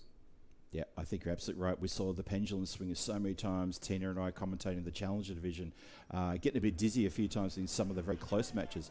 We had probably, of the 20 group games, I think about 4 of those were last ball finishes. And when you get an exciting last ball finish, as you know better than anyone, that pendulum swings so much, you will get dizzy just trying to call it, trying to presuppose what may be coming. And it was exciting stuff. A couple of those games, real nail biters. Oh, elevates high here. I think he's got that out of the park. He has indeed. Nice shot. So a little bit of sting in the tail. Nice hit down the ground. Lofted there. Samath Patel puts one out of the park. Takes Connie back over his head for a big 6. Yeah, nice shot. Just held the pose and sort of kept his line in the shot. Didn't really overswing, which is always nice to see. Have we had a golden ball, Phil, since we've been back? That's one thing I haven't been able to keep track of. I hate to say it, mate, but sadly, no GB. Tina was here with me, and last year when Tina turned up to commentate with me for this identical series, we had 2 golden balls.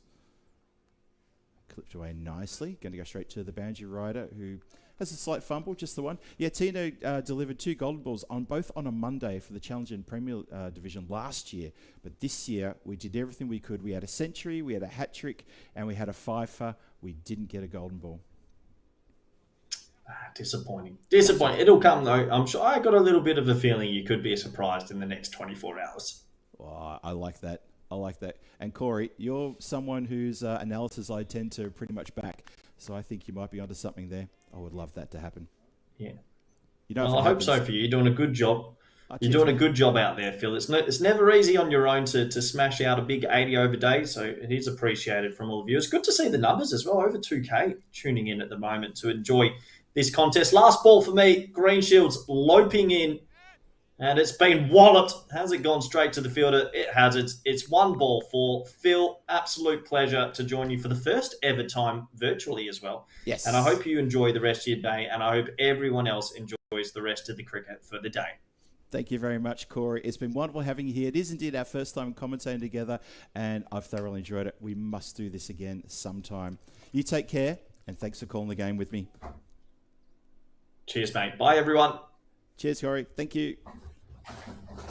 There you go. Corey Ruckers joining me here to keep me company through this match here. And thank you for getting your comments in. And thank you for getting a couple of questions in as well. Hopefully that's all covered for you. And, of course, Corey with an absolute zinger for April Fool's Day. Well done, sir. And like I said, I hope no one's booked their flights. If you're booking your flights to Spain, coming from anywhere around the world to watch the Nepal clash, like I said, get back onto your ticketing agent and just explain that it was Corey Rutgers. They'll understand.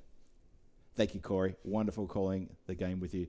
We start the second half now of this match, which the run chase seems to have dried up a little bit now. It's getting very, very tough for Lisman Capitals. Look at all that. The 88% of the runs scored in front of the wicket. So they're looking to really hit hard and hit through the ball and maybe go a little bit cross-bat style towards the leg side as well. But look, not much behind the wickets. Lisman Capitals need 87. Wow, 87-29. It's a big ask. It's a really big ask. And that's why the win predictor is well and truly in favour of the Swans here. Well, the Capitals are trying their best, trying to get every delivery, every ball out to the boundary line, but the field placings are very good too. Oh, Aarish, they got a little bit shocked into reality with those first 2 overs. As Corey rightly called it, that first 10 deliveries were 47 runs. How about that? And then pretty much from that point onwards, things sort of start to dry up. The power play, well, this third over was only worth a handful of runs, 2 runs. Haydar bowled an absolute brilliant over. And this shot is beautifully placed. The fielder down here at long off in front of me getting a real workout. He has to go to the left. He has to go to the right. It's a bit like Goldilocks and 3 Bears. He's just waiting for one ball to come directly to him, which would be the just right porridge. Instead, it's either too hot or it's too cold. He'll get his chance. 71 for 2 on the board. 82 from 27 required. That run rate now needed is pushing up beyond 18. Once it gets over 20, it just starts to become really, really tough. Everything has to get to the boundary, no matter what. There you go. There's another one that doesn't get to the boundary. Oh, no ball shown there by the umpire. To see if he's going to explain that was... I didn't see square leg umpire extend the arm out, so I'm not sure if that was a front foot. Might have been. Either way, he cut it. It's a no ball. Free hit coming. Rahul Huda here. Taken a while to get going is Rahul. Samath Patel at the non-striker's end. He's also on 10 from 4. Free hit. This one struck out. It goes straight to the player at deep cover. Going to be just the single. So the no ball doesn't cause too many issues there for the Lisman Capitals. Or, sorry, for the team from Aarish.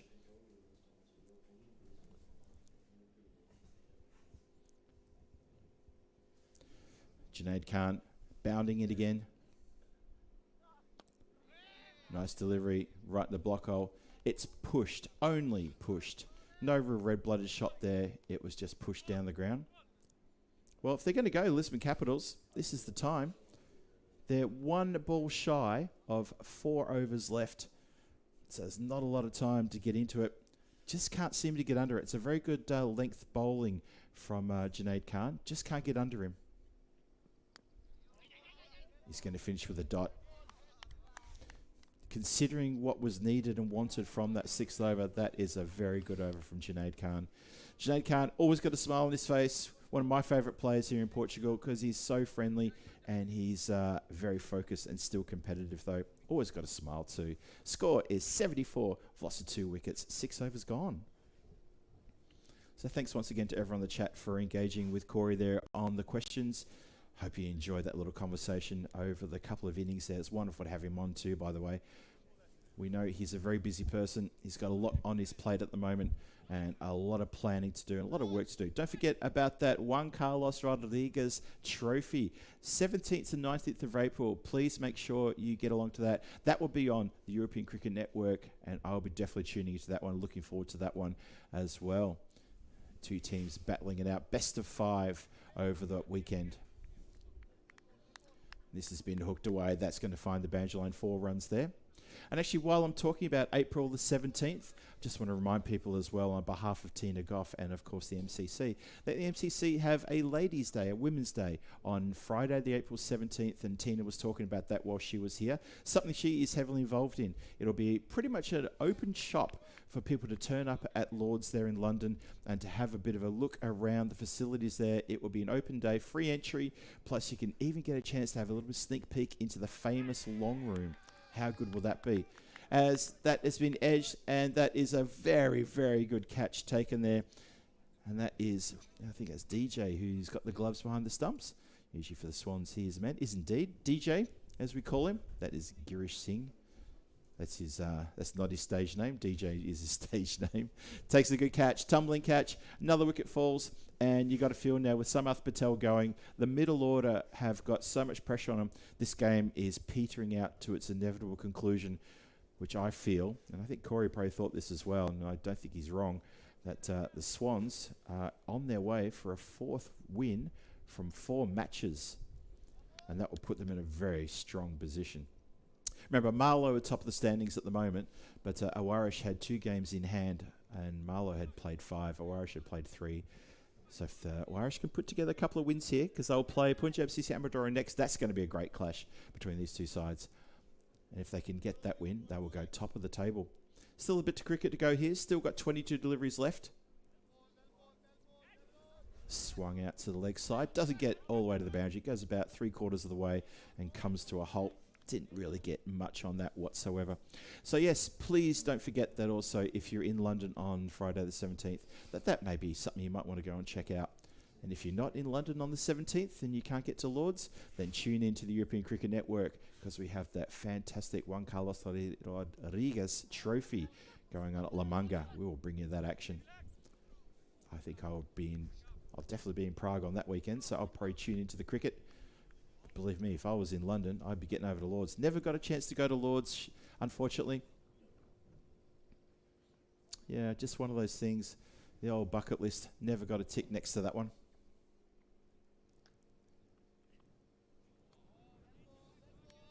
Swing and a miss there as Haydar comes on to bowl his second, bowled a sensational first over. Gets a wicket in his second over as well. It started with a boundary and then he picked up a wicket. He's currently got 2 for 8.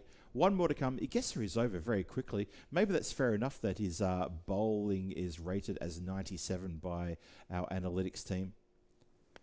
It's a slow full toss, but it's been seen early, and that's been dispatched down the ground for a big 6. So he spoils his figures ever so slightly here with going for a 12 off the final, or his final over, and that is 7 overs gone, 86 for 3. Still needs 67 off the next 3 overs. Mathematically, it can be done, but as I see a few people in the chat always like to say, not impossible, but quite improbable.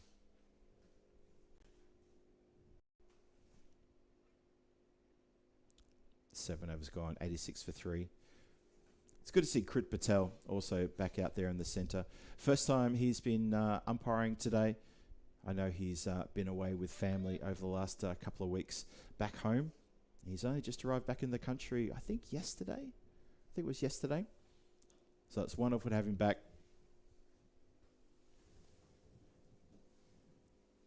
Standing there at the as standing umpire at the moment. Very good friend of mine. I've worked with him quite a fair bit over the last couple of years when I've come to Portugal, whether it be the night series or the day series. And he's a solid quality umpire as well. And it's his birthday tomorrow. So we need to remember tomorrow we're going to all get around Krit and wish him a very happy birthday. But that's tomorrow.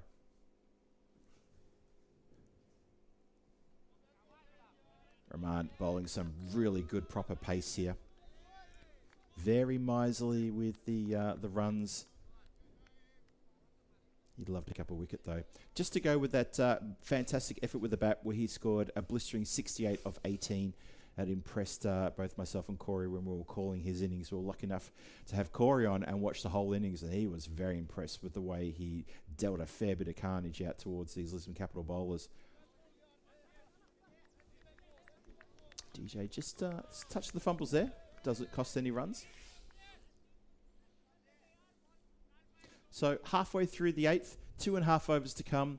67 still needed, and this game is being taken away. The Swans are going to notch up a very good win here. What remains to be seen, though, is whether the bonus point may be awarded. Let me just double check what the bonus point equation is, because that is really important as well, as that's just been clubbed down the ground. Just the single. The score gets up to 87 now for loss of 3 wickets. Still, what's that? 2 more to come.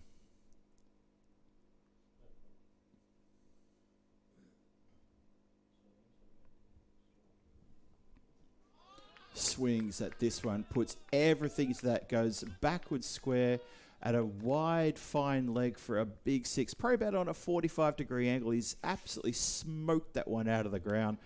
That's a great shot. Well, they need that and then some to Lisman Capitals, and you never know. You never know. So there's that.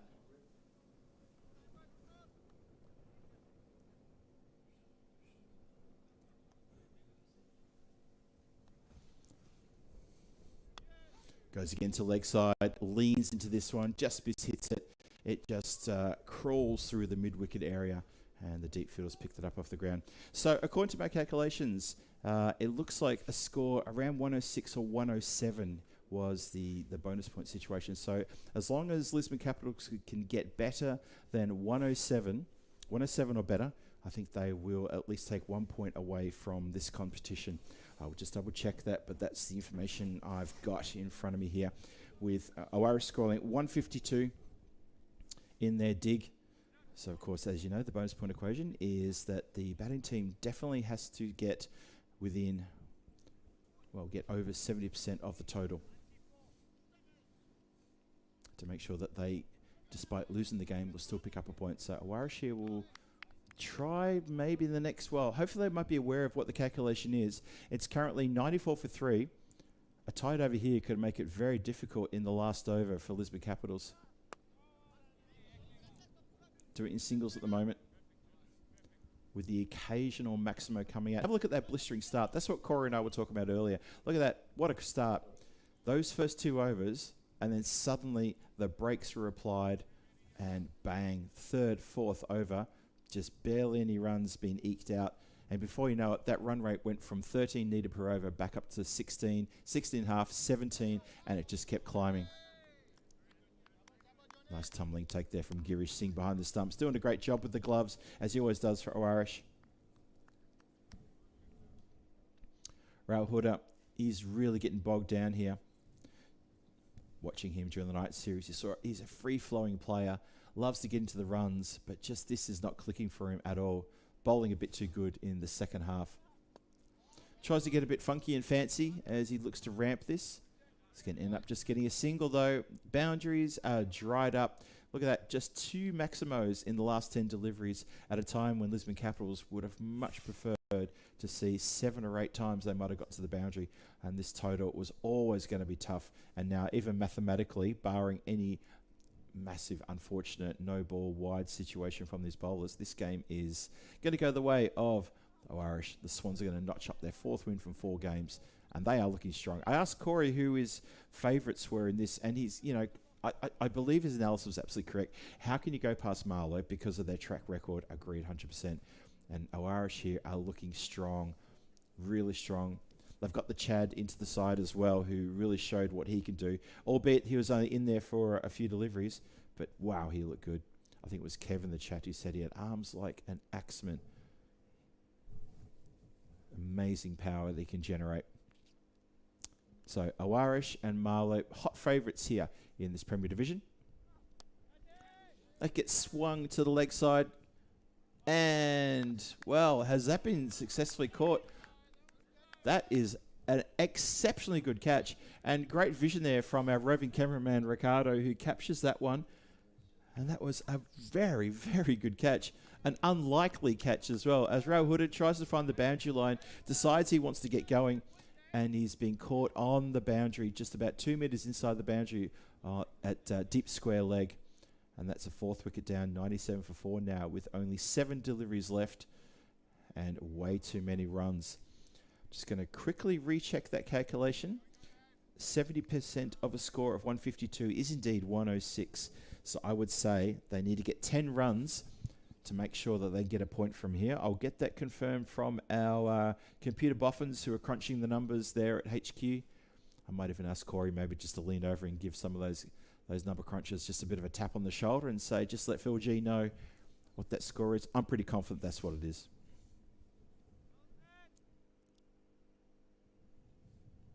So 1 more delivery in the 9th. 3 runs only and a wicket. Junaid Khan bowling beautifully here at the death. New batter in. There's not much you can do here. How does he handle this? Just swings hard at this one. It's in the air, and that catch has been held as well. So 2 and 2 to finish the 9th. Looking to go downtown, just trying to hurry things along. And long on, takes a couple of steps forward, dives forward, and completes what I thought was a pretty good catch as well. Nicely taken. So all falling apart for Lisman Capitals. But in more ways than one, it's not just the innings that's falling apart. It's also the chance of picking up that bonus point.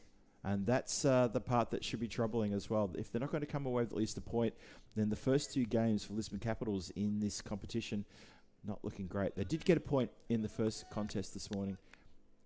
They're looking like they're going to struggle. They've got 10 deliveries.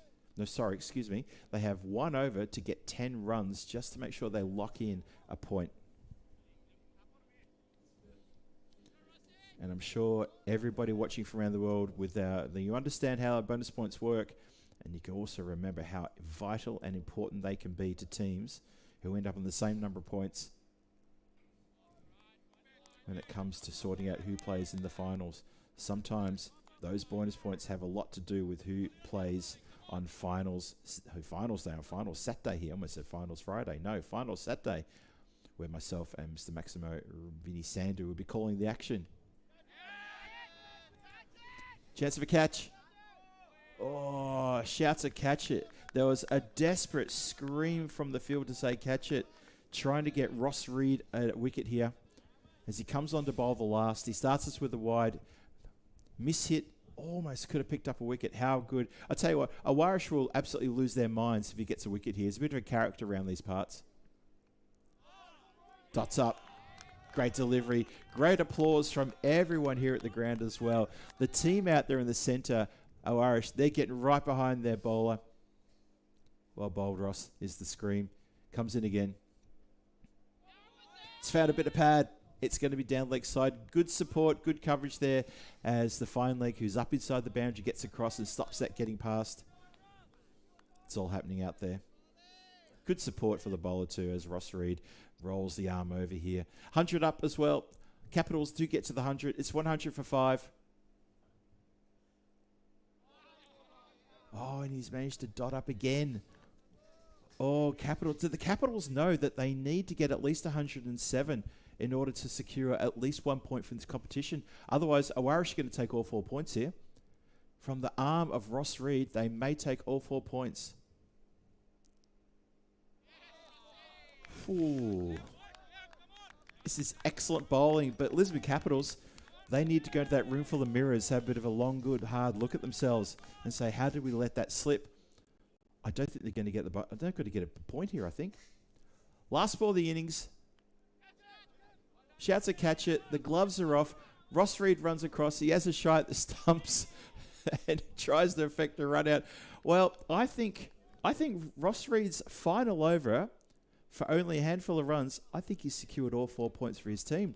We'll get confirmation on that, but I think that's exactly what he's done. Well, this is an absolute commanding win there for Aarish. Having seen Lisman Capitals go for 47 in those first 10 deliveries of the match. And as we bring you back into the hut here, welcome back, Phil G here for the European Cricket Network. We're just going through a bit of a summary here. I think that final over, I'll double check this, that final over, that has secured all 4 points for Aarish. Lisman Capitals have missed a trick there. They haven't managed to get a single point out of this game.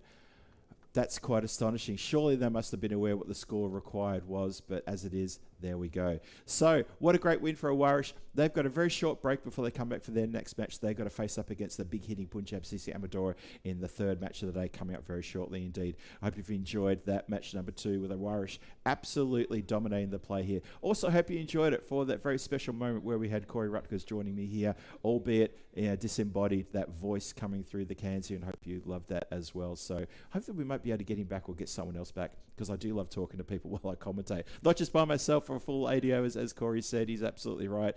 It can be a task, but I love doing it because I love talking to you, and I hope you're enjoying the action. Phil G here for the European Cricket Network saying, back here for the third match very shortly. We'll see you very soon. Don't go too far. This is ECS Portugal Premier Division, and this is Wacky Great Wednesday.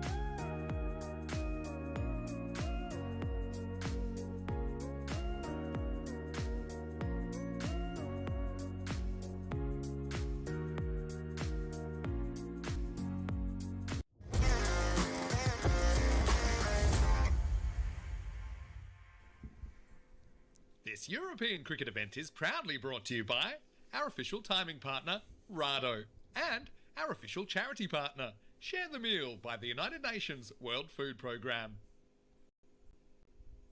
Good afternoon, cricket fans. Ladies and gentlemen of all ages, lovely to have your company back here again. Phil G here at the lovely, sunny Santarem cricket ground. It's an absolute picture out there.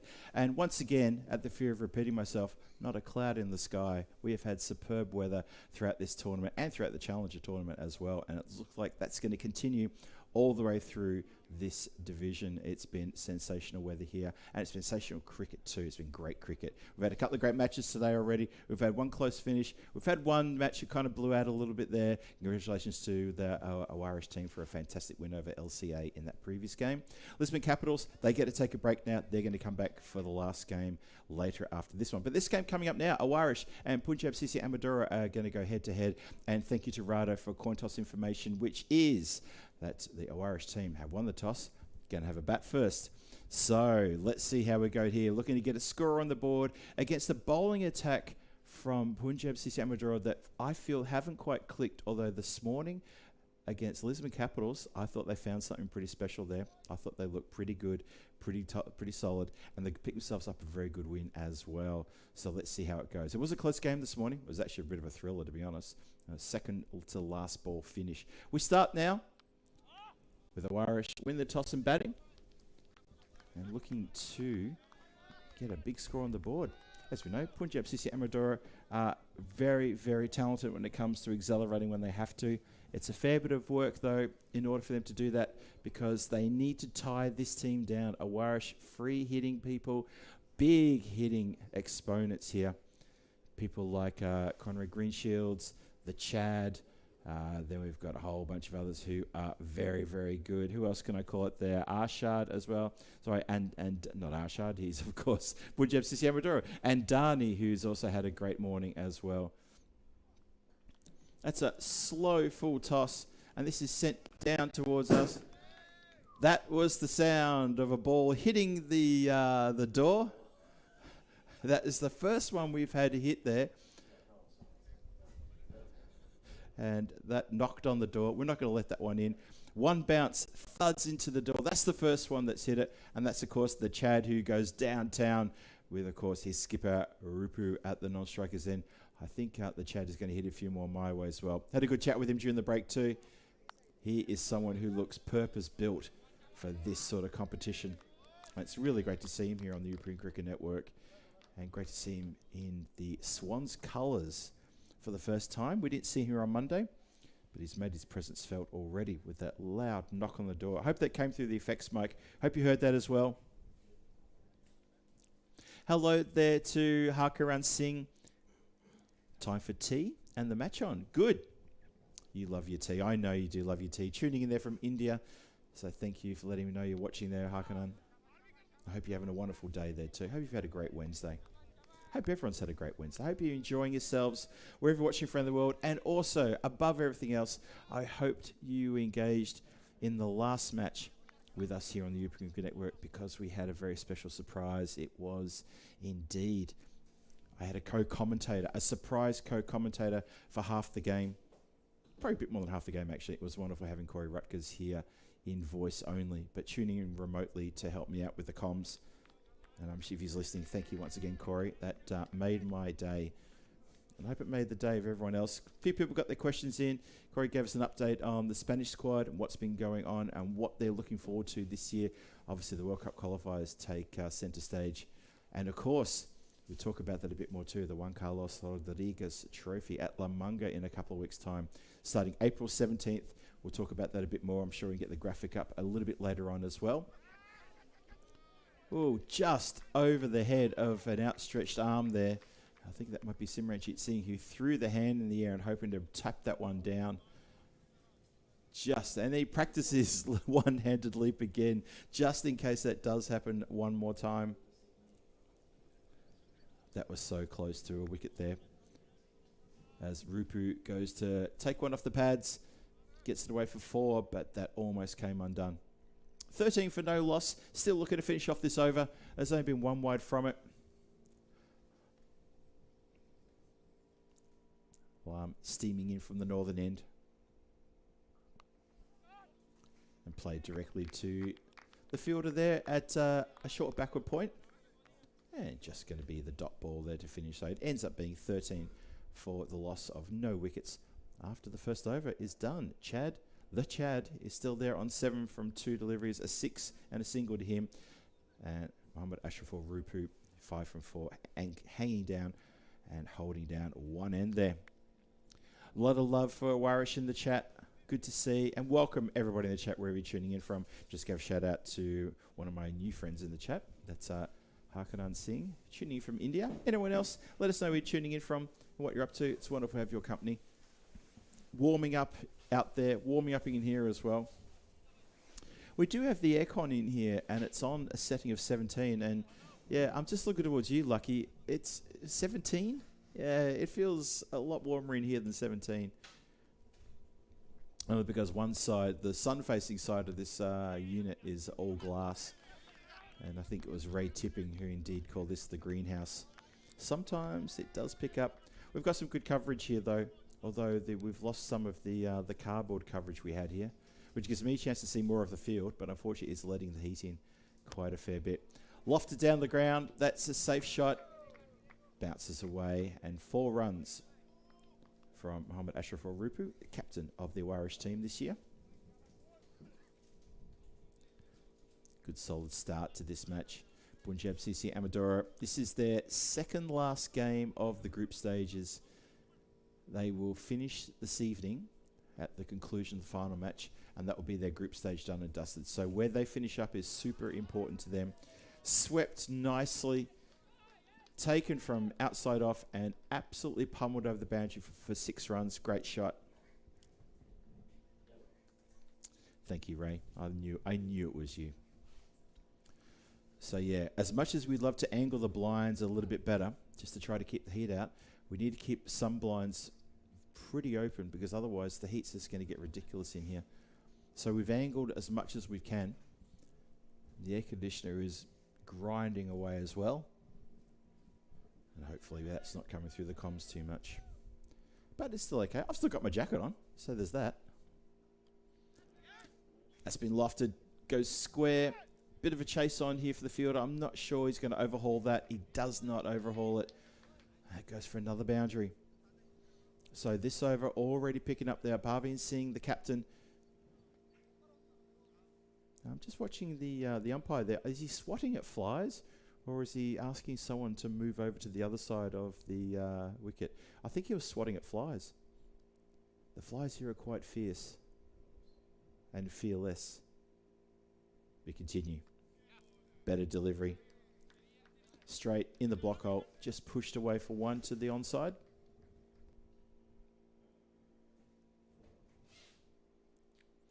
Crushmaster says this over gonna be big. Well, it's what's it gone for already? It's gone for 16. 1 more to come. Let's see if this goes magical. Oh, just tucked away for a dot. Good call of no. Rupu quickly there to Chad saying nope, nothing there. And it will finish with 16 off the over. 29 for no loss after 2. A solid start. But they haven't blown the opposition away yet. You can see a couple of good overs there. Over of, looks like 13 and over of 16. So, hello to everyone in the chat. I can see a couple of my friends in blue. That obviously Ray just dropped in there. Crushed Master as well. Everyone else is joining in, enjoying this T10 action. This is match 11 of 20. There are 20 group games. We have 4 games per day, take us through to Friday. And then at Friday, at the conclusion of Friday, we'll know who are the top 4 teams out of 5. And one of those teams will drop off. And then 4 teams go into finals action on Saturday. Lofted. And catch is spoiled. Well, that's astonishing what happened there.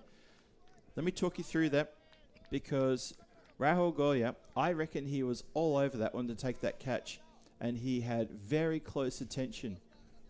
Probably really too close. Absar Alam almost tried to snatch it out of his hands, and I'm not sure what that was all about.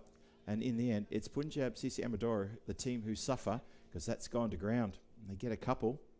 Rupu with a life. Ball flirts with the wide line, and indeed umpire Crit says, yeah, that's a bit too much for me. Too much for my liking.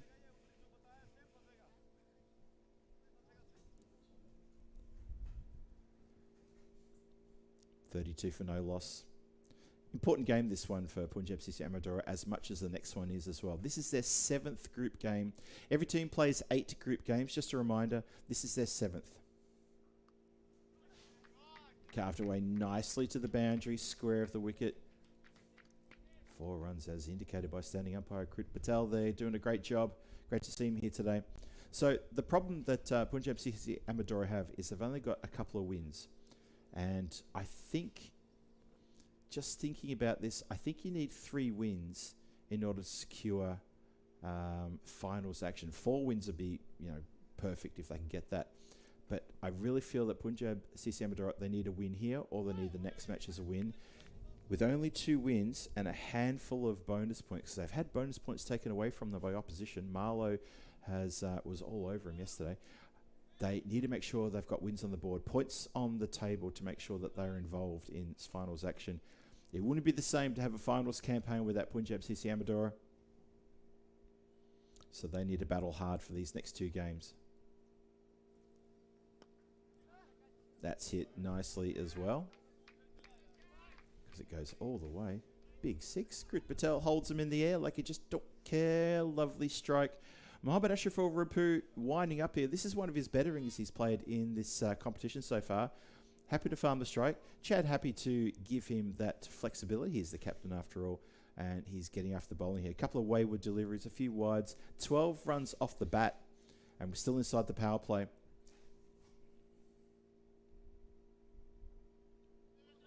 Quick single on, and nicely taken there. So for Rupu, the deep fielder was at long on, and the second deep fielder just trying to find where he's hiding. Isn't that bizarre? I can't actually see where he is. Oh, there he is. Square of the wicket on the leg side. Sorry, I got the sight screen in my way. Couldn't quite see where he is. It looks like they're maintaining those 2 people out for the next delivery to the Chad. He's just happy to play a soft bat, as Rupu was very quick to run through then. Slightly dangerous, that single, but the ball did trickle out to the fielder very slowly. 45 on the board, and no wickets fallen just yet. Punjab CC Amadora searching for a wicket, searching for a breakthrough. That run rate at 15.9. That's scary.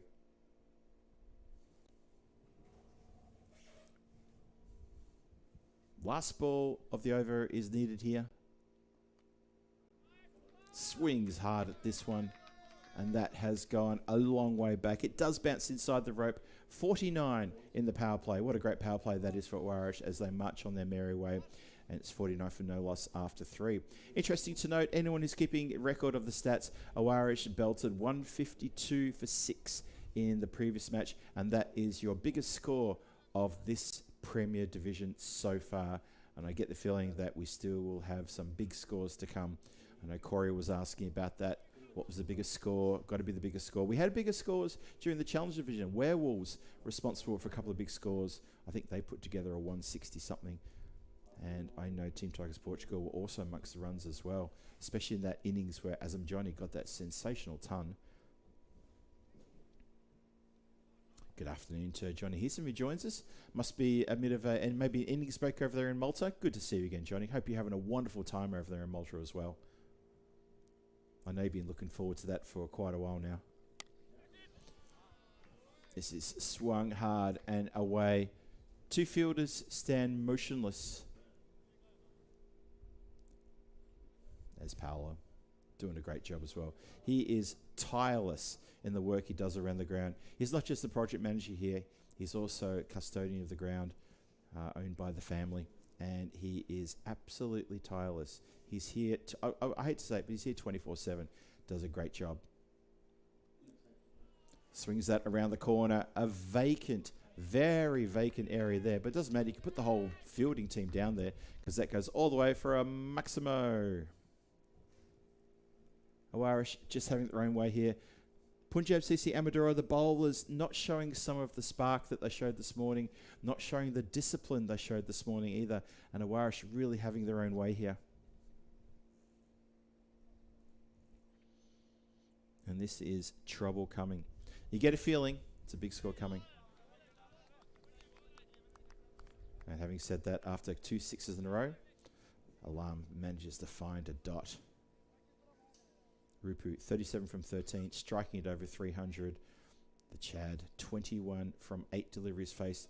He's striking in the high 200s as well. So between the two of them, 21 balls have been bowled, 61 on the board. Between the two of them, they're striking it slightly just under 200, around about that 290 mark. Another single. Has to get his skates on, but in the end, that was always a good, well-judged single there.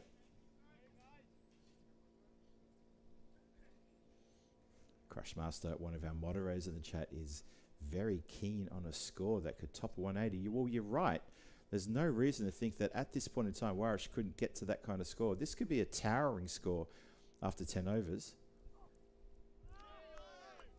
Oh, bowler puts her hands on his head. He cannot believe that's missed it. Even the wicketkeeper had a moment there of blinking and saying, well, what on earth did that miss? It missed the lot. Lock, stock, the lot. So got hit for 2 maximos at the start of the over, but Alarm has bounced back nicely here with a dot, a 1 and a dot. He's come back strong. Can he finish strong?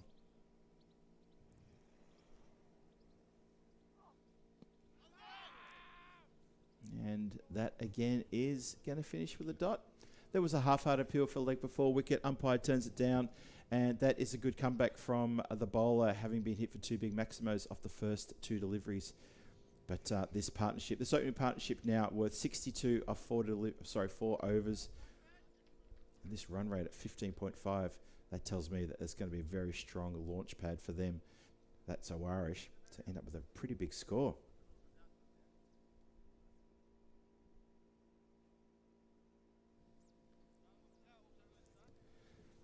I'm very good at a commentator's curse, Ray. You know that. I have tried to stay away from those sort of predictions, but I was more reading what the comments in the chat was. I have learnt my lesson.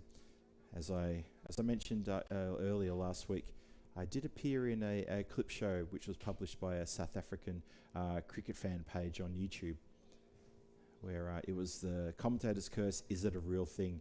And I was there at the 1 minute and 6 second mark, doing one of my absolute howlers of all time at ECS Czechia. Yeah, it wasn't ECS Czechia, was it? It was the internationals with the Central Europe Cup and Austrian captain Bilal, who doesn't talk to me anymore because of that howler. Yeah, I was commentating with Danny Hudacek there for the European Cricket Network at the Central Europe Cup last year, just those who are wondering what I'm talking about. And yeah, Mohamed Bilal was doing so well. He looked so comfortable. He was on 60-something, and I went out on a limb and said he's going to get a ton here. Stumped next ball. I barely got the words out, and he was stumped. Big 6 there over the cover boundary. Normal service has resumed at the start of this over with a 4 and then a 6 from, as we like to call him, the Chad. Chatbot Getia is looking on fire here at the moment. He's looking to build a big score, isn't he? You just get the feeling he's poking the singles, pushing those around. 32 from 11 is wonderful striking. Punjab CC Amadora, maybe they'll take a page out of Aarish's book and just think, well, why can't we do that? We've got the power, but do they have the temperament? That's the question. Simranjit Singh has gone for 10 from his first 2 balls. Better. Struck on the pad outside the line, and they're going to get through for a leg bye in a moment to be indicated by standing umpire Krut Patel, and he indicates that now. Thank you.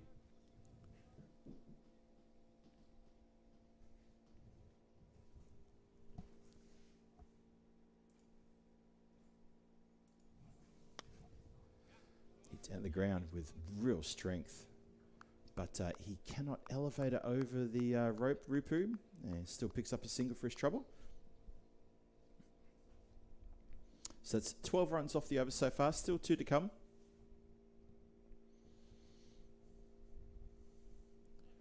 Oh, or just tries to put a bit of extra hot sauce on that delivery. Definitely that was the fastball. And unfortunately for Simranjit Singh, he's just bowled that a little bit too wide. An umpire with an easy decision there to call that wide ball. Have that one again. 75 for no loss. 2 to come in the 5th. Swings at that one. Wicket keeper goes up. No support from the bowler though.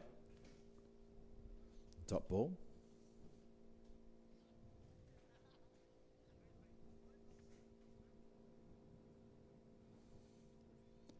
Last ball, the 5th. Maybe. No. Absolutely not. Oh, that's a shocker, actually. That's gotten away from the keeper. There's a chase on, and I think fine leg might have... Has he got to that? Just watching the body language more than anything. Waiting for the call from the umpire. Let's see. And that is shown as a no ball 4. No ball 4. I think, just getting confirmation here. Just hang on for just a second. I think Simranjit is asking, how is that a no ball? They're saying it did hit on the, did it land on the wicket? It is indeed called a no ball 4. So I think Crit was just getting confirmation there. Free hit coming. Simranjit Singh is trying to plead his case. I think it was actually no ball for height. It wasn't actually for off the wicket. Oh, that is spanked. Absolutely spanked out of the ground. People in the dugout have gone scampering as that has almost hit the roof of the dugout, the Irish dugout there for a big 6. Simranjit Singh will feel a bit hard done by there. He feels that was a no ball. But I think most bowlers will always argue that case. There's the graphic on the right-hand side of your screen there with Wiki showing the height of the ball. That's the balls that have been bowled here. And Corey was alluding to that when I had him on the air in the previous game. It's a wonderful innovation. It's a good little stat too. And you can sort of see those, those heights, very important. That one, that may have been just that delivery just then you saw. The one that is around about chest high. So I think that's what's happened. Simranjit Singh has bowled the ball, and when it was explained to him that it wasn't for off the mat, it was for the height.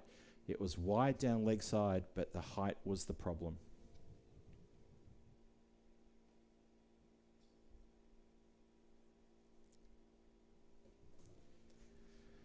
We continue now with the 6th. Shouts to catch it. Oh, I think he's put that down. Judging by the... yeah, there it is. There's the ball. Good work there from our roving cameraman, Ricardo, who's doing an excellent job. Rahul Golia has put that one down. He's checking his fingers, making sure all his fingers are in the right place. Last thing he wants to do is to split a nail or split a webbing or have that ball come to you, because that went to him pretty quickly. Just keeping an eye on things just to the side of the camera vision there. You can see a few players getting across to him as well, making sure he's okay. Well, he's not going off.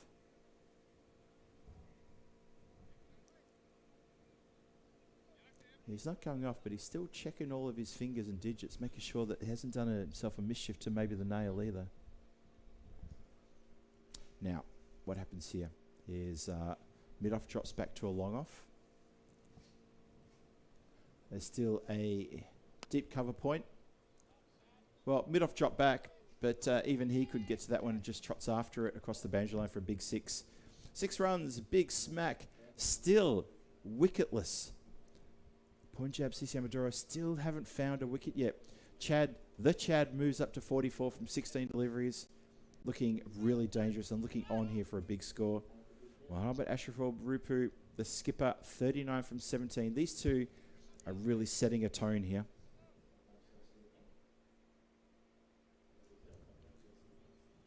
And where's the wicket going to come from? This is carved nicely to the boundary rider out there square on the offside. Just the one.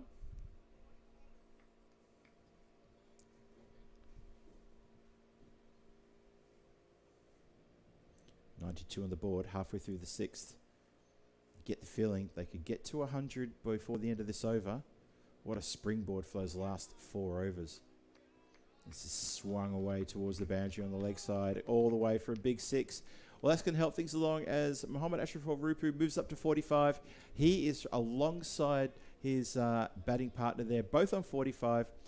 Rupu's taken only one delivery more than the Chad.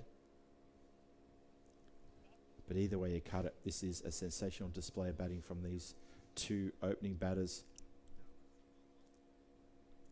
98 on the board, 34 deliveries to get to 98 Aarish. And they look like they've come here today with a right proper mood.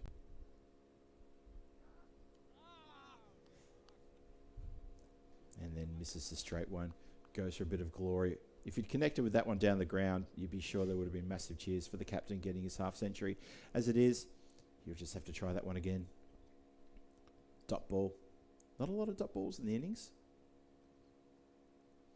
Tossed up, and that's lucky to hit the wicket well outside the line, the wide line.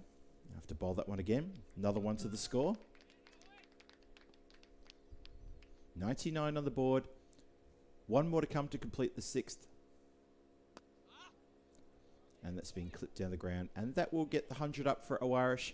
It's a bit of a team moment as they get to 100 after 6. Rupu moves to 46 from 20 balls faced. And the Chad, he's on 45 from 17.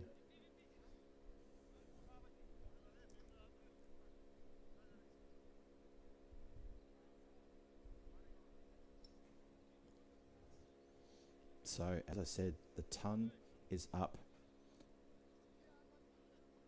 Punjab CC Amadora team are just, they seem to be, well, they look shell-shocked. You can understand why, but there's just not a lot of animation and movement. In the game this morning against Lisman Capitals, they were much more animated, moving around quite a lot more chat in the field. It was like that was the game that they were meant to win, and win it is exactly what they did. They looked good. They looked on. The bowlers looked like they knew exactly what had to be done. Breakfast had been digested, and they did a great job and earned the 3 points they picked up.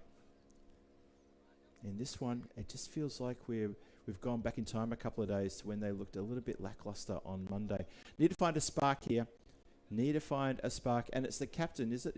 No, the captain just finished his over, so we're going to try again. Shouts to catch it.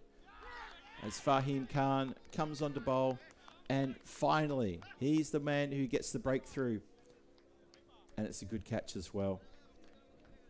And it took a good catch to get rid of a decent player who piled on the runs. Did so well. 46 from 21 deliveries. Looking to accelerate for his team. He's got his team off to a wonderful start as well before that first wicket falls. 100 for loss of one wicket. And we just started the 7th.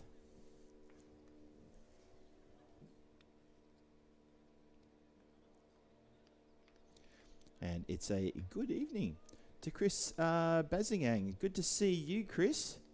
Thanks for joining us again. And it does seem that Aarish are off. Starting their ole ole. They are.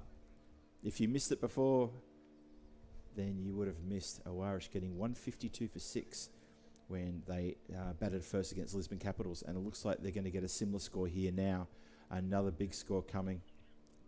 And they would love, after that fantastic opening stand of 100 in 6 overs, Aarish would love to see the continuation of this kind of run rate. Waits on that one for a moment. Thinks about where he's going to punch it. And that has gone across a boundary rope for 4 runs. The footwork was not elegant at all. And it was just hoping that the momentum of the ball didn't go over the boundary line rope. And of course it did. Just a little bit of a poor effort there. So, Fahim Khan, he was the hit the winning runs in their win this morning against Lisman Capitals. He came out and nonchalantly put the ball away on the leg side. When it was 4 needed from 2, he managed to tickle it around the corner for 4 runs down leg side, got it past fine leg. So, he's still probably riding high from that moment, but now he needs to find something with the ball. He found a wicket. Just waits on that. And has, well, it's pace off, but Greenshields gets all the pace back on it again, and he lofts this one away to beyond square leg and into the shrubbery for a big 6. And that might be a lost pill. Just waiting to see if that ball's going to be retrieved. Looks, it has been retrieved, so well done. Real danger of running out of Grizzlies here in this competition.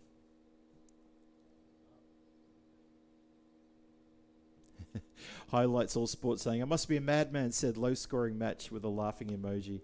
Well, how did you know? How did you not know? Greenshields getting after the bowler here, continuing where his captain left off. He's got a bit of work to do to catch up to the Chad, but trying to catch up is exactly what he's trying to do with another big 6, a towering 6, going towards the clubhouse, that shot.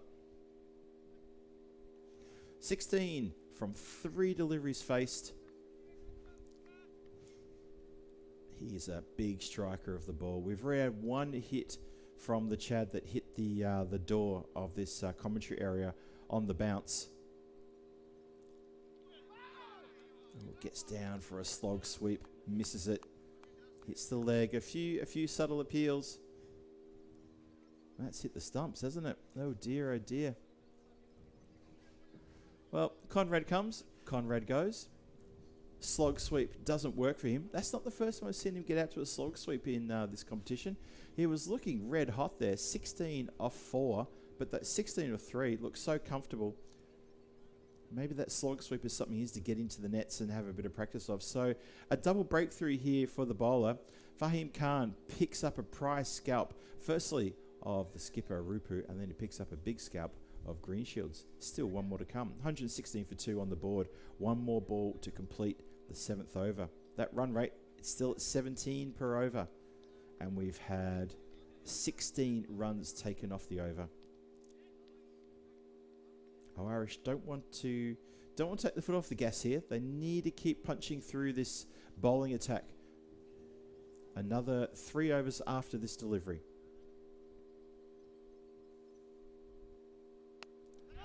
Hit uppishly. That was not far away from being hit straight to cover, who went up with his hands held aloft. Maybe should have gone up one-handed. Might have had a bit of extra stretch. Doesn't pull it down. Oh, living dangerously here. Aarish could have almost lost another one. And it is the big hitting Rahman, who top scored in the previous game with a 68 of 18. He joins the Chad, who's on 45 from 17. Score is 120 for 2. 7 overs gone, 20 off the over. It does go magical, but 2 big wickets fall as well.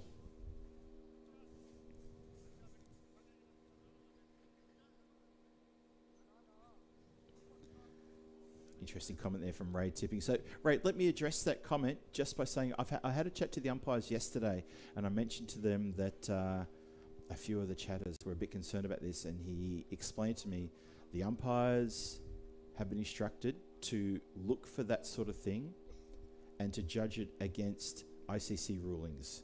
And I can tell you now that every bowler is fine. If they're not fine, they will be called. Chance for catch.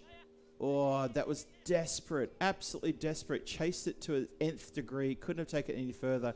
And fingertip drop. Just the fingertips, not quite clasping around it there. That was so close to a wicket. So, Ray, I hear what you're saying. It's a good point that you raise.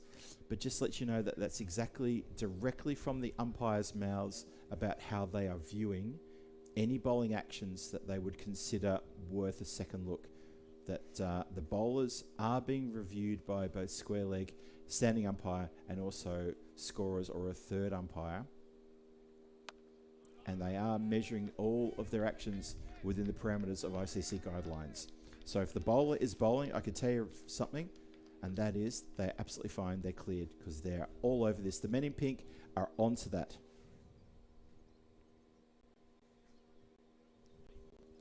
So maybe the angle of the camera might be distorting things just ever so slightly. Remember, you're not looking straight behind them, so there's that as well.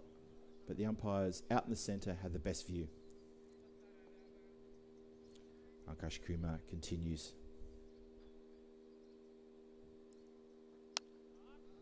Slapped.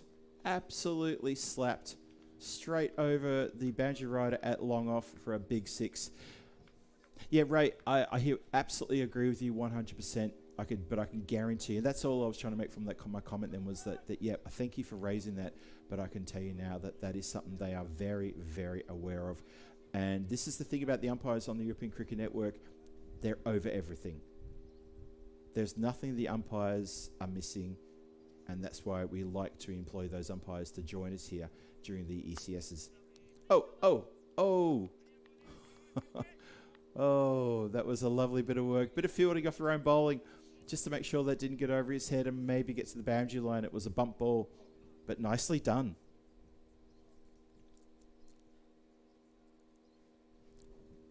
Chris Bazanang, I will answer you in just a moment after this delivery. Oh, that's been collected and deposited a long way back towards the clubhouse for another big six. The Chad, well, the 50 is up in case you missed it, and then some. So he's powered his way up to a big score of 65 from 22 deliveries. And I thought they asked for a new pill. They're okay. Yeah, so let me answer that. The Tina, where is Tina? Tina had to leave on Monday. She had commitments both in the UK and in Germany and had to get back. We knew that her time here at the series commentating with me was going to be short. And I'm glad you've asked about her because we thoroughly enjoyed having Tina here with the commentary. I've enjoyed it. Gives me a chance to just have someone to talk to as well rather than talking to myself all the time. And, you know, we had Corey Rutgers on in the previous match remotely, and that was so good to have someone else to talk to as well because, as he pointed out, doing 80 overs a day by yourself, it can be quite taxing. So, yes, I hope that answers that question, but thank you for asking about her whereabouts. Chris Bazanang, 4190. Good question. But yeah, Tina has head back to the UK. She has her part-time job at the MCC. You may have heard her talking a bit about that during her time here with me.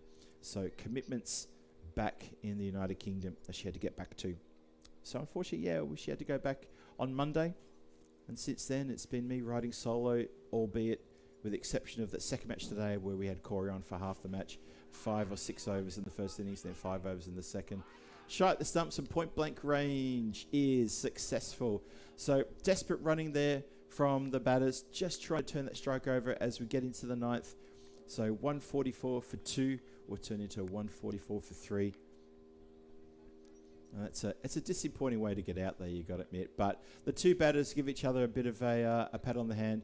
And it was really good to see the person who have helped affect that run out there just went over to the Chad and said, that's a great innings, mate. 69 from 23, striking at 300. He is run out, looking to turn the strike over. He does what's right for the team. Unfortunately, he's just caught short. And they managed to get rid of an in-form big hitter with forearms like tree trunks. Had a chat with him before. When he shook my hand, I almost cried. He has got a grip like you wouldn't believe. But he has to go. Hello to David Swan, who joins us as well.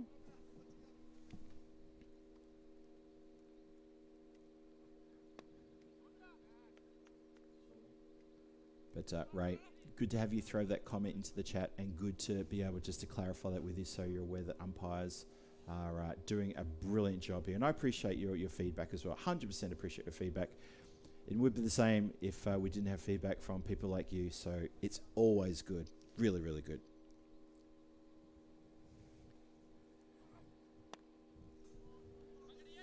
Swings at this one, goes down the ground. It should be fielded. Is fielded. Going to come back for a second. Well, now the bowler didn't want to take that at the bowler's end. I reckon if that was a better throw, took it cleanly, I think that could have been trouble. But Simrajit Singh didn't want to take the hot throw coming in. I think he should have. If he'd broken the stumps, I think there would have been a wicket there. As it is, we continue. 147 for 3. That's going to be squirted there at a 45 on the leg side. Goes backward behind the wicket. And you can tell by the body language of the players that's rolled down the hill and over the boundary line for 4 runs. I don't need to see the boundary line to know what's happened there. The 150 up for Aarish. They are on 151 for 3. 2 balls to come in this over. 1 whole over to come after this. This is shaping up to be, well, it will be, I think, the biggest score of this Premier Division. It might end up eclipsing the scores that we saw in the Challenger Division as well. So just 1 more to level with the highest score, which of course was from Aarish in the previous game. There it is. Rahman and Muhammad Nazrul Islam out there. Middle order trying to do the job there for Aarish. 152 for 3. That betters the 152 for 6 that was scored by Aarish in the previous game. No single there. Sent back straight away. Good over in the end from Simrajit Singh. Good economical over for Punjab CC Amadora. Only 8 runs from it, including a wicket as well. So, and it was a very vital wicket. Got rid of the Chad, who was on fire, striking at 300. So well done to Simrajit. He does the job for his team. And now the pressure on the bowler who comes on to bowl the last. 152. Where's the score going to end up? You're thinking high 160s? See if they can get away there.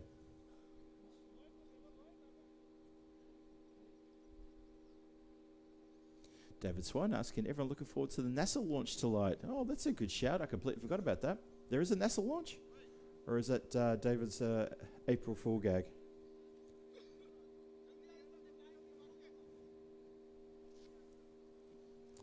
I didn't know there was a launch on, but I will check that and find out where they're going.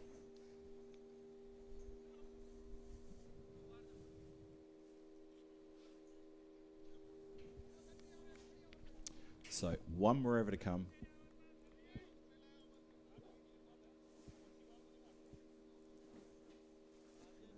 Aarish looking to put the highest score on the board for this Premier Division. Swings hard at this one. It's just going to drop short. Very short, in fact. And that's really short. I think we're all looking a bit down the ground also because the long on was rushing off the boundary to try to field that one. They still get through for a single, so that's ticked over to be the highest score in this, the highest team score in this Premier Division. 153 for 3. This has been pulled over towards leg side, and that is a couple of bounces and 4 runs. So 157 now on the board, 4 deliveries to go. Hello there to Julian. Julian still saying Nepal with a big smile. Nicely done. Legend Predictor, I think you maybe need to sit down. That's an inappropriate comment.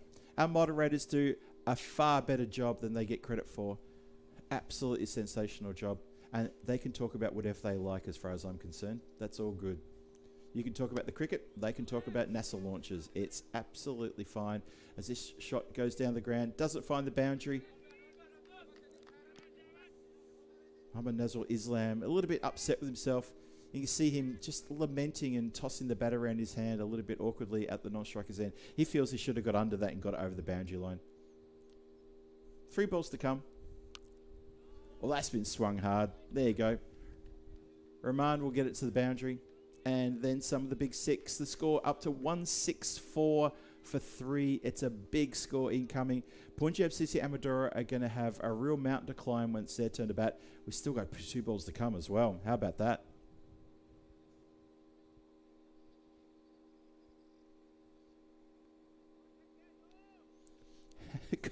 Question in the chat about why the players can't stop the boundaries. It's called physics. Hit down the ground. Well, he stopped that boundary. Hopefully that'll make that question asker a happy person as it goes straight to him. And they managed to stop that one. Interesting questions coming out of the chat. Maybe some people haven't seen cricket before, asking how many fielders are out there and why the players can't stop the boundaries. Keep watching. It's a great game to watch. I hope you can enjoy it and maybe get behind it. Find a local club. Get involved. Swung, and that is going to finish with a Maximo for the last ball of the innings. That is a huge score from Aarish, and that's a huge hit as well. That is somewhere in the farmyard. Tina would be happy to see that land in the farmyard as well. And that is a huge score, 171 for loss of 3 wickets. So Aarish putting the foot down there. They have played a blistering innings there off their 10 overs, and that is a mountain to climb for Punjab CC Amadora. If you're a fan of Aarish, you'll be smiling about that one, won't you? That was a real amazing display. The Chad leading the way with 69 off, well, very quick time, 23 deliveries there for him, and great support from the captain Rupu as well. Put together a great, almost half century. Just didn't quite get it, did he? But wonderful score as well. Punjab CC Amadora, the bowlers, they looked a shadow of the bowling that they did against the match against the Lisman Capitals, and that's a real shame because I was hoping to see a little bit more fight from the bowlers. Now, I've got to see a bit of fight from the batters. I'm looking forward to seeing how Punjab CC Amadora approach this game. Remember, they've still got a game after this. They've got Lisman Capitals after this game. how they're going to handle this run chase. We're going to find out soon, because you'll be back here with me in about 10 minutes' time. This is Phil G. You're watching the European Cricket Network, and this is ECS Portugal Premier Division run chase. 10 minutes away. Make sure you're here.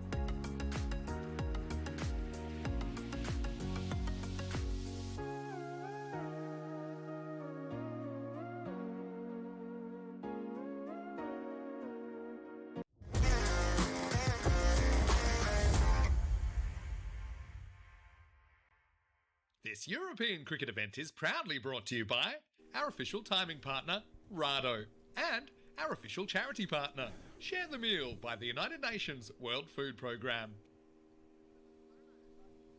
Welcome back, everybody, to the Santarem Cricket Ground. It is a wonderful Wednesday here. I hope you're having a great day around the world, wherever you're watching from as well. It's great to have your company. And, well, what an innings Aarish just put together. If you thought that 152 for 6 they put together in the previous game, how good was that 171 for 3 they've put together here in this game? Punjab CC Amadora, they barely had any answers to the questions that were being asked of them by Aarish, and there's a massive score on the board. Got to give credit to the Chad. The Chad, he hit 69 of 23 deliveries, belting at 300% strike rate. Oh, this is going to be a tough run chase. Let's see how we go. Need a red-hot start here, but not just a start too. I mean, we talk about how the power play is all important and how maybe the last 3 overs are important and the middle overs are important. It's pretty straightforward. Every over is vital for Punjab CC Amadora to try and find a win here. They do have another game after this, so keep that in mind. But let's see how they go about this run chase. Aarish will be feeling very confident. The bowlers will be supremely confident, knowing that they've got the runs on the board to defend. Nice shot to get the things moving there. Second ball of the innings. And Parveen Singh, the captain, at the top order there with Arshad. So Arshad in the previous game from Punjab CC Amadora, he came in about halfway through the innings, came in middle order, and actually carved up a very successful innings for himself. Got 36 of 14 against Lisman Capitals in the first match this morning. And see what he can do here. They're going to be looking to these two to really springboard and get a big start. Miss hit, flies away to third, who's up inside the boundary, the inner circle. Inside the boundary rope, of course they are, but inside the inner circle as well. And they do not take a run. Good afternoon as well to everybody who's joined us in the chat. Lovely to have your company. Interesting to see who thinks this chase will be successful. Interesting to see those who think there'll be a defence. Let us know what you're thinking in the chat. Always like to know what the chat's thinking about. Well, he had to stretch and reach for that one, and reach he does. And it goes all the way to the boundary line for a 6. I actually didn't realise that it had the legs to get across the line, but there you go. Nice strike. So good start here. 10 off the first 4 deliveries. Junaid Khan with the duty to open the bowling for Aarish. And just remember, wherever you're watching from, we do have one more game after this. So there's plenty of cricket coming your way.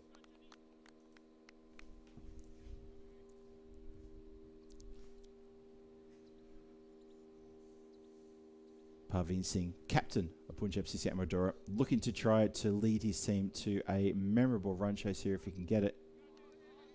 Oh, good dot ball. Good follow-up after we take it for 6 there towards the point boundary and over the point boundary. Junaid Khan has been around the traps here for a while. He's a very calculating customer with the ball. That's well done.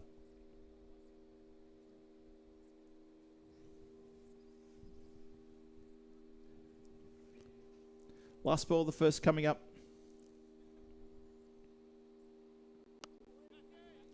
Tapped away. Oh, scurry, get your skates on. And they cannot prevent that run. You see covers there charging in. Everyone charging in. Trying to stop that quick single. It's 11 off the first over. So Punjab CC Amadora, they're off and running now. But however, have a look at that required run rate.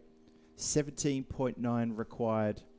So every time they don't get 17 or 18 runs, that is going to trip upwards. Have a look at this at the La Manga Club from the 17th to the 19th of April. It is the Juan Carlos Rodriguez Trophy. That is going to be something to behold. I had Corey on with me in the previous match talking about this, talked it up. That is going to be fun. Friday, 17th of April, 18th of April, the Saturday, and the final match on Sunday, 19th of April. It's going to be Corey coaching the blue team, and Alistair. And all know Alistair. Hope you all know him as well from European Cricket Network. Work that he's done.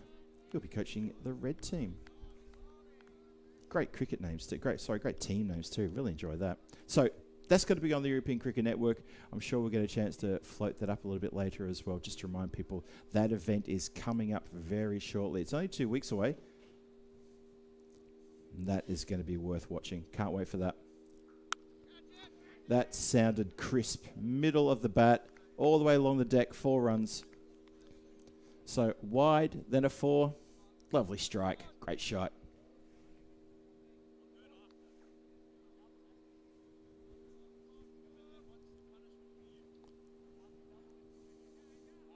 Pavin Singh, captain, with a lot on his shoulders.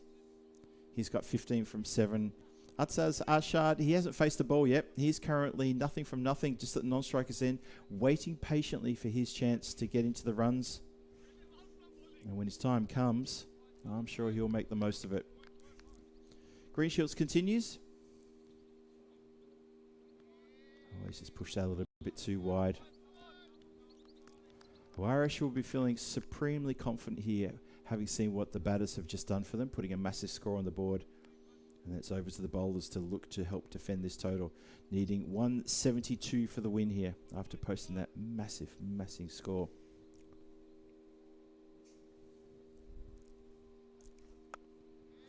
This has also been hit out towards the point region, just in front of point.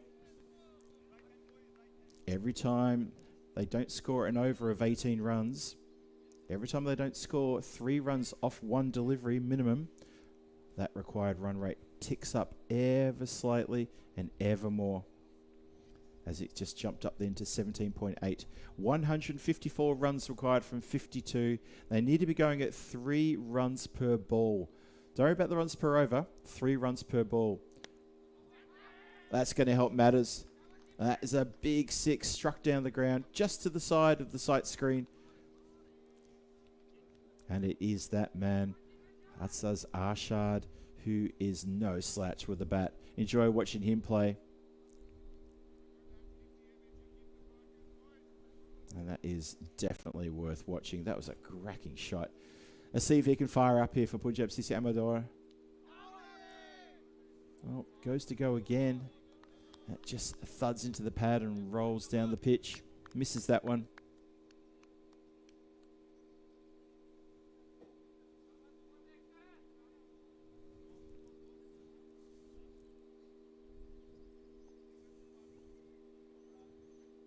.24 for no loss. 2 balls to come in the second. Clips this one nicely off the toes. It goes square. There's a boundary rider out there. And keeps that to just the 1. The other boundary rider is the long on player. So long on and deep square leg. And now becomes long off and deep point for the left-hander. They don't switch over the field completely. Just a few infielders moving across. Last ball, the over coming up. Conrad's gone down. Oh, he's gone down pretty hard too, as that has been hit for 6. Didn't like the look of that. I think he's gone down knee first. I hope he's all right. That is not a good sign. There's a few players getting around, a few umpires showing some concern there. Oh, I hope he's okay. Genuine slip there.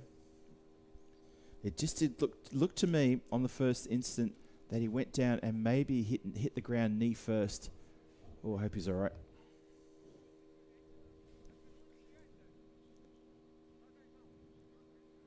Just taking a pause for a moment here. The umpires are getting across to make sure he's okay. The score is 31 for no loss after 2 overs. Conrad's over does go magical, goes for 20. But I hope he's okay. Just keeping a close eye on there, making sure he's up and about and moving briskly, moving freely. And that would be a real shame if that takes him out of the game. Never like to see players at any time get injured like that. He's moving a little bit gingerly. Oh, yeah. I think just watching, he's walking off with 12th. He's walking off with a little bit of consistency. I think he's going to take a spell here. I think he's out. Unless he's heading to the boundary to field, I got a funny feeling I think that he is going to be subbed. I'll try and get confirmation from... yeah, it looks like... I think Conrad is going to be subbed.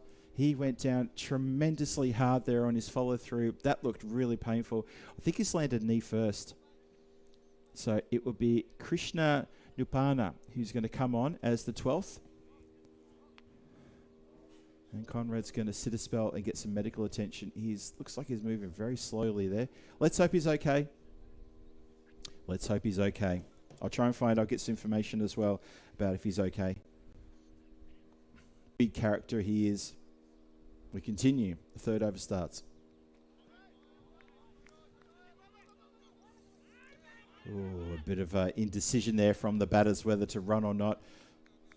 DJ, the wicketkeeper, Girish Singh, picks up the ball and threatens to shy the stumps. Almost could have been trouble. Legend Predictor saying one bad over can change a match.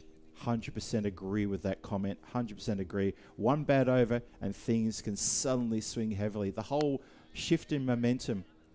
This is up in the air. It's got a lot of hang time. For a moment, I was worried it wasn't going to make the boundary rope, but it was so high in the air. A couple of players thought with him the chance of that, and it bounces not far on the other side of the rope, but it does go for a big 6. So yes, Legend Predictor, 888, nailed it in one big over. Either way, one big over either way, and things can change very quickly in T10. That's why we love T10. Works this one to the leg side. Arshad has found the boundary line again, so he's gone 6 and 4. Well, dot 6 and 4 in this over, as Haydar is feeling the wrath of Arshad and his swinging blade. That score picking up now. They need that run rate to pick up as well. They've got a lot of runs to get and not many deliveries. Still needing approximately 3 runs per ball. So keeping in touch with that sort of level. Oh dear. And that's gotten away from everybody. That's gone all the way to the boundary. It's a bouncer. It goes a little bit wayward. Oh, got a little bit of nick on that too. I thought for a moment the batter might have just missed something on that one. I think maybe you've even got a bit of glove. Take the runs any way you can get it though. That's another 4. So 14 off the over. 2 to come. 45 for no loss. Still 2 balls to come in the power play. Punjab CC Amadora making a red hot go of this. Making a real go of this run chase. With green shields down and out, you never know. Aarish need to pick up here. That's a great strike down the ground coming towards us. And landing just to the left-hand side of the commentary area. That's another 6. Arshad, when he gets going, he is quite a powerhouse. And remember, of course, too, that Aarish are without a couple of their big gun bowlers. They're without Vicky Chauhan and without Taj Muhammad. So they're lacking a little bit in the pace department. So it's the medium pacers and the slow bowlers who have to do the job here in this match. Arshad hits this one very high. Looking into the sun. It's a tough chance. It was always going to be a tough chance. It's been grassed. Oh dear, that could be costly. It's fair enough because staring to the sun that whole time, that is not easy. Doesn't matter who you are, that is not easy. And that one came down out of the sun. I think that's actually the skipper Rupu who's grasped it, unfortunately. And he will feature in the fines later on today. 20 off the over. That's what's needed. 50 up as well. 51 for no loss. 3 overs gone. So what do you think, chat? Interesting is the word from David Swan. Good start, says Ray. Ray even suggests a GB, dare we say it. It is a good start. Anyway you cut it, that's a very good start. 51 off 3 is an excellent start. That's going at 17 runs per over when that's pretty much the asking rate. But can these two maintain that? That's the question. A couple of magical overs in a row as we start the 4th. Cut away nicely. Oh, just gets almost through a player out there. Manages to back himself up and collect that before it gets any further closer to the boundary rope.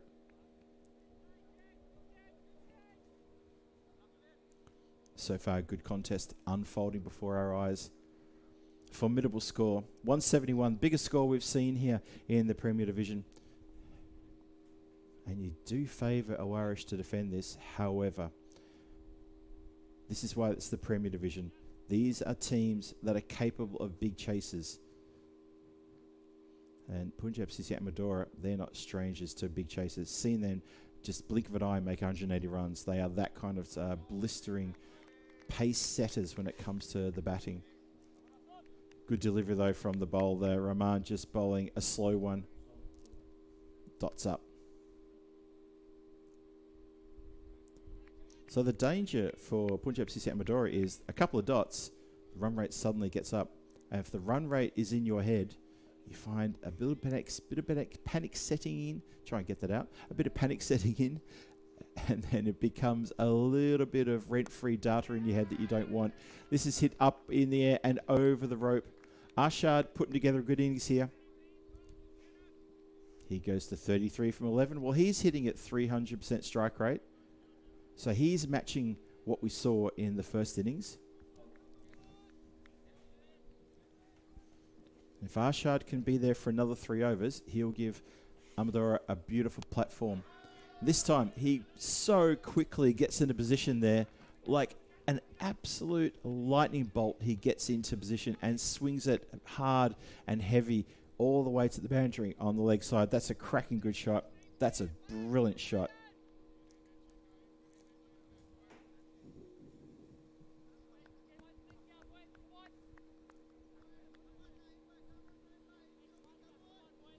Arshad already on 39 from 12 delivery face. His captain at the other end, Parveen Singh, 23 from 10. Between the two of them, they go along nicely. It's been 22 deliveries and 64 on the board. Still 2 deliveries to go before we finish the 4th. Well, I don't know why you want to bang it in short. That was a clear short delivery. I'm not sure why you want to bowl like that, because that's going to get clubbed. At a team who needs to be going at close to 20 runs and over, if you're going to bang it in short, the batters are going to have a crack. They will have a go. And I think that maybe Captain Rupu needs to get across to the bowler and say, look, you need to settle down. You need to slow it down. Find some variation. Oh, that's ugly. Ugly, full, wide. Almost misses the pitch. Misses the spot, that's for sure. 71 on the board now. Haven't lost a wicket. 1 more to come. This is the 3rd magical over in a row. It's already gone for 20. And Aarish just maybe starting to ask a few questions as well. Oh, that's been clubbed as well. All the way to the boundary. Along the deck. Couple of bounces. 4 runs. 24 off the over. Rahman is expensive at a time when he needed to be really, really tight there. Arshad, he has moved in blistering form to 49 from 14 deliveries faced. Crush Masters in the chat says, Aarish feeling the heat. You are 100% correct. They are really feeling it now. Supercomputer still gives Aarish a 71% chance of a win, only 29% chance for Punjab CC Amadora to get a win. Well, I think it's a little bit more even than that right now. Haven't lost a wicket. 2 set batters. Aarish, 1 player down. That's Conrad Greenshields, who went down pretty heavily earlier. Haven't seen if he's come back yet. I'm keeping an eye on that. And also they're without strike bowlers Taj Muhammad and Vicky Chauhan, who couldn't make it here today. So they're just lacking a little bit of bite, but they've got to dig deep. Parveen Singh, captain on strike. He would have been loving what he was seeing from the bat and the blade of Arshad.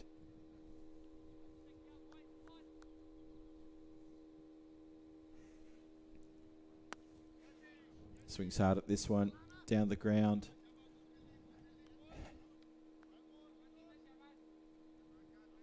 So the fun continues if you're Punjab CC Amadora. If you're Aarish, you'll be getting, I wouldn't say be getting worried. Well, it's only a single then, so you wouldn't be too concerned. But Parveen Singh, he gets a strike turned over, gets Arshad on strike. That's probably what he would have preferred. So, now that's interesting. So umpire changes that to a no ball one. In the umpire's judgment, we do trust. Very talented fleet of umpires here for this ECS. It is a no ball. It means it's a free hit. Arshad with an absolute invitation here. Now, be interested to see whether he had something on that. The throw to the bowler's end misses. Now, did he get a tickle on that, or is that buys?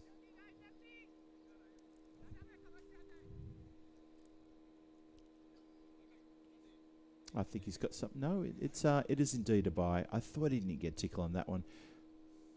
And buys indicated by standing umpire. So Arshad misses out on his half century for now. I'm sure he'll get another chance a bit later. Parveen Singh facing up. Has to really reach for that one. No footwork whatsoever. But he's managed to square drive that one really nicely all the way along the deck. It sounded very crisp. And then it slams into the hoarding you can see there, just behind the fence. The banners there from the European Cricket Network. 4 runs all the way along the ground. Great shot. Good reach. This is a very good counter-attack against Aarish from Punjab CC Amadora. This time he swings, no footwork again, but it goes out so fast. He swings a very heavy bat and he puts everything into it. And this one squirts out towards the leg side, just goes behind the wicket there. This game poised ever so nicely. Look at that required run rate. It's now down at 16.2. It was up to 18. It's now down to 16.2. 89 from 33. Very gettable. And this will be a memorable run chase if they can pull this off. Swings hard again. Bit of work for the fielders to do. Good slide and save there on the boundary line. Good vision as well from a roving cameraman. As batter stares to the sky and says, how did he get to that? And a shout out from the fielders to Khalid Usman, who does very well to stop the boundary. Just 2.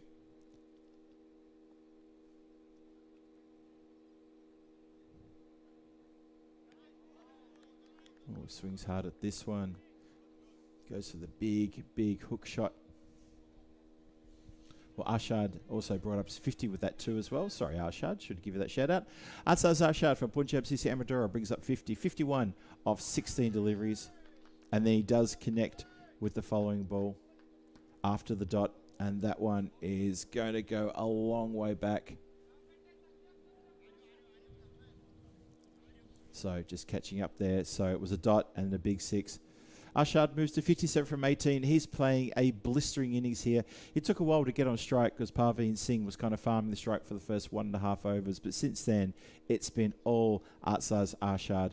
This partnership worth 91 of 5 deliveries. They keep going like that, they're going to bring this score in. What happens in the next 5 overs? That's the big question. Amadora, can they continue? Do they have the stamina and the focus to continue like this? Or will Irish get a breakthrough?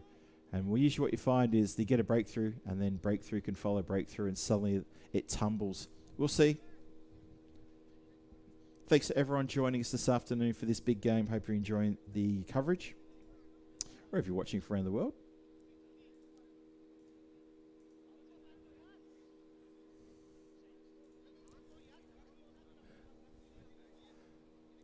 Parveen Singh leading the way here with Arshad, who is absolutely dominant. The captain leading by example, and he's got one of his key lieutenants in Atsaz Arshad dominating the bowlers. The bowlers having a bit of a conversation at the top of the run-up as well. They don't know what to do. They don't know where the wicket's going to come from. Irish just looking a little bit out of sorts at the moment.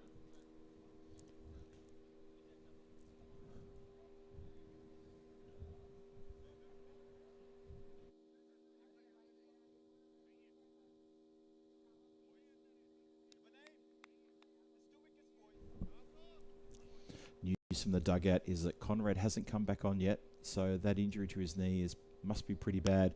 I'll try and get over to him at some point and find out, get an update, what's happened there. All I know is he's in a little bit of strife. Let's hope he's okay.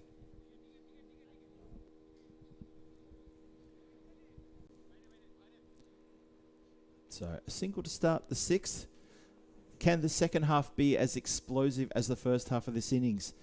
Punjab CC Amadora will certainly hope so. That man Arshad is playing an absolute blinder.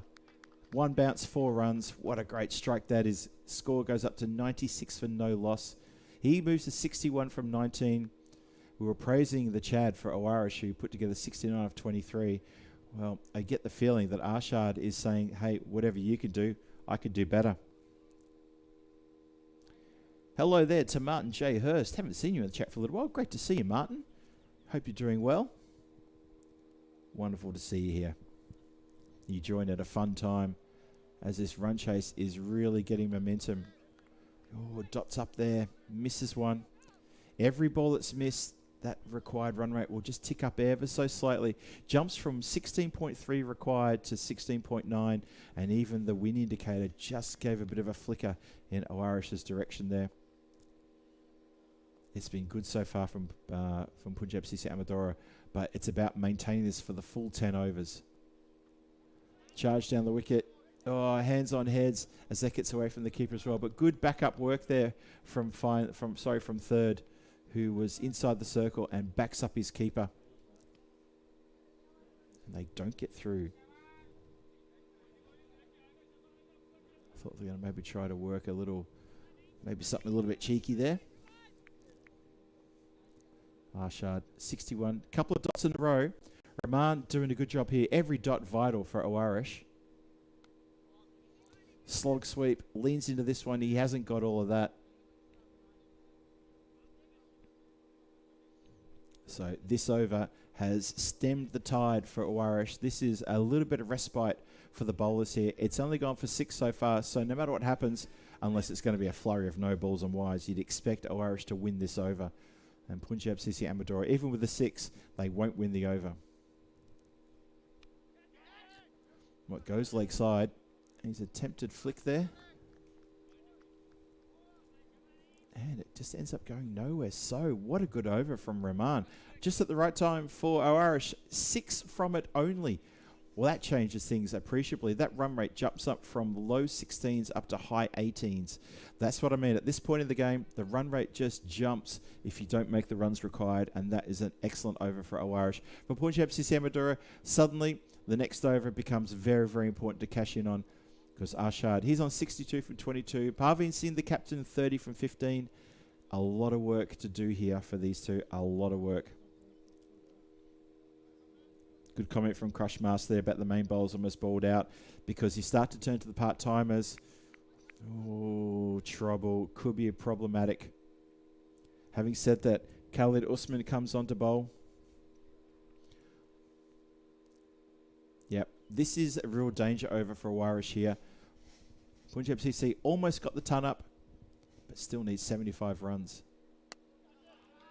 Struck well. Umpire getting a proper workout here as that is hit very, very well.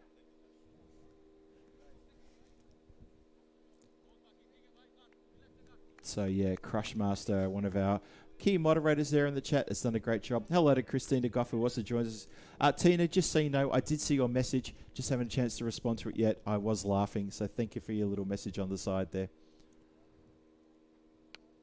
Arshad goes again.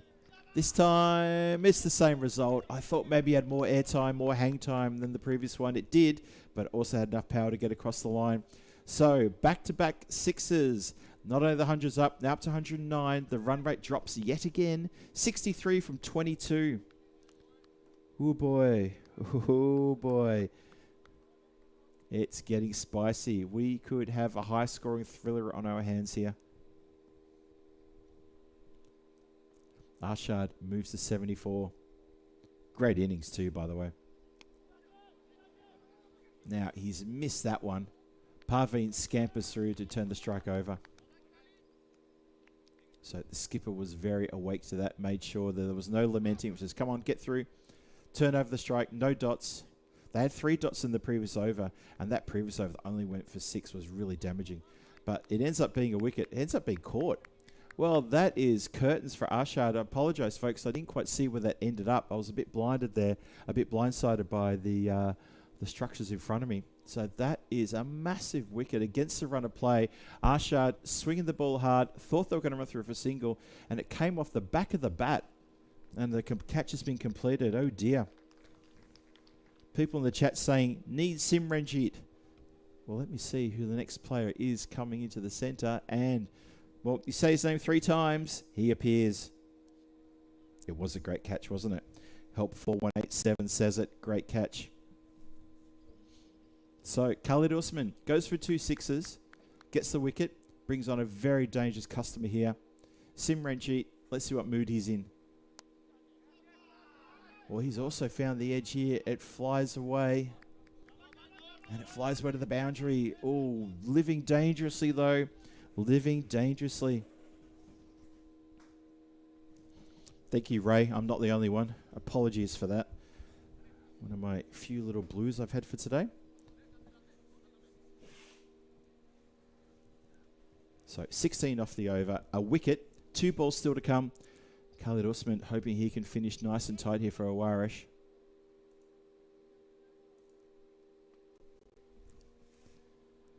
I'm going to read out to everyone what Tina's just sent to me. That's given me a really good laugh. I hope you don't mind, Tina. I hope that's okay. Wide ball there. Desperate to keep the ball out of the hitting arc of that man, but you got to put it somewhere on the deck. Yeah, Tina just sent me a message, and apparently she accidentally forgot to mute her computer while I was commentating while she was watching and lurking, and my voice was booming across the Lord's office. I'm glad my presence has been felt there at St John's Wood. Now that's some great work. Have a look at this. There's a bit of a Bronx cheer there. That's gotten through. Oh dear. For a moment, I thought the cheer might have come from the Irish fielders. It didn't. It came from the dugout for Punjab CC Amadora, as it's been a spill on the boundary line. It gets across for 4 runs.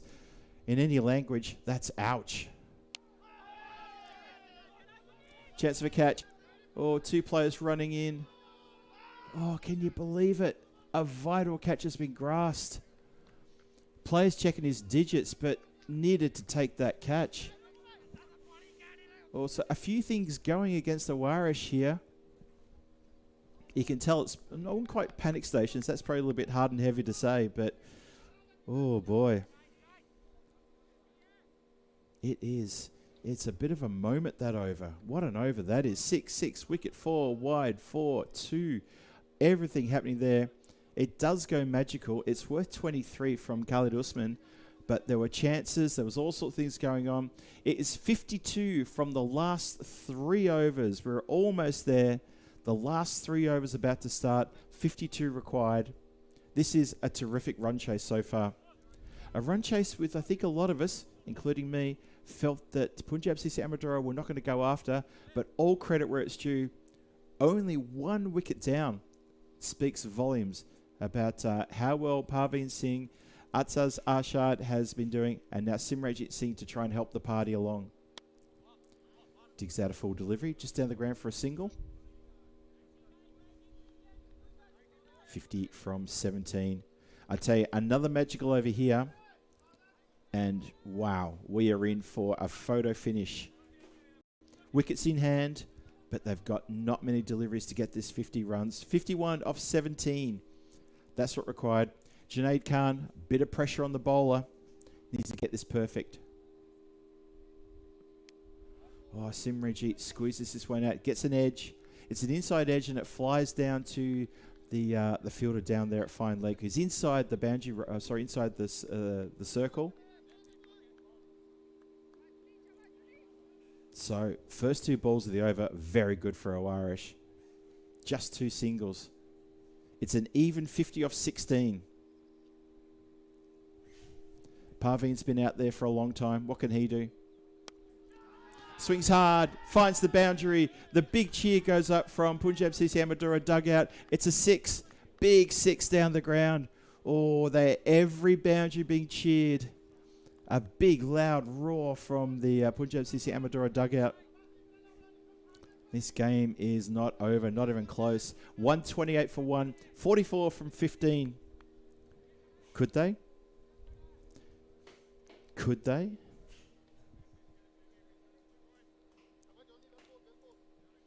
Just a reminder to people in the chat, can I please ask despite the excitement, I know it's getting a little bit crazy out there, but let's keep the caps lock off. We do see that as shouting, please. So we can ask you just to be mindful of that. That would be great. Continues. Oh, now he goes to the leg side, over deep mid-wicket for a towering 6. That's a huge hit. Well, what are we seeing here? Junaid Khan starting with 2 singles off the first 2 balls, and the last 2 have gone for a big maximos. Where are the next 2 going to go? I think this is the problem. Legend Predictor asks the question, tell me after this bowler who's remaining. I've got a suspicion that we might be into the part-time bowlers. These last 2 overs are going to be absolutely vital. Hang in, folks. This is going to be a thriller. It's already a thriller. Junaid Khan in again. Oh, this time he mishits it. And that is going to be just a dot to mid-wicket. Ooh, good effort there from the bowler to make sure he can keep a lid on that. A vital dot. Haven't seen a dot ball for about 2.5 overs. Junaid Khan brings up a dot. 14 off the over. Let's see if they can get this one away. Punjab CC Madura desperate for runs. And he has. He's managed to slice an edge. That's going to run away for 4. That's okay for them. That means they get 18 off the over. That's what's required. We go to the final 2 overs. They are getting closer and closer. It's 34 required off 2 overs. And suddenly that win predictor is saying, well, you know what? I give Punjab CC Madura a 1 in 3 chance of getting this. Aarish, you've got a 2 in 3 chance of getting this. That's what the supercomputer is saying. Have a look at the odds there on your screen. Just repeating, Conrad Greenshield went down with a terrible knee injury when he finished his over. He slid and fell, and I think he's landed on his knee. That was what I saw the first time. I haven't looked at a replay, so I can't confirm, but it looked like he hit his knee. He had to be helped off halfway off the field, then he walked the rest of off the field, but he has not come back on as far as I can see. Start the 9th. All happens in the 9th. Swings hard, swings wild. Everyone in the dugout for Punjab CC Amadora are out of their seats. It's a big 6. Oh dear, Aarish. Sweaty palms. There's a few people in at the ground enjoying this as well. The Lisman Capitals, who have to play the next match, they're very interested in this match. You can see them watching over on the side near the clubhouse as well. Bowler in again. Tosses it up. Connected. Collected. Deposited. Oh boy. 6. Back-to-back 6s in this over. 150 is up. 150 for 1. 10 deliveries left. They need 22 off 10. Can you believe this run chase? What an exceptional run chase this has been. What have Aarish got left?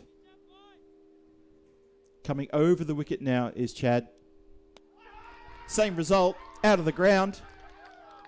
Oh, big cheers going for the dugout. What a run chase this is turning out to be. Excitement aplenty. Oh boy. We're going to go to the last in a few deliveries time. They still got 3 deliveries here. They could win it in 3 deliveries. 3 straight hits and it's all over. The last 7 balls have gone for 34 runs. How about that? Chad in again. Needs to find a dot. Crashed, crunched, smashed, walloped. I'm running out of superlatives. You might be as well. That is 4 6s in a row from the swinging blade of Simranjit Singh. I've always rated this man as a bit of a class act when it comes to hitting runs. He usually manages to bat at around about 270, 280 strike rate. He's exceeded that in this innings. 4 maximos in a row. 10 off 8. Oh, he swings at this one again. And, oh no, the fielder there has made a meal of it. It's bounced just inside the rope for 4 runs. The sun in the eyes. In all fairness, that was going to be one of the toughest catches to try to take, staring into the sun. And it's gone through the fingertips. 1 bounce, 4 runs. 28 off the over. 6 required off just 7 deliveries.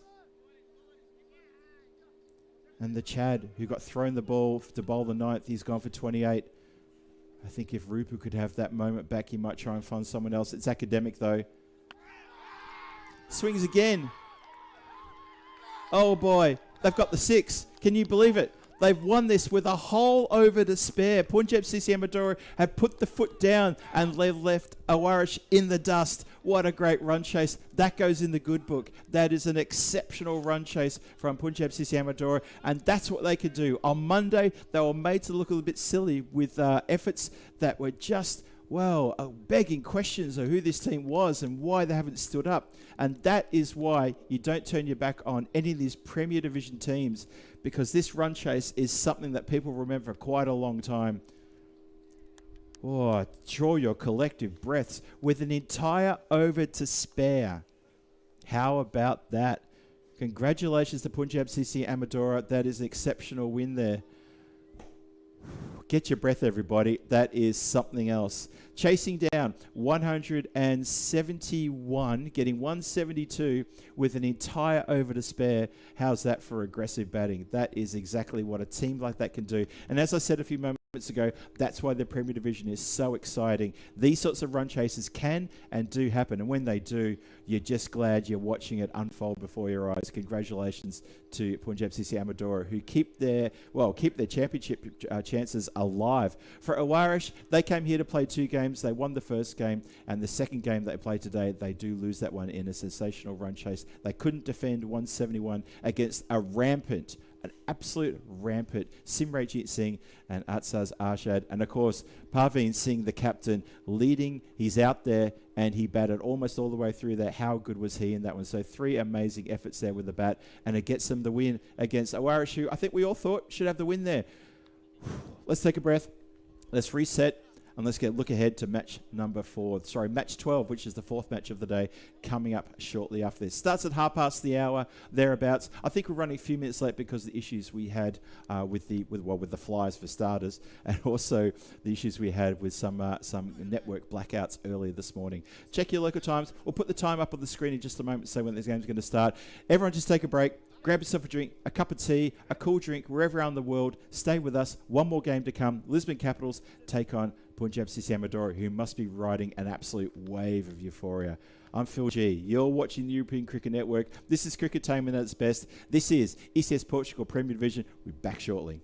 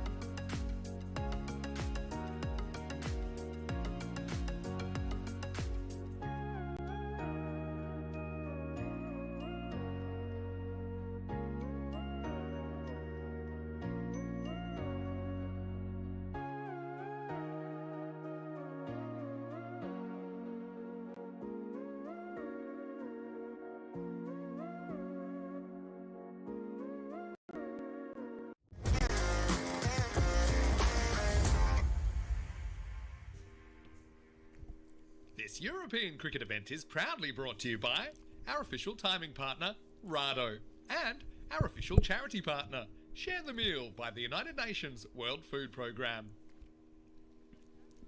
Hello everybody, and a warm welcome back to Santarem. Good to see you back here again as the players are stepping out into the field for the final match here today. It is indeed, can you believe it already, match number 12. I feel like the day's gone really, really quick. The players are marching out. It is match number 12. It is Lisman Capitals taking on Punjab CC Amadora. And Punjab CC Amadora riding a wave of euphoria after that amazing run chase against the Aarish, reeling in the biggest score that we've seen here in the Premier Division, that 171. They brought that in, they ran it down with one entire over to spare. A great bit of powerhouse sitting here. That says Ashad, take a bow. Parveen Singh, who orchestrated the entire run chase himself, skipper there the whole time. And Simranjit Singh, who put together a blistering innings there. So quick, so powerful. 6 after 6 after 6 with one whole over to spare. How good was that? Right, this is the next game. We put that one behind us now. I'm sure Aarish will want to put it behind us. News from Connor Greenshields is he'll be fine. He'll be fine.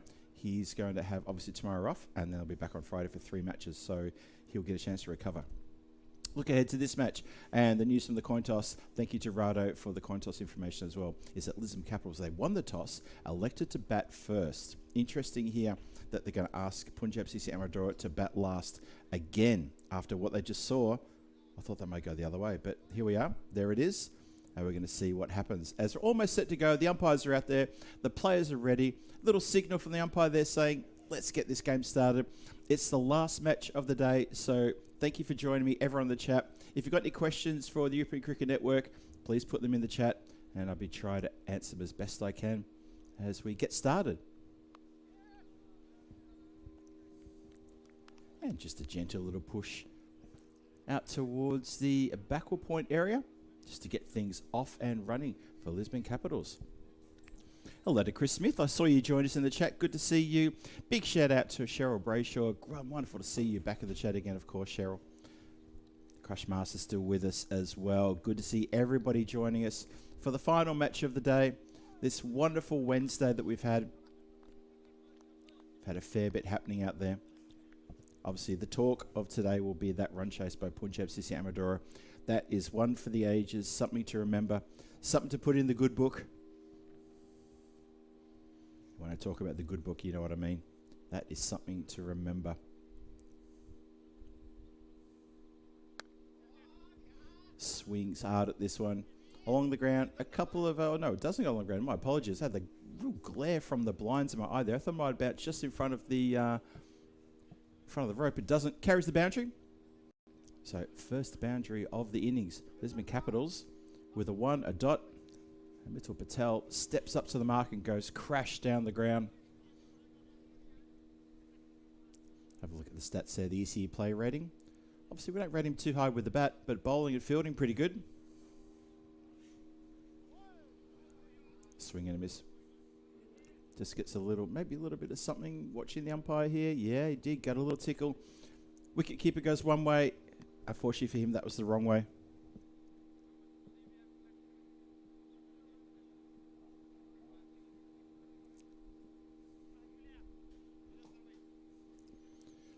Chris Smith, you're putting a score on the board. Is that Lisbon Super Giants? How do you think they'll play today? I'm sure that's somebody else, right? Maybe help me out with that, because I thought you were...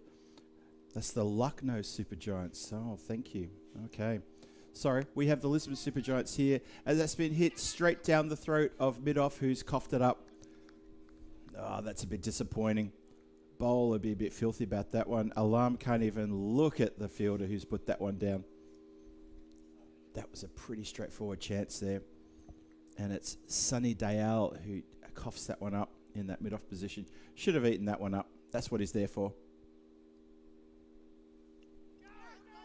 Now, something on that one, I believe. Umpire concurs. And that means Sadiq, that's fit for you. 1 from 2 deliveries, has to depart. A bit of a playmaker is Siddiqui, but unfortunately not on this occasion. Danish has to go with a feather edge through to the keeper. They knew straight away that was out. The umpire didn't hesitate, said, yes, you're on your way. So a wicket to finish the over. 12 for the loss of that wicket. And Lisman Capitals, just a little bit of strife there. Chris Smith, yep, thank you for the clarification. Luck no Super Giants. Sorry, I didn't see your message above the one that said LSG, and my first thought was, why would the Super Giants be playing somewhere else right now? And how did they get to that score after 6 overs? So it's all good. Hey, quick shout out to everyone in the chat who is part of the Spanish squad. Remember, there is a Spanish session happening later on this evening, 8 p.m. CEST, that's Central European Summertime. If you're available to join that, Vinny would love to have you on board to jump in on that chat and get a chance to throw a bunch of questions to Vinny. He'll be leading a live chat, live conversation with Vinny Sandu, Mr. Maximo. I'm hoping to jump onto that as well, as long as my my Wi-Fi at my accommodation can hold its signal. And I will definitely jump onto that one. Might even give... I could do a bit of a tour of the digs as well that I've got, even though there's really not much to see. It's like 3 rooms. But yeah, anyone in the Spanish squad, please make sure you jump onto that. Just love it to get as many people as possible as we can onto the Spanish session. Struck down the ground. That's going to carry the boundary rep as well. So Lisman Capitals looking to accelerate here. That run rate ticks just up ever so slightly over 10 now. What ticks up slightly to 12.7 with that strike.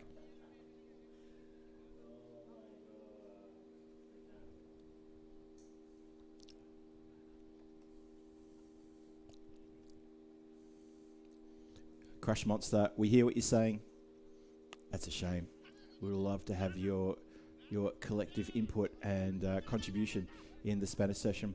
Is there no one maybe at home on your behalf who can maybe help you out with that? Because it'd be great to get you on there. Obviously, we'd love to have all of our spanners or shields, as we also used to, well, we call them the shields now, but they're also spanners. The Spanner Squad, it's a very elite group on the on a platform called School. And that is where Mr. Maximo Vinny Sandu hosts a weekly Q&A interactive chat, as well as a lot of behind-the-scenes videos and all sorts of footage and pictures, and also news on the latest at the European Cricket Network. If anyone has a chance to, could you maybe put that, put the link up? I'll try to put the link up as well, but if anyone's got the link handy, it'd be good if they could try to put that link up for us. Parveen Singh getting taken for a couple of boundaries in this over. He must be feeling the heat. He's been out there pretty much the whole time. He was in the field at that Aarish game that just finished a few moments ago. Then he was out there almost the whole time through the batting, and now he's going to be out there again. And no doubt he'll probably have to bat and be out there for the entire afternoon in this heat. So this is going to test his resilience. 2 overs gone, 27 on the board for loss of 1 wicket.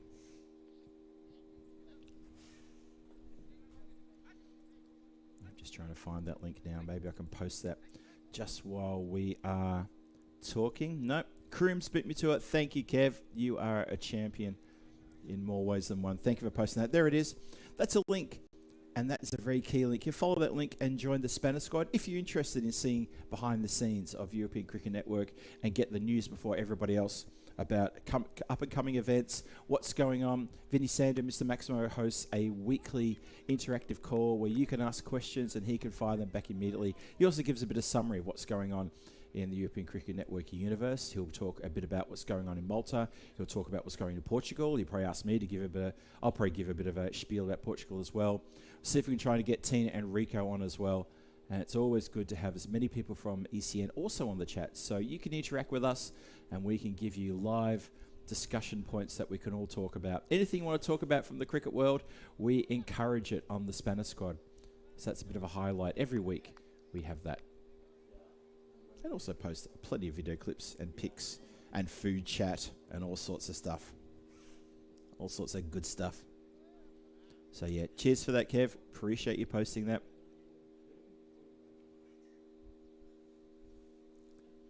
Cheryl Bradshaw with a classy comment there. Nicely done, Cheryl.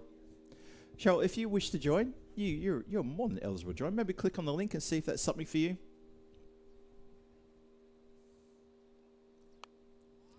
Clip nicely. Bit of work here for the fielder. And he's not going to get to that one. It's going to cross the boundary for 4 runs. So Lisman Capitals That run rate looking very healthy at the moment. Be interested to see what score they can arrive at, and then look to Punjab CC Amadora to see if they can chase that down. Having chased down 172 runs in 9 overs, you kind of feel that they're probably feeling bulletproof, and they're probably thinking they can chase anything. But sometimes stringing 2 of those wins together like that can be a little bit more easier said than done. Looks to elevate, misses that one completely.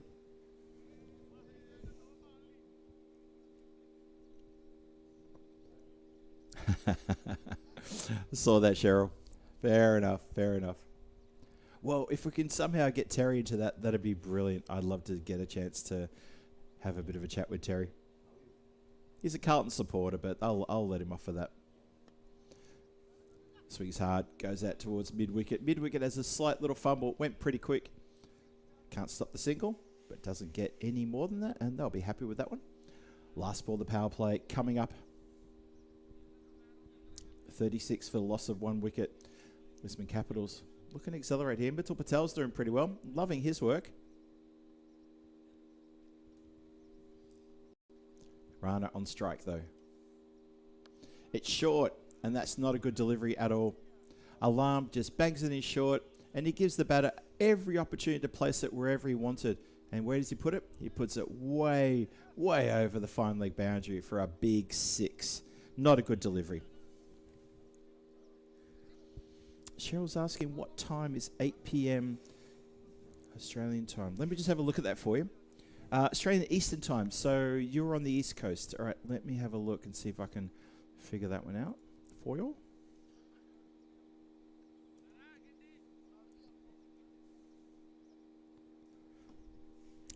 So have I got this right? That currently on the East Coast of Australia, it's about 20 to 2 in the morning. Does that sound about right?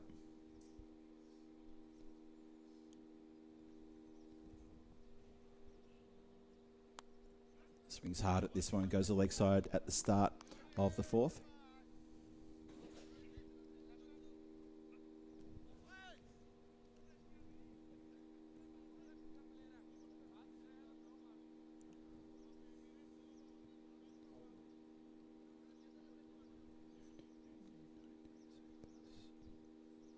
So I think that's about 5 o'clock in the morning, Cheryl. FYI, 5 o'clock in the morning. So I think that call is as a Maximo as well, by the way. Sorry, just working out some times here. Apologies, folks. That was a big hit for 6. You saw that one get pummeled out of the ground. So that spanner call starts in 4 hours. 4 hours and 20 minutes time. Although that's Central Europe time. I'm currently on GMT, so I've got to take one away. Oh, it's getting confusing. Okay, starts in, I'm going to say 3 hours and 20 minutes. How about that? So 3 hours and 20 minutes time. So yeah, 5 o'clock in the morning, Melbourne time. It's an early call, but that's why they invented coffee. Thank you for that. Thank you, Cheryl. Love you jumping in the chat too, just keeping us on the short and narrow here, keeping us entertained as well. Well, that's quite astonishing for the movement of the batter on a short ball that was going way down outside of off and almost collects the wicketkeeper in his attempt to make the room there as well. Still, 50 came up with that previous one, so it's 51 for 1. Still 2 to come in the 4th. That run rate just under 14.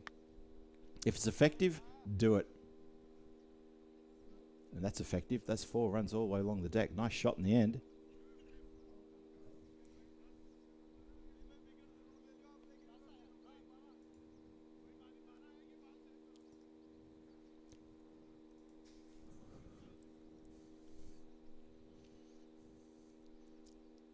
So last ball of the 4th coming up. Just wait for the batter to set themselves. Fahim Khan bowls it. Oh, try that one more time. See if we can try and get this one a little bit more direct.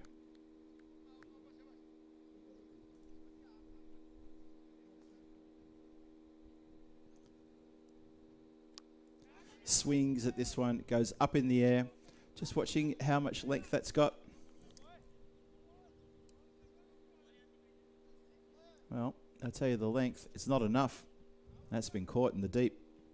So the wide ball and then the big hoik towards leg side. They're favouring the leg side boundary. Rana makes space and he tries to punch this one, but he's come undone here. Caught on the boundary. Well, there's a fielder having a bit of a sit down to the grass there in the afternoon sun, enjoying and basking in the sun. It's a beautiful day here too in Santarem.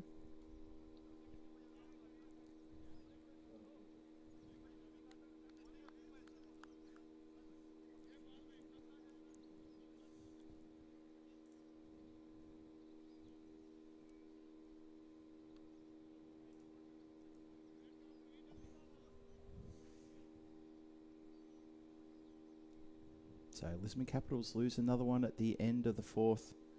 Still a fair bit to do here. That sounds like it was clobbered. Absolutely clobbered. There's a few people landing in the grass over there, nonchalantly watching the ball fly and zip straight past them.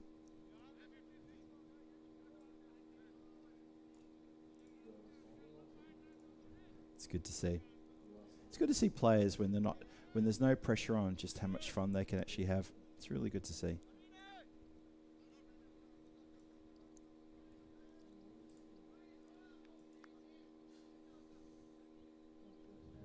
We continue.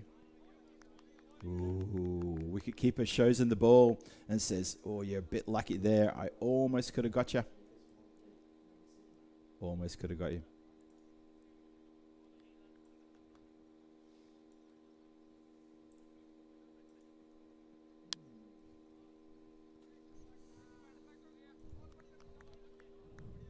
Struck for 4 nicely. So the Capitals keeping it going here very well. I'm enjoying their focus and I'm enjoying their continued push to get runs. They haven't taken the foot off. Look at that run rate. 14.7. Going along very nicely.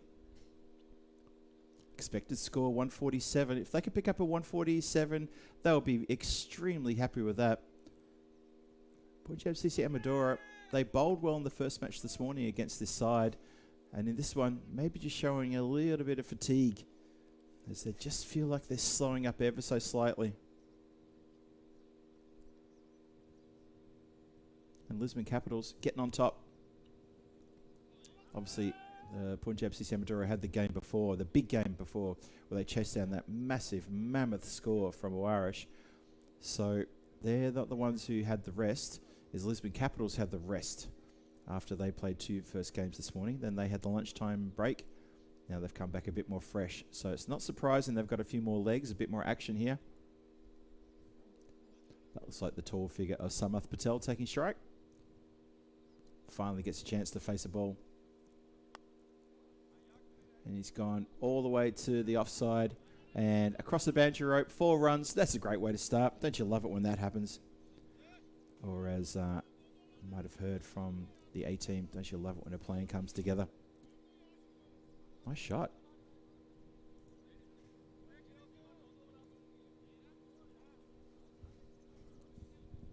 So the Capitals, after 5 overs, they're 71 for 2. That last over goes for 15 runs. Obviously the 14 off the bat and the leg bye. So hoping for a score around about the 140 mark. That would be what they're looking for. And that could be a really testing result for Punjab CC Amadora. I know they've just chased down a score of 170, 172, but very difficult to do it 2 games in a row when there's only about a 10-minute break between the games. So it'd be a very tall ask, but you never know. Well, it's a full toss. It's not a good delivery. And some of the players here just showing a little bit of fatigue, a little bit of wear and tear in the afternoon sun. It's a warm day there in the centre as well. Crashmaster has had enough today. Thank you for joining us today. It's wonderful to have your company as always. And it's probably getting a bit late where you are. So hopefully we'll see you tomorrow. And I bid you a good night. But thanks for joining us. Doing a great job in the chat as one of our key moderators.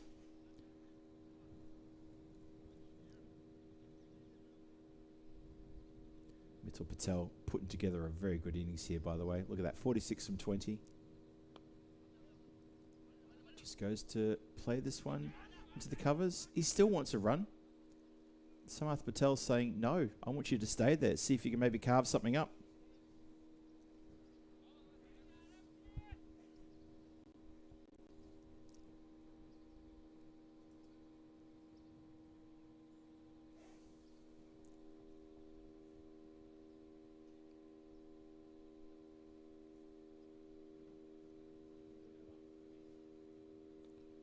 just behind the legs there. It's a wide ball. Very cleverly, just leaning away from that one so it doesn't clip anything on the way through. Takes the extra. This game just kind of feels it's lost a bit of the pizzazz and oomph that the previous game had. Wait for the run chase though. That may be where things light up. But Lisman Capitals, they've made a pretty good fist of it, going at 14.2.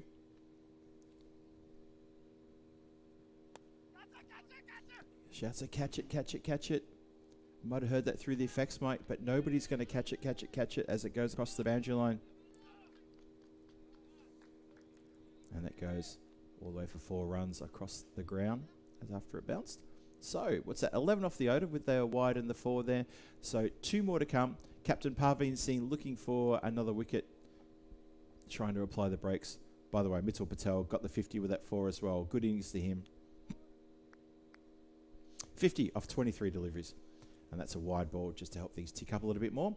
Have a look at the spread of the deliveries there. Bit of a Sudoku puzzle there. You see a lot of good full deliveries bouncing into good place. So they're pitching him nicely. Nothing too short.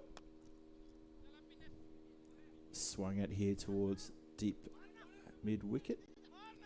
Pouncing on that one. And good work. The fumble allows them through for 2. That was a little bit of a mix-up there by the 2 fielders. But so between the 2 of them, they couldn't prevent 2. Captain might be a little bit sore about that. Ruins his figures ever so slightly. He's got 1 more to come.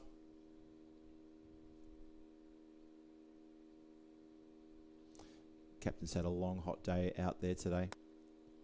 Has had to bat for most of the time that his team has been out there. And obviously he's been out there bowling as well. And just showing a little bit of tiredness out some of the Punjab CC Amadora team. Just in the field, and also the bowlers, they have had a long day. They were here very early this morning for the first game, 9:30. We started straight away, then suddenly there was a network situation. We think that there was a problem with Starlink globally, as there was a bit of an outage as we struggled, and apparently other venues also struggled. We were obviously in touch with a couple of venues, cricket venues, would you believe? And we realised very quickly there wasn't just us here at the ground. It was a bit of a global issue, potentially global issue, maybe just a European continent issue. So it's been a long old day for everybody here at the office. It goes out to the boundary rider square on the offside. He's got the sun in his eyes to deal with.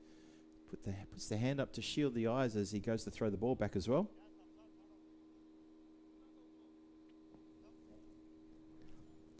Cheryl, I'll get to that in a moment. I need to give you a bit of clarity there.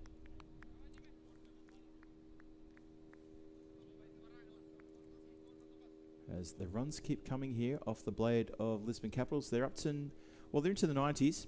7th over is unfolding before your eyes. Mitchell Patel doesn't have a swing at the wide one. So Cheryl, let me address that for you.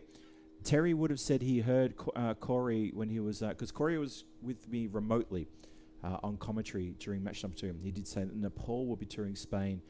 And then when we came back from our break during the innings match, Corey reminded everybody that today is April Fool's Day. Up in the air for quite a long time as well. That's tough.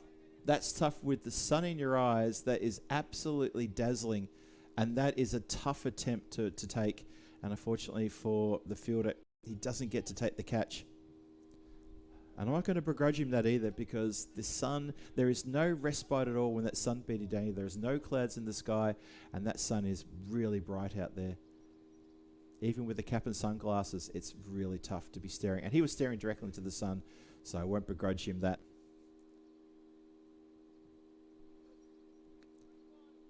Oh, leg side for another wide. Keeper's taken that a bit rough. The glove comes off straight away. Yep, he's in a little bit of strife here. Gives the hand a bit of ring. Look at that left hand. He's saying, ow, that really didn't tickle. But he has stopped what could have been a minimo. That's just been guided. And guided it is. Cleanly picked up by the fielder there at third inside the inner circle. So yeah, Cheryl, I hope that was all understood, that Corey reminded everybody that was indeed April Fool's Day today, and he was able to able to put a bit of a zinger into the commentary with me today about Nepal and Spain. Had a lot of people probably reaching for their phones looking to book some flights to Spain to watch that. And all apologies if you did book some flights. I'd suggest you get back to your ticketing agent and sort that one out. Just blame Corey. They'll understand. Last ball, the 7th coming up. It's 99 for 2. After this, 3 overs for a bit of a charge for the Lisman Capitals. And this is swung away up in the air. A lot of air time. 1 bounce, 4 runs.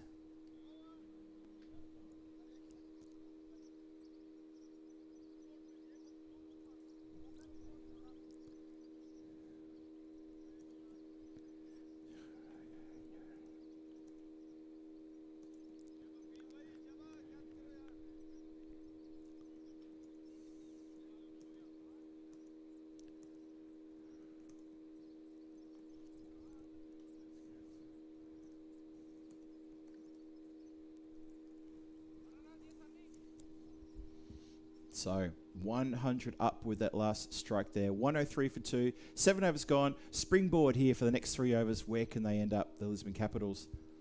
Oh, you know what? I'm a bit worried about the keeper here. He's done a bit of damage to the end of his fingers again.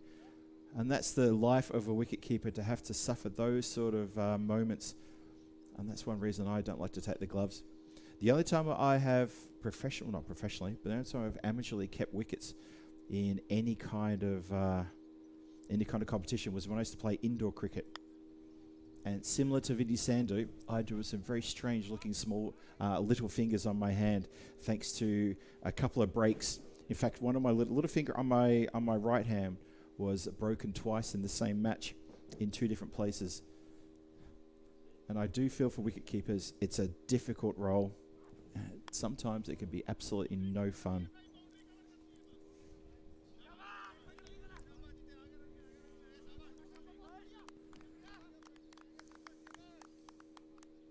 Just a reminder to people in the chat, we appreciate your contribution and your comments. However, I would ask that you don't repeatedly spam the chat. You will find yourself put out for 24 hours if that happens. We do view spam quite, well, we don't tolerate it. How about that? I won't get into too many explicits, but it's something that we just don't tolerate.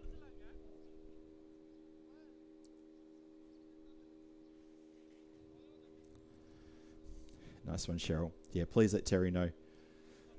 Yeah, I reminded Corey that he may have just sent people to the travel agencies to book their tickets for September action of Nepal in Spain, only for him to realise, yeah, possibly.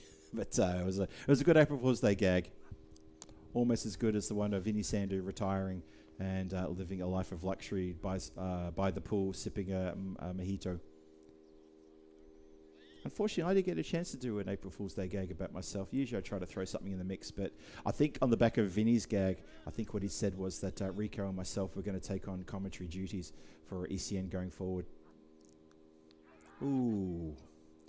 Keeper's having a bit of a nightmare. Again, he's looking at his fingertips. He hasn't wrung the hand in pain, but he's having a bit of a nightmare. That's just gone straight in, straight back out. And it's gone all the way for 4 runs as well. Ouch. Chris Smith with the update there. And I know that's not Lisman Supergiants. I know that's the Lucknow Supergiants, just so we're clear about that.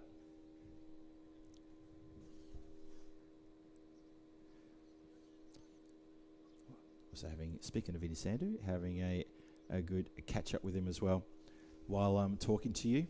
Obviously, I'll have a catch up with Vinny later on this evening as well. Oh, short ball, bouncer, wide shown there, as that did drift down the leg side, and it's a fair call from the umpire. Just need to be a bit straighter, that short ball. Simranjit Singh, he's a bundle of energy, is Simranjit Singh. Edged, flies away, and Simranjit goes to the ground and slaps it with his hands and says, I just can't get a break here. Edges, and there's no one there to take these edges. I don't know what's going on. And you know what, to be honest, he's got a point. I think they might have missed something here. There's runs have been trickled down there this over and previous overs. Maybe need to get that fielder at third, finer, and back on the boundary. Because Lisman Capitals, they're very aware of the gaps, and they're happy to play for it. Especially off pace bowling too. There's a few players down on the ground, I think possibly because it is very warm out there at the moment. It's very warm indeed.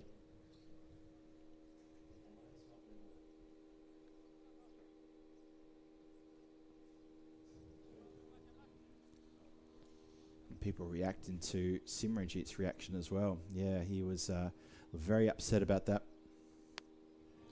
venting his frustration. So 2 overs to go, 121 on the board. That just ticks up to 127 for 2 on the board. This score building nicely for Lisman Capitals. This middle order, or upper middle order, especially the opener, Mithil Patel, along with Samarth Patel, are putting together a sensational innings here, a sensational partnership. Hope you're enjoying that wherever you're watching from around the world. How good is this?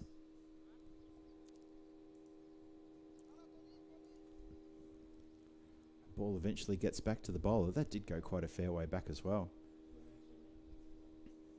Ankash Kumar here. Needs to get the brakes on. Needs to find something here for Punjab CC Amadora. Surely they couldn't manage another 150 plus chase twice in a row, could they? So have a look at those overs. 1 magical over only, yet that run rate is at 15.6. So they've barely put a foot wrong. The worst over they've had is 12 runs, which is very good batting from Lisman Capitals. Very good batting indeed. This over worth 6 and plus 2 dots. So maybe bowler can finish strong here. We'll see. These two came together with a score of 56. They've taken up to 127. That's going to fly away as well. There's nobody back there. I think this is the match where I feel that they've got their field placements completely wrong. Punjab CC Amadora, they've got them completely wrong. And I wouldn't be surprised if that's something to do with the fatigue and the fact that it's another warm day. It's a warm afternoon, and this is their 3rd match of the day. It's their last group match as well. Remember that. This is Punjab CC Amadora's last group match. And at the moment, it looks like they're going to be climbing a bit of a mountain here again for the 2nd time in a row. 131 for 2 is the score on the board. This partnership is growing and growing. Every time I look at it, it's getting very dangerous. Goes leg side now, all the way along the ground. Probably just the one. As it goes straight to the play out there at deep mid-wicket. Came together at 56. And this partnership has blossomed. 56. So what's that? That's 80. Wow, 76 run partnership. In very quick time as well. Good run rate. Run rate just dropped below 15 too, by the way, with a couple of dots in this over. Finishes also with a dot as well. So the 9th over ends up going for 11. A little bit of respite there for Punjab CC Amadora. The final over about to start. It's 132 for 2. Let's see where they can end up. They would love to get a score in the 150s, wouldn't they, these two? And why not? They got wickets to spare as well, so there'd be no harm if they just went absolutely crazy. Hello to Mike Seal. I haven't seen Mike Seal in the chat forever. Good to see you, Mike. And a very good comment as well. How many runs conceded to third man boundary? I feel there's been a lot of 4s been hit down there, and even just 2s in that area. But I think you're onto something there. Hopefully we'll get the percentage graph coming up, which splits the field into 4, and we'll see how many runs were scored behind the wicket on the offside, and that'll give us a good sense of what's been sent to that part of the ground. Obviously that includes backward point as well. But that's a really good shout. 133 for 2, 5 balls to come. Leans into this one. It's interesting. This is Simranjit Singh. And just in the last couple of overs, the bowlers have got a little bit back on top here again. That run rate just ticked down from 15s, now down to 14.4. Clubbed. Boundary rider has no problem holding that one though. So just the one, just singles here. Score now to 135 for 2. 3 balls to come.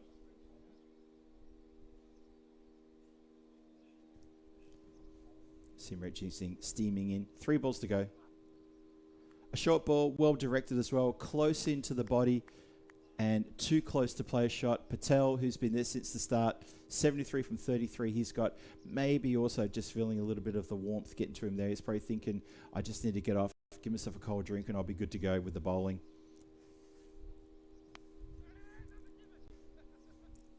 It just goes to point, vacant point area, backward point runs around.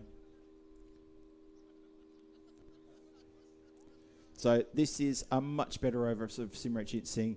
He looks like he's also feeling the heat and feeling a bit of fatigue. This is the third game for him today, and the last game for Punjab CC Amador in this group stage. Oh, attempted run out here. Shy at the stumps. He doesn't miss. Rarely will he miss. And he turns around and gives the out decision. Krit Patel also gives the out decision. So the final ball of the innings is a run out. That means Lisman Capitals are going to finish on 136 for 3 after their 10. Fantastic effort there from Lisman Capitals to get a good competitive score on the board. For Punjab CC Amador, they've got a run chase, not as big as what they've just done, but still it's another heavy run chase for them. And you've got to think, will fatigue make its presence known?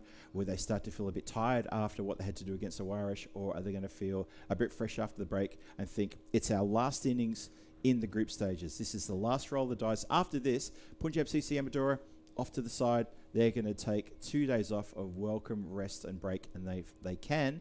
I'm pretty sure they've booked it now. They'll be back on Saturday for the finals. So we're going to find out very shortly. We're going to take a quick 10-minute break. Going to be back with the run chase very shortly. It is now up to Punjab CC Amador to chase down those runs, and let's see what happens. Lisbon Capitals a bit to defend. This is the European Cricket Network. I'm Phil G. This is ECS Portugal. Then this is the Premier Division, and we are having a great day today. Hope you're having a great day as well. See you shortly.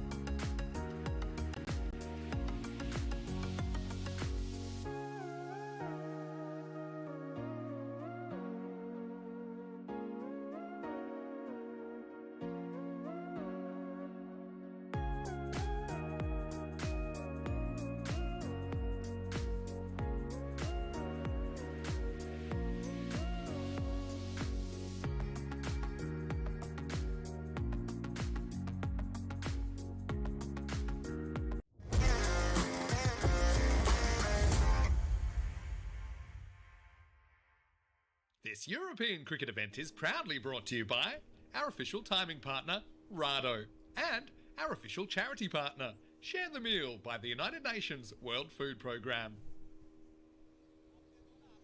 Hello, everybody. Welcome back to the lovely Santarem Cricket Ground. Phil G here for the European Cricket Network to take you through this run chase of the final match of day number 3. That's right, it's the final match here of the final innings of match 12 coming up.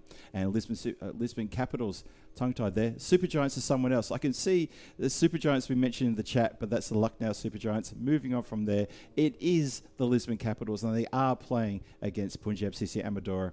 And they've got a score on the board, and that is 136 for 3. We start with a wide in the run chase. Now, Punjab CC Amadora, they just muscled, about an hour ago, they muscled a huge run chase against the Aarish and pulled that in. Can they do a slightly less run chase? Have they still got the energy? Or are they starting to get a little bit tired? We will find out very shortly. Oh, that's gone straight through point. Oh, he has completely missed the point there as it goes along the deck. 4 runs, a nice start. Wouldn't be surprised if you see Punjab CC Amadora finish their group stages with an absolute flurry of runs here. You've got to remember, it only took 3 batters to score all the runs they scored. They scored 172, losing only 1 wicket in 9 overs. It was a massive Herculean effort from that team. It also means that we didn't see 8 of their batters. So they have got fresh people ready to come out and do some work. Here's 2 of them, Golia and Kumar, who are out there opening, giving the regular openers a bit of a chance for some respite. And also chasing a score that's a bit more gettable. 137 for the win. And as Slippy Stew says in the chat, my good friend Slippy Stew, Punjab CC Amadora should not be underestimated. 100% agree with that comment.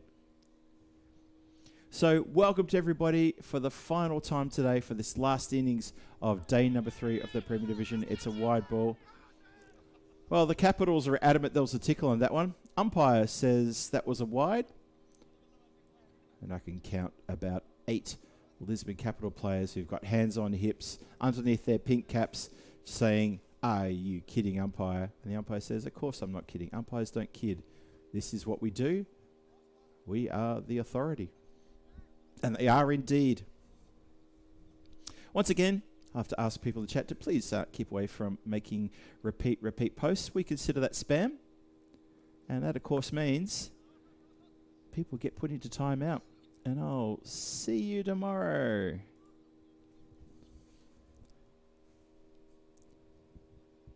So, if anyone has any random questions, now is the time to throw some random questions into the chat. You can ask people in the chat, you can ask the moderators, you can ask me, Phil G, you can ask anyone you like if you've got any random questions about what's going on here today, tomorrow, on Saturday for finals day, or on the European Cricket Network. If you're lucky, you might even see Robot jump in and answer a few questions as well. So you never know. You never know who's watching. MTS Rana here, trying to get a breakthrough, trying his hardest. Couple of wides, a few dots though, which is very handy. Capitals need to get a win here. Hit nicely, square of the wicket. Yeah, Capitals here really do need to get a win. Last thing they want is to come here on their very first day and go zip and 3 when they head home. They would love to get a win here, especially over this team who beat them this morning in the corresponding match. It'd be so good for them if they can try to defend this total. It's going to be tough. Their bowlers need to be on. The fielders need to be fielding everything. Catches to be held. Run-outs to be affected. All sorts of stuff. And they need to protect those boundaries. Hit uppishly right through the covers. Extra cover just gestures towards mid-off and says, well, that was his. I'm not sure that's the right thing to say. It only went about 5 meters to the right of the extra cover, but he had no chance of getting that one. It went pretty quick. Chris Smith still confusing me with the LSG comments in the chat. But good to have you there, Chris.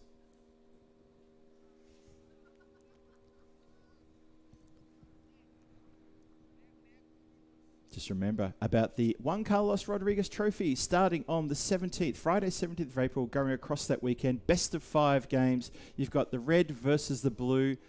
La Marea Azul, that's the blue team. That's Corey's team. And you've got La Furia Roja, and that is the red team. Choose your favourite, tune in on the European Cricket Network, and enjoy some fantastic action aplenty there. I'm looking forward to that, and I hope you are as well. Fantastic chance to see some of the best Spanish players go head-to-head in a T20 competition. Best of 5 games over that weekend, starting on the Friday, April 17.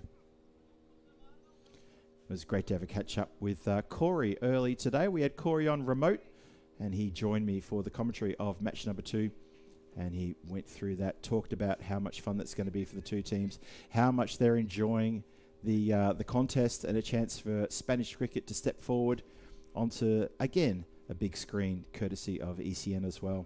So make sure you tune in for that. The Juan Carlos Rodriguez Trophy. I'll be tuning to that. Hope you can as well. Swings hard at this one. It's going to find the boundary line. That's a cracking good shot. 1 bounce, 4 runs. The swivel, the hit. I'll tell you what, that Mongolia, he may take a little while to get going. Cool deep, but he's like a diesel motor. Oh, it does bounce over the rope. Correction there by the standing umpire. He's like a diesel engine. Once he gets going big time. Not a lot of love in the chat for Kuldeep Golia. I think it's a bit harsh, unless you know something I don't know.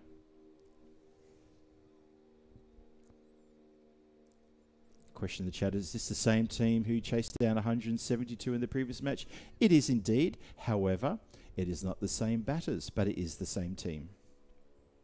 Those batters who did that, they're having a well-deserved break. They may be needed in the middle order. Should there be a wicket or 2? Gondal asking the question a little bit belatedly, though. Tough going here. Tough start. Punjab CC Amadora, they have got a lot of runs to get. 120 still needed, but off 51, that run rate required is at 14.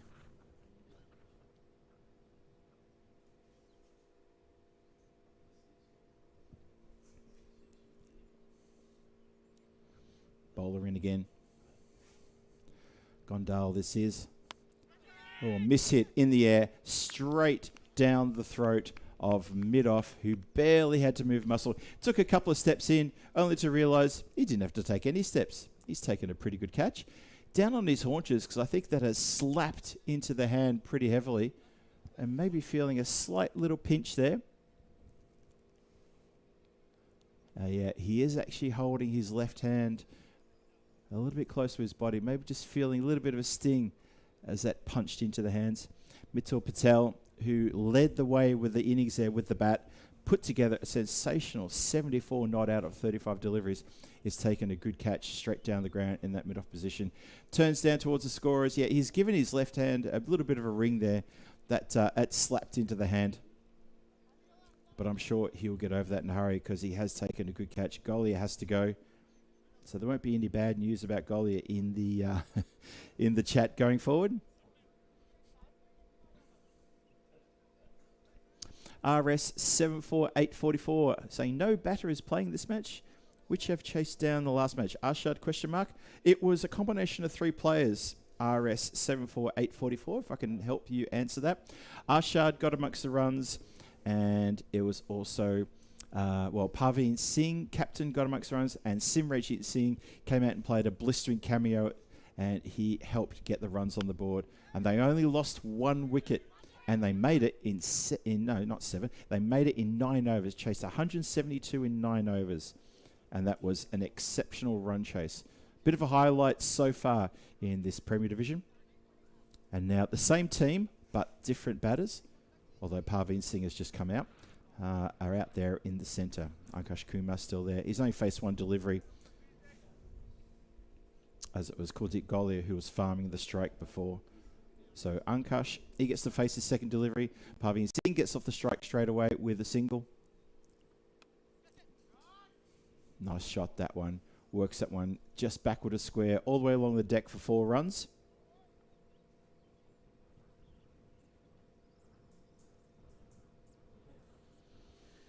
Well, it could be another 9-over match. I see the question posed there by Raja Reddy saying 9-over match. Well, it could be.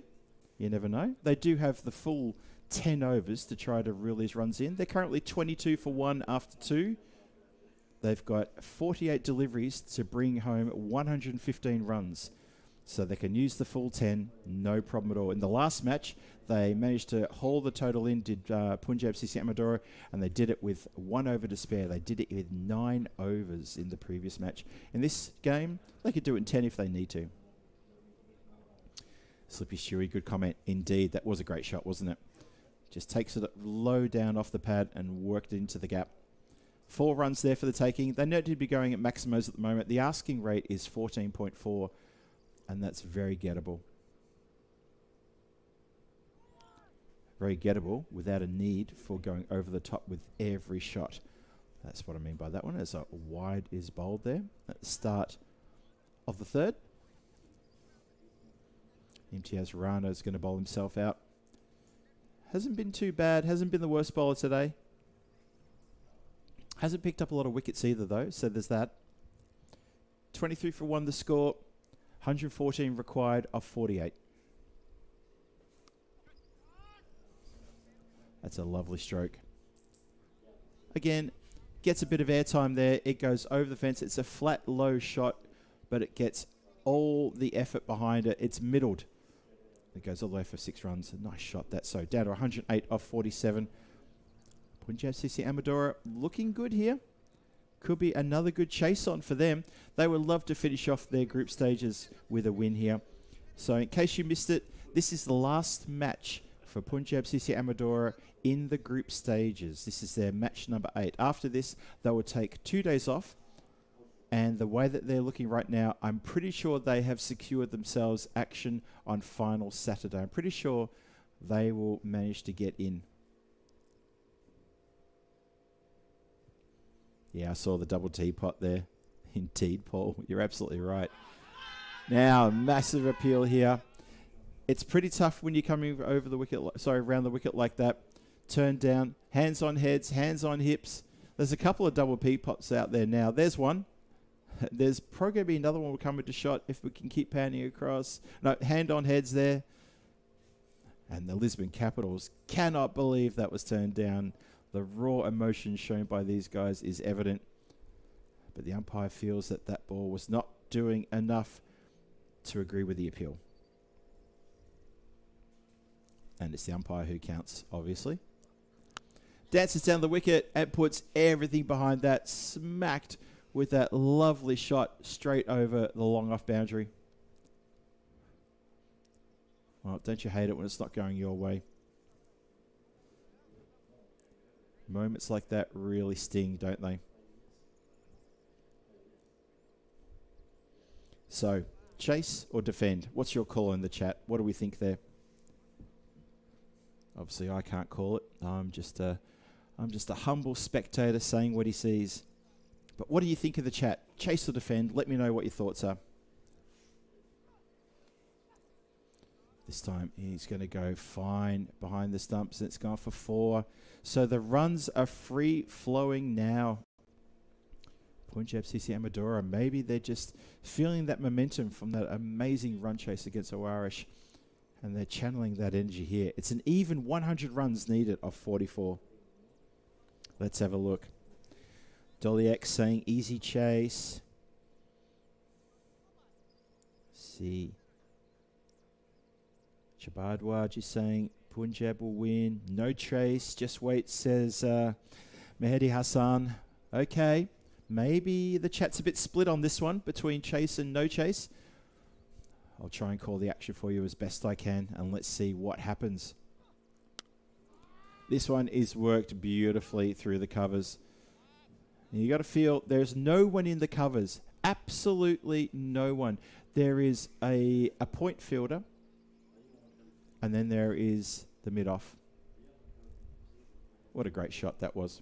Terrific shot. Sorry, not the covers. That was Parveen Singh. My apologies. But there is no one. The gap between square leg for the left-hander and mid-on is massive. Could get a convoy of trucks through there And both those fielders would not even know what that was. Lisman Capitals need to be careful here. Run rate required down to 13.1. Last ball of the power play coming up. Swings hard at this one. It's going to go a long way back. It bounces just inside the rope and across the boundary line. So it finishes with a flurry. That over is very expensive. Have a look at this one. Add it up with me, folks. It looks like 25 off the over. It goes magical. It goes big. Punjab CC Amadora looking good here.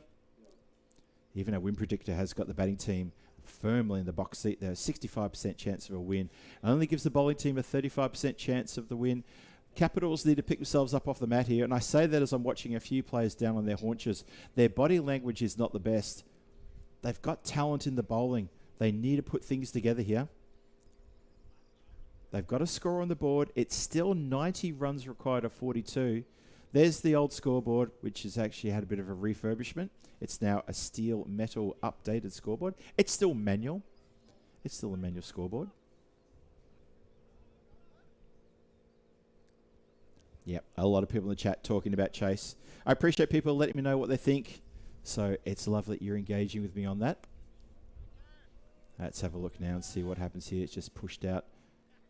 Well, deep mid-wicket doesn't go anywhere near it, and he lets that for the long on to get it. I think there's a few very tired bodies out there, and I think the tired bodies are more the Lisman Capitals. Remember, Lisman Capitals, they won the toss and wanted to bat first, so it was their decision to bat first and then to field on this very warm afternoon for the last innings.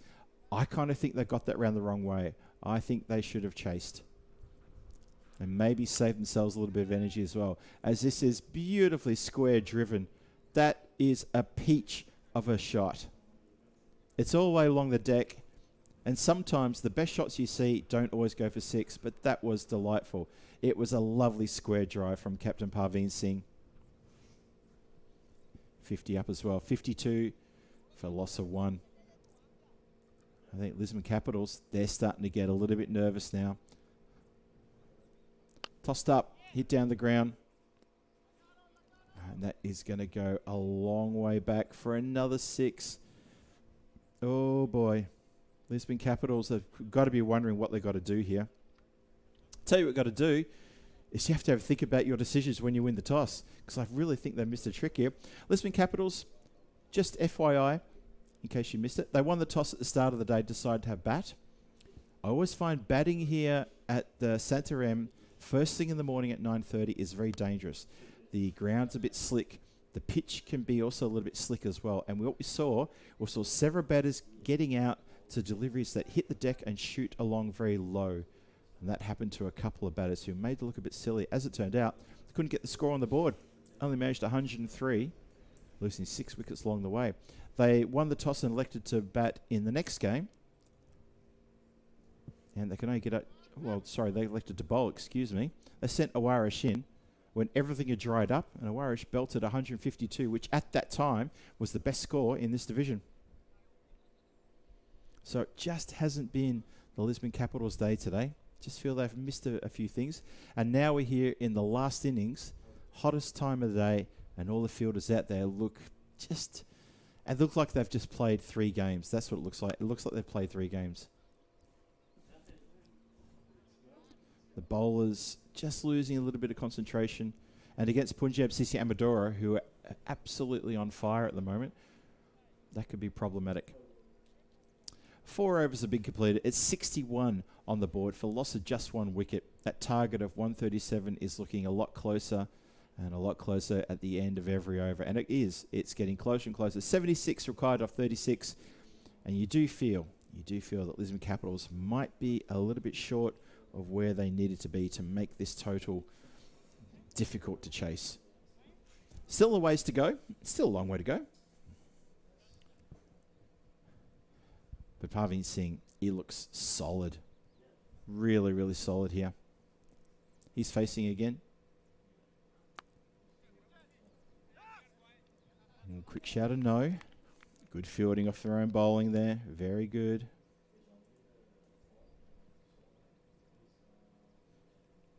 Interesting to note that Ankush Kumar opened the batting what seems like maybe a little while ago now, 25 minutes, 24 minutes ago.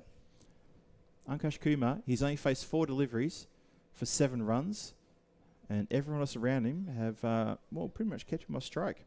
Bhavin Singh is hitting it ball very nicely. He's 37 from 13. Ankush Kumar gets to face the delivery, so there is justice in the world. Rahul Huda bowling to him. This has been punched out towards the boundary on the offside. And it goes across, despite close attention for the fielder there, that extra cover, deep extra cover boundary. And that's going to go across there for 4.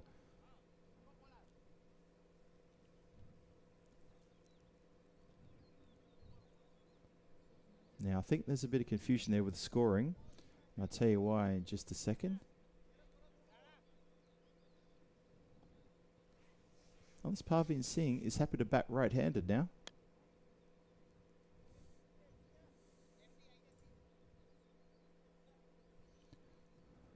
No, I think they might have had the wrong player on strike, the scorers, and I think those few runs in this over have gone to maybe the wrong player, because Kumar is the right-hander and Singh is the left-hander.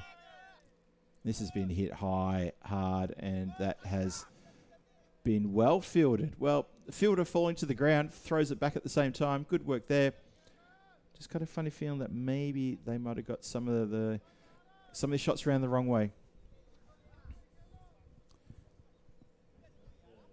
I'm sure that'll be corrected. I'll keep an eye on that. Ankush Kumar, I don't think it's fair to jump on top of Ankush Kumar. He's barely had any strike there, has barely had any chance to get amongst the runs. That's only the 6th ball he's faced for the entire innings, and we are now halfway through the innings. So I don't think the chat need to jump on top of Kumar. All things considered, I think he's done really well.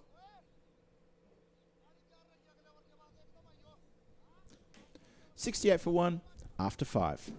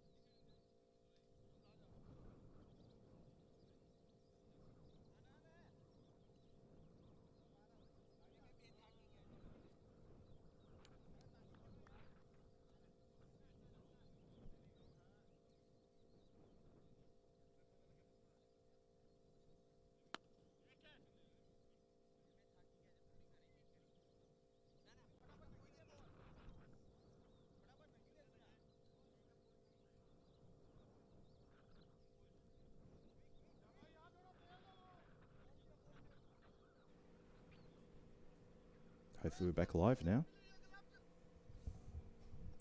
Apologies for that delay. Just a quick run out to the scorers and make sure everything was corrected. And in that previous over, there was that single run before the 4 was scored, and it was corrected by the scorers. So good work from the scorers here. And also the individual scores have now been adjusted, and that looks correct to me. So apologies for the radio silence, but that was me just trying to make sure that we had the correct scores against the right people, and we do now indeed. Goes the reverse, misses. Probably wished he hadn't have. If he'd stepped inside the line, could have picked up a wide ball there. As it is, and we'll go down as a regular shot. RS 74844 said, does any other match of Punjab CC also going on? This is the last game that Punjab CC Amadora will be playing in the group stage. So we will not see the team Punjab until Saturday, when they will be here on finals day. And I'd be confident now with the wins that they picked up today that they will indeed play on Saturday in the finals, and it will be one of those other teams, possibly one of either Supergiants or Capitals who may have to battle it out. But it remains to be seen. We've still got 8 group matches after this one to get through, 4 tomorrow and 4 on Friday, before we know exactly the composition of the final Saturday. Ray Tipping suggesting that Lucky could have stood in. Nah, Lucky's in here with me, and he's doing a cracking good job. I'm not letting him out of my sights.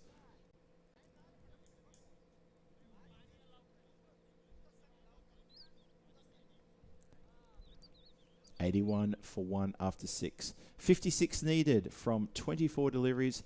Need to be going at 14 per over. Very gettable. Very gettable indeed. So this Punjab CC Amarador team have really stepped up here. They've turned up here today. They turned up a little bit late. They got a good win this morning over the Lisman Capitals. They picked up an amazing win over Aarish in that big run chase, scoring 172 for 1 after 9 overs only. And in this match, it's looking like they're going quite nicely in a very well-balanced and sensible run chase. Led once again, don't want to sound like a broken record, but led once again by that man Parveen Singh, who's facing. He's on 40 for 15.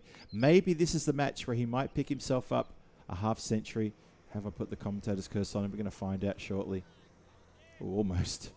So I'm going to be quiet about any kind of milestones here for the player, because I'd love to see him get a little personal milestone. Raul Huda comes on to bowl his second. See what he can do here for the Capitals. Has to really stretch and reach for that one. Tied it up from the boundary rider there. And just the one.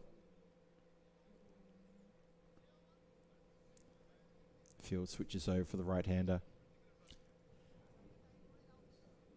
Ankush Kumar is going on nicely. He's striking at 200.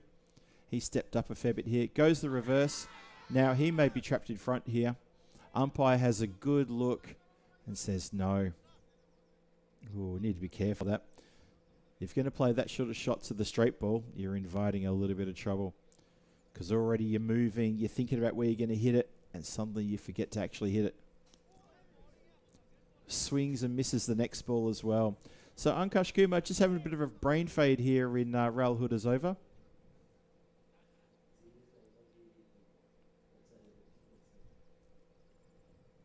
Doesn't need to do anything silly.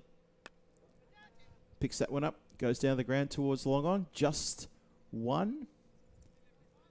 And this has been an excellent over for Lisman Capitals. This applies a fair bit of pressure back on the team from Amadora as the field switches over again for the left-hander. 2 runs only from it. Last ball coming up.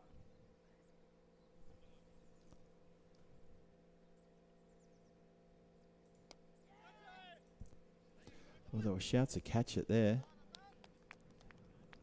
And catch it is indeed what they do. You just saw in the bottom of your screen there, Raul Huda giving a big bear hug to Parveen Singh. That's there's a fair bit of friendship between the teams here. A lot of teams have shared the players over many, many years. And that was a not quite nice little moment there for Raul Huda to get over to Parveen Singh, who just got down to the non-striker's end, realising he'd just been caught on the boundary. And Raul Huda gave him a hug. Probably said to him, "Thank you for giving me a wicket. Finally, I get a wicket."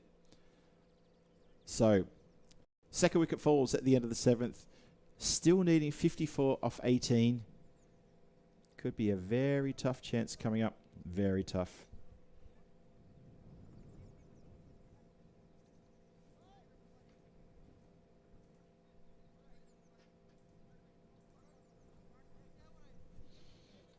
Still could do it though. I mean, we saw what we did, an hour and a half ago against Aarish, so still can be done.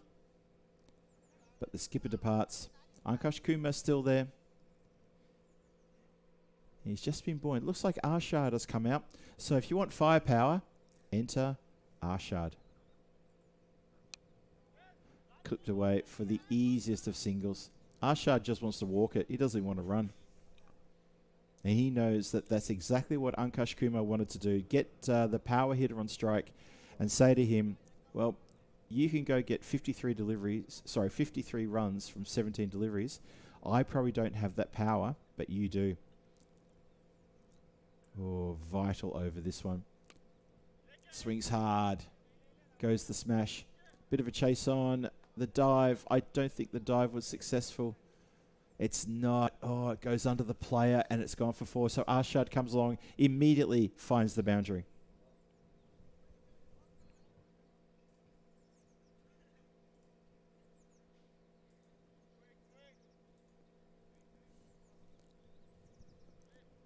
$88 for 2.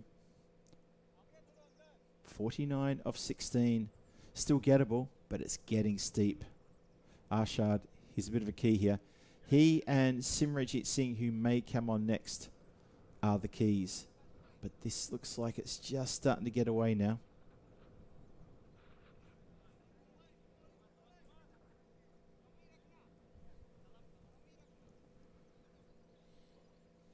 $89 for 2. 48 of 15. It's getting steep. Need to find the boundary. Need to find a Maximo. Bounces in front of the field running in. They've only found the boundary once in this over. They haven't been able to find a 6 for at least 2 overs, maybe almost 3 overs.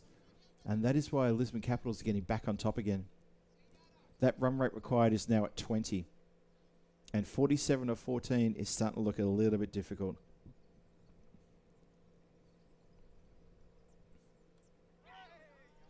Oh, that does not go where they want it to go. It goes flying in the opposite direction towards third. Great bit of work there from the fielder to get the throw back. And Shahan Khan behind the stumps demolishes the stumps with one big twist of his body. And the batter was well and surely home. No worries there.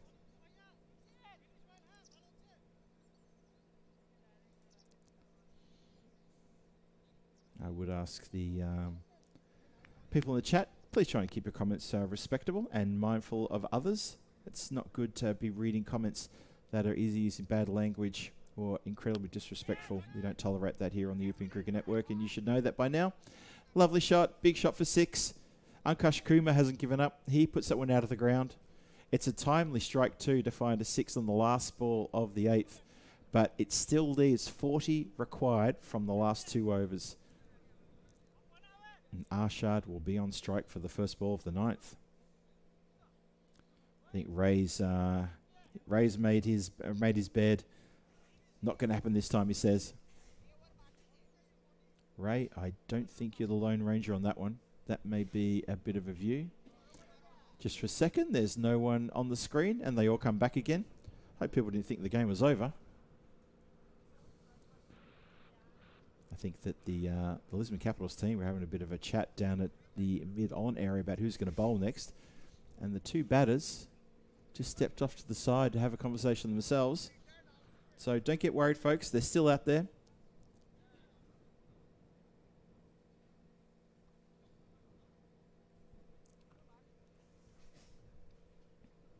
Arshad, big hitting Arshad. He came in, hit a 4 off the first delivery, and since then he's only found a couple of singles. He's facing the first ball of the 8th. So 40 required from 2 overs. 40 from 2. We've already seen them get a big chase in the previous match.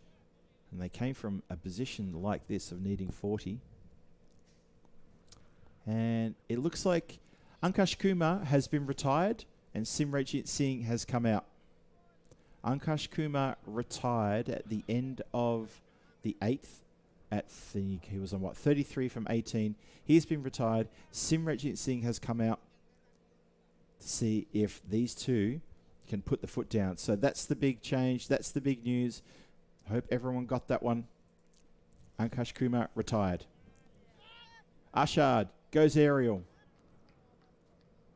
And he's got this one bounce over the boundary line for 4 runs.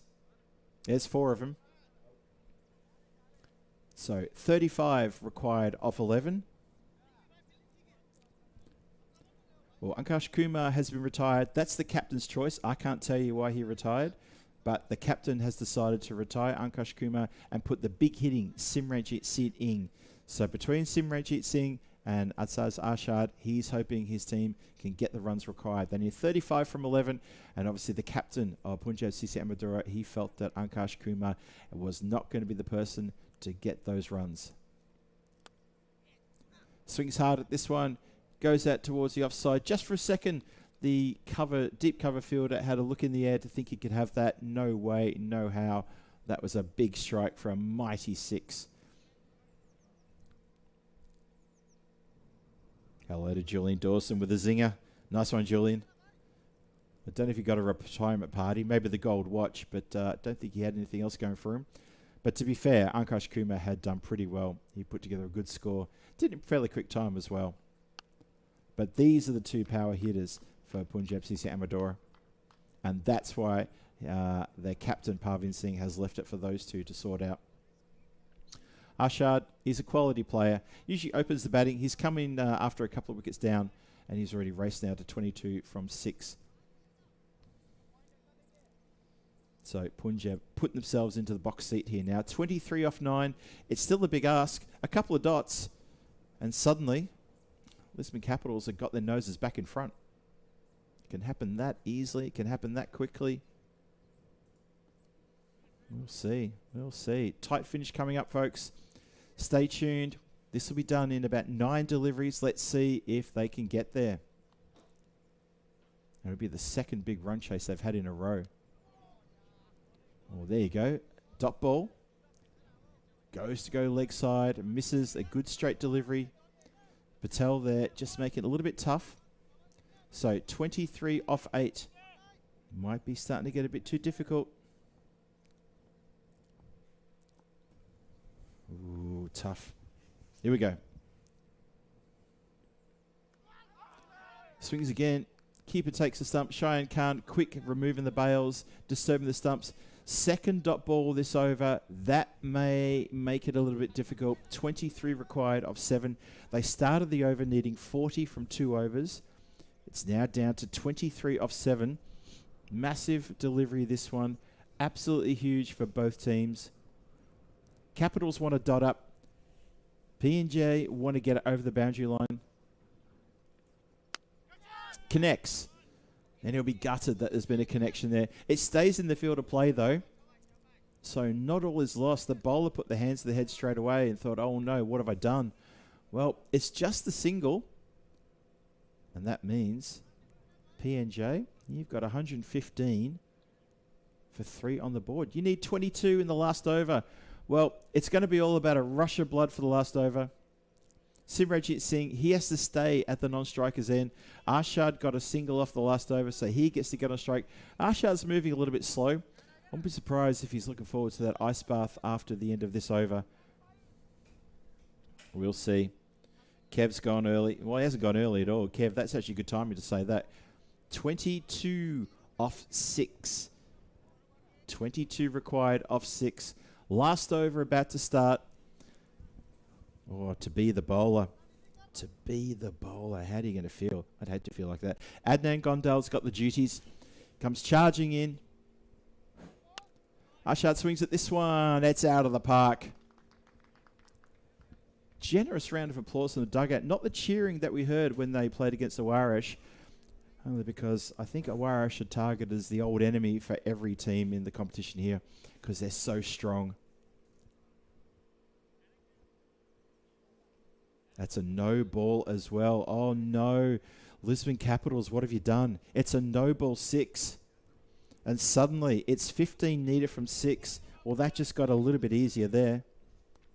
A no ball bowl. Free hit coming. Oh dear, oh dear. Here we go. Free hit coming. Goes to bowl it short yet again. Plays the uppercut and plays it beautifully for another Maximo. That is almost the game. Can you believe Punjab CC Amadora are almost about to complete another successful high-scoring run chase? Not as high as the previous, but still chasing 137 after chasing a 172 is going to be a massive effort if they can get there. They're almost there. They're within touching distance now. It's 9 from 5 required, considering that no ball 6 ended up with the free hit going for 6. So the first delivery of the over is worth 13 runs. In your language and mine, it's the same. Ouch.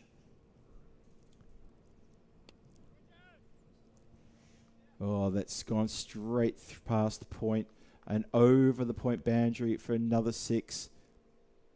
Outside Arshad covering himself in glory here.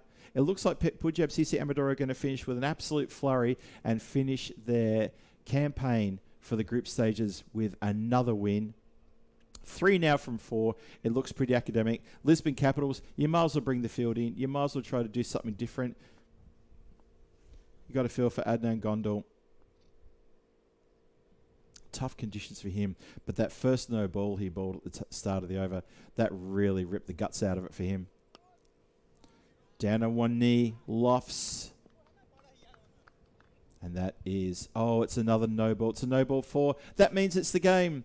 We finish with a no ball 4, and that means that Punjab CC Amadora, they get the win, and they get it with just a few balls to spare, but that's enough. That's absolutely enough. 137 is chased down. They end up with 139 for 3. So congratulations again, Punjab CC Amadora, with a fantastic, well-timed run chase there against the Lisman Capitals this time. Lisman Capitals got a feel for them. I thought they might have had the score on the board, but then when the Punjab CC Amadora team came out, and you see from the get-go, they were slightly cautious and suddenly acceleration. I thought, yep, you know what, Capitals are in a bit of trouble here. The Capitals looked a little bit tired for mine. I thought they looked a bit tired, and in the end, it was a pretty straightforward chase. The bowling suffered and the batting didn't. The batting got better and better and better. And when Arshad came out, a couple of deliveries get his eye in, but then when he started that 8th over, wow. Just when it's all parts of the ground, showed power and strength. And Punjab CC Amadora quite rightly get a win here. So they've come along. 3 matches today for them, 3 wins for them. They're playing in the finals on Saturday. They've booked their position. Are they going to play in the qualifier, or are they going to play in the eliminator? We're going to find out on Friday night, because there's still 8 games to go. We've still got Marlow, Aarish, Lisman Capitals, and Lisman Supergiants to sort themselves out. And speaking of those teams, tomorrow, we've got the Capitals back tomorrow. We've got the Supergiants back tomorrow as well. And we've got Marlow back for 3 games tomorrow as well. It's going to be tough all day at the office for both the Capitals and Supergiants, considering they've got Marlow to contend with, who've had a day off, chance to refresh, and they come back tomorrow. And they're going to finish their group stage tomorrow by playing 3 games as well. Whew, what a day. What a great day. 4 great games. A lot of reasons to love European cricket and cricket here in Portugal at the lovely Santarem Cricket Ground. I hope you have had a wonderful Wednesday. I know I've had a great day. I want to give a big thanks to Corey Rutgers, who stayed with me through match number 2, kept me company, and gave me a whole lot of information about the Juan Rodriguez Trophy coming up. Juan Carlos Rodriguez Trophy. Make sure I get that name right. And a whole bunch of information going on about Spanish cricket. Big shout out to Lucky here next to me, pushing the buttons and the dials, doing a great job. To Paolo here at the ground, who's been amazing. Scorers, umpires, the chat, you guys have been amazing once again, so thank you so much. I'm Phil G. This is European Cricket Network, so ECS Portugal. We're going to put a pin in it. We're going to see you back here tomorrow morning. Don't go too far. Enjoy your evening off. We'll see you soon.